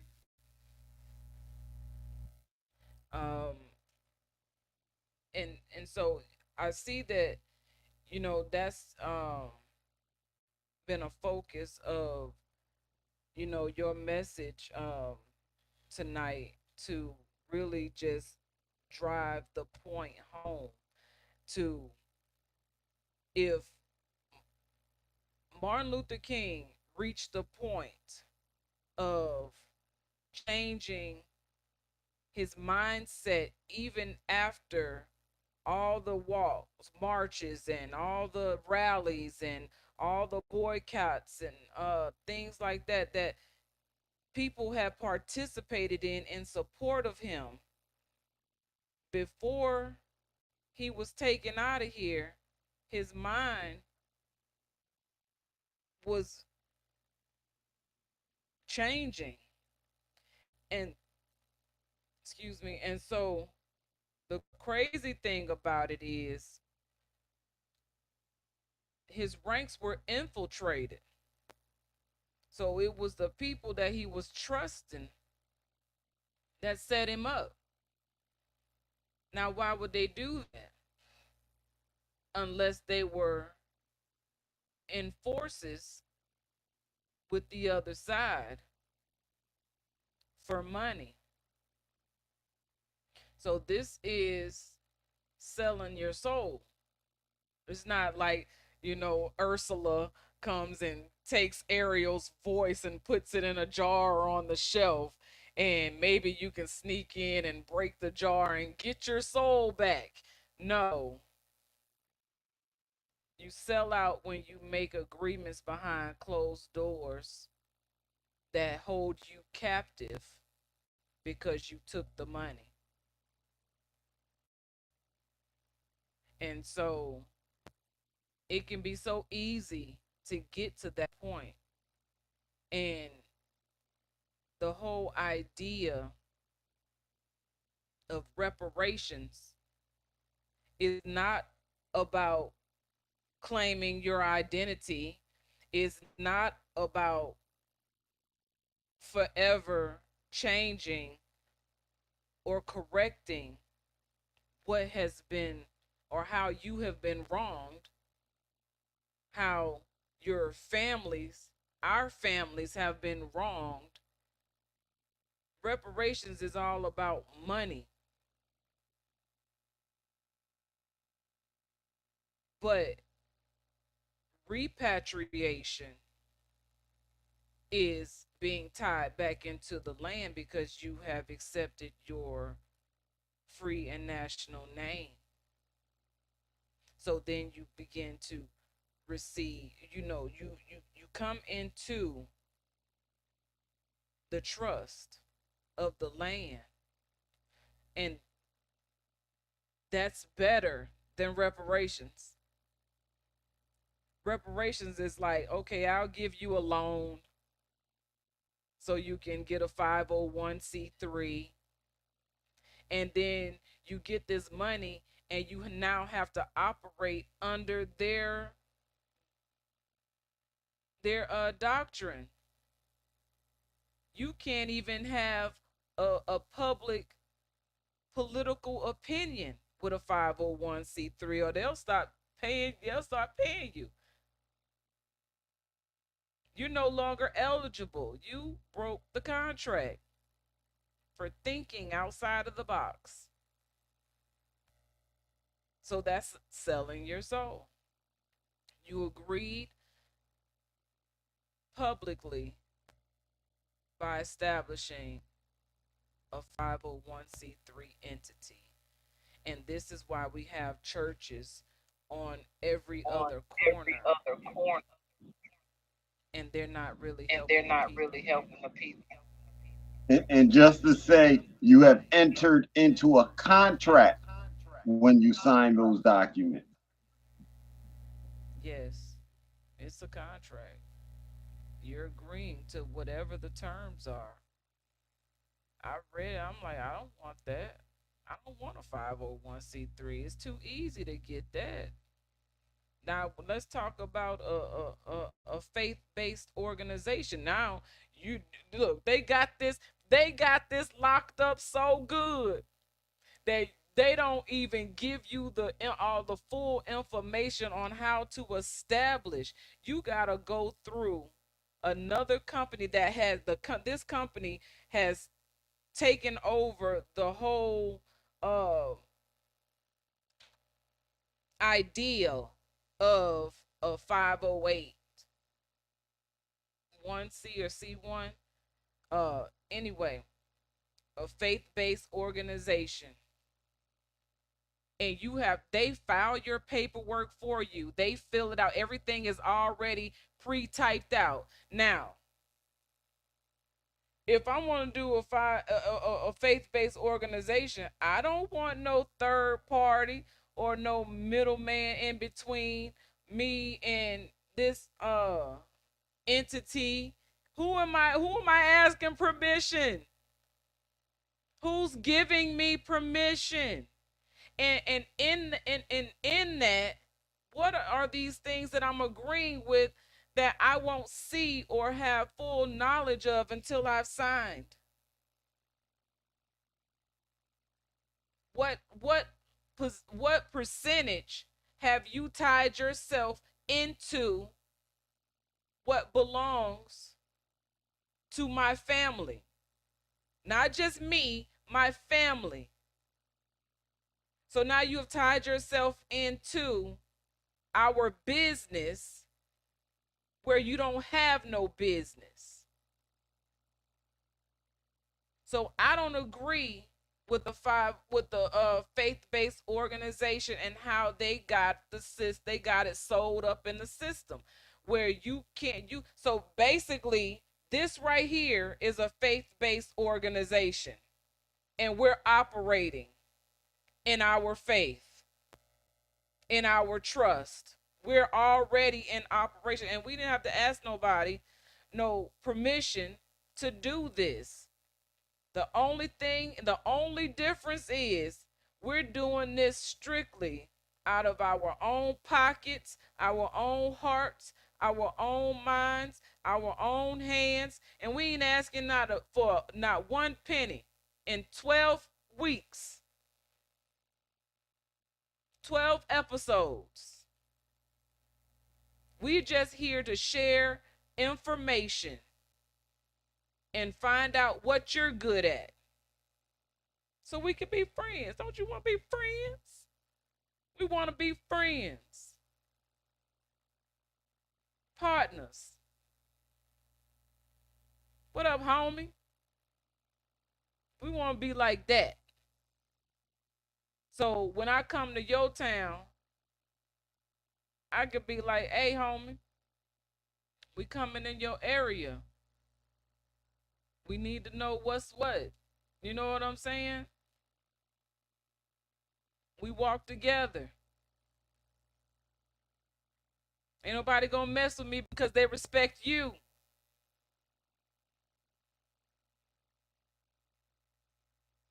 So we got to be able to establish those things, and I mean, you don't have to do nothing special. Just meet at the coffee shop, meet in person. I have met so many people along my journey. I started getting in touch with people. I found out who was real and who was fake because fake people don't want to meet you in person, especially when they know you really that. Because somebody done already say, oh yeah, that's her, she's like that.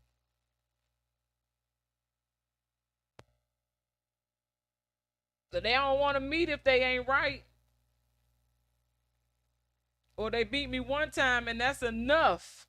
Not because I'm a bad person. Too much on their own mind and soul. That ain't got nothing to do with me because I operate outside this body. This is my vessel. This is my transportation. This is my vehicle. I move around in this thing. So I'm trying to take care of this thing so I can keep on moving. We can keep on moving if we are doing what we are supposed to do to keep our bodies in the right shape. Even if you go through a hardship, I can speak on that too, but I'm not going to because I'm on the other side of it. And if you don't know, you'll know. But as a people, it's time for us to see the value in how we can grow from sharing. Sharing is caring, and teamwork makes the dream work. In real life, I yield.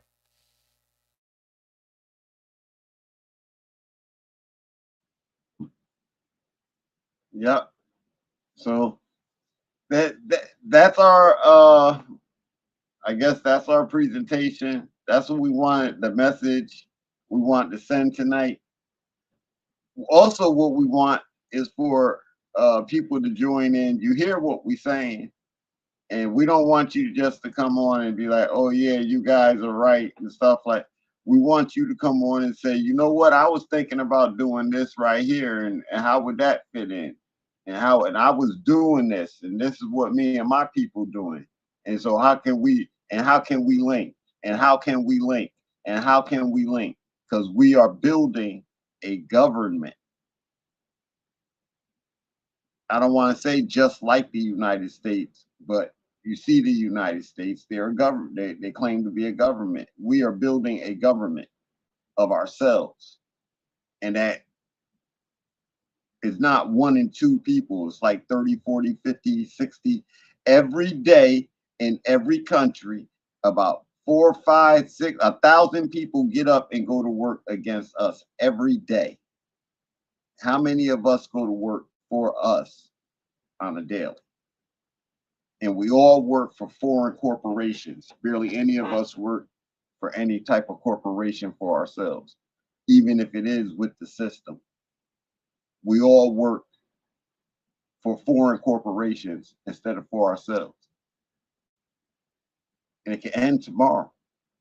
But what are the individuals doing who's going to end it?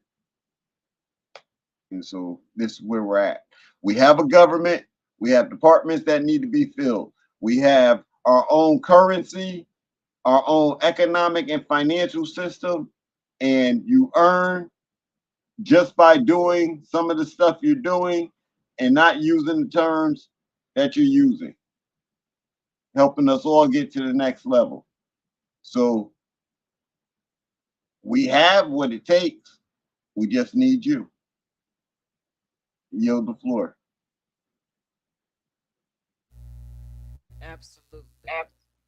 We just need you. We just need you to agree that change is where we want to be. If we want to be in change, then we have to be the change. So, uh, we can keep on going over and over, or I can play this song and we can end it on this next song.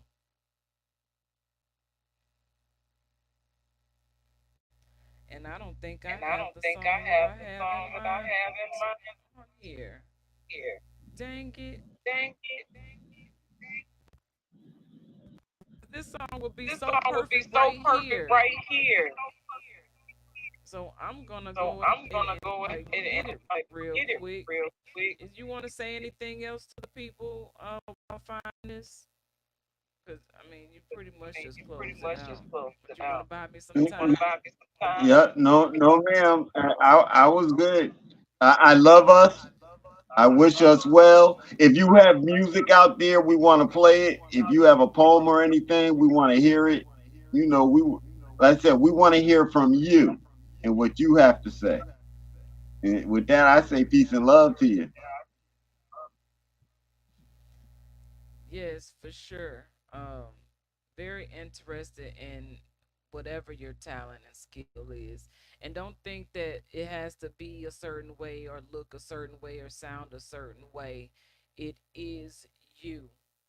And so, what do you have to offer to bring to the table? Not money, but what are you bringing from within you in order to uh, lead the way in your own life? That's what we want people to bring. Bring you. And whatever skills come with you. And let's put some things together. Because it only work if we work it. And things really do work. This CMOS is teaching me. Anything you work and you put your mind to it, I am blowed. Now I know what it was doing. I mean, I didn't really know what it was doing for me while I was taking the treatment. I didn't really know. I had to go through that, come out of that. Stop taking the medications. Get through this process that I've been getting through, which has been very rough, to come to this point right now, and for CMOS in 4 days to change my life like it has changed my life. I recommend, if you're drinking, if you're not taking CMOS, take CMOS. But here's the song, Be the Change. Gotta be the change. Be the change. Be the change. Be the change. You gotta be the change you wanna see. Yes. You got this. Speak up and use your voice. Be the change. Use your voice. Be the change. Speak up. Be the change. Speak up. Be the change. And use your voice. Speak up and use your voice. Speak up and use your voice. Use your voice. To be the change. To be the change. Be the change you want to see. The stress should come in the change, not to remain the same. If you choose to remain the same, then you are not willing to change. If you're not willing to go through the process to gain different results, to be the change. Think about it. Speak up, use your voice. Speak up and use your voice. When you don't like what you see, or you don't like your conditions or your circumstances, what are you willing to change? Give up and sacrifice to be the change you want to see. The power is within you. Speak up and only if you are willing to make a decision or a different choice.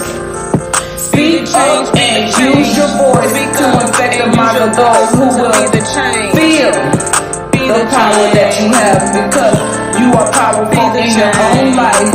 Most times, most people who try to have power in your life, they ain't even got control and power in their own life. So don't let that cloud your mind. So that you speak up and use your voice. Speak up, do not remain the same. Do not remain the same. Only when you give them the power to do so, or you place yourself as subject to their jurisdiction and rules. And use your voice. Use your voice and be the change. Be the change. You gotta take a stand in your own life. You gotta take a stand. Use your voice. We must separate ourselves from the system and stand firm on our own. We have human rights, and we must acknowledge the difference between human rights and civil rights. You gotta be a living being. Be the change. Be the change. Be the change. Speak up and use your voice. Be the change. Don't let the stress come. Be the change. Because you're not choosing the change. You gotta be the stress should come in the change. You gotta be so the change you don't remain the same. If you choose to remain the same, then you are not willing to change. If you are not willing to change, to go through the process to gain different results, then everything will remain the same. When you don't like what you see, or if you don't like your conditions and circumstances, what are you willing to change? Give up or even sacrifice to be the change that you want to see. To be the change that you want to see. The power is within you. Only if you're willing to make a decision or just a different choice. You gotta be the change. Be the change. Be the change. Be the change. You gotta be the change. Speak up and use your voice to be the change. Speak up. You gotta be the change you want to see. Use your voice. Be the change. Be the change.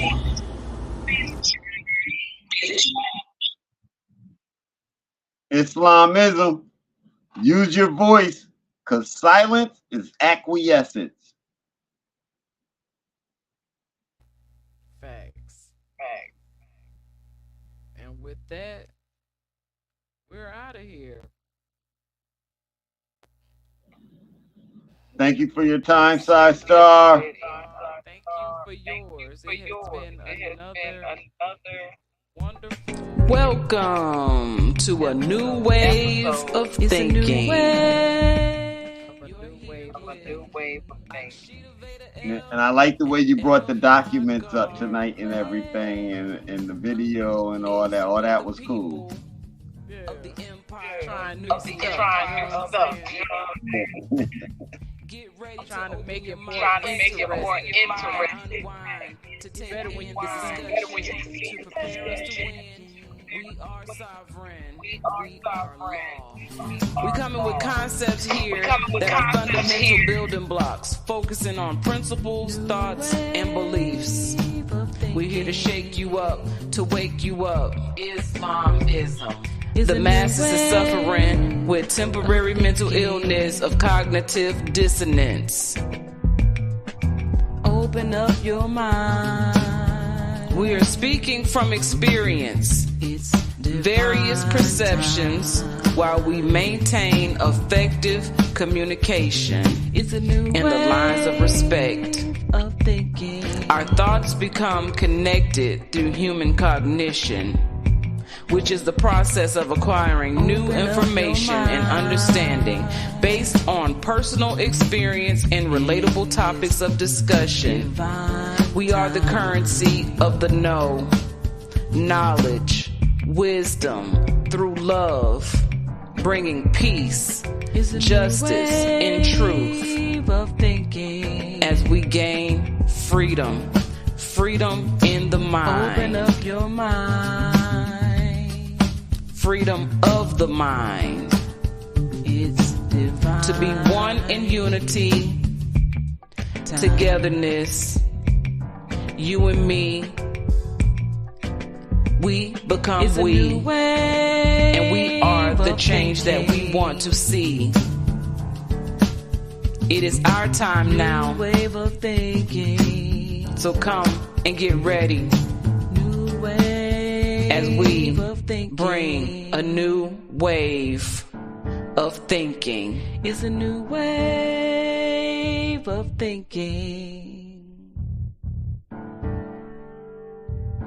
New wave of thinking.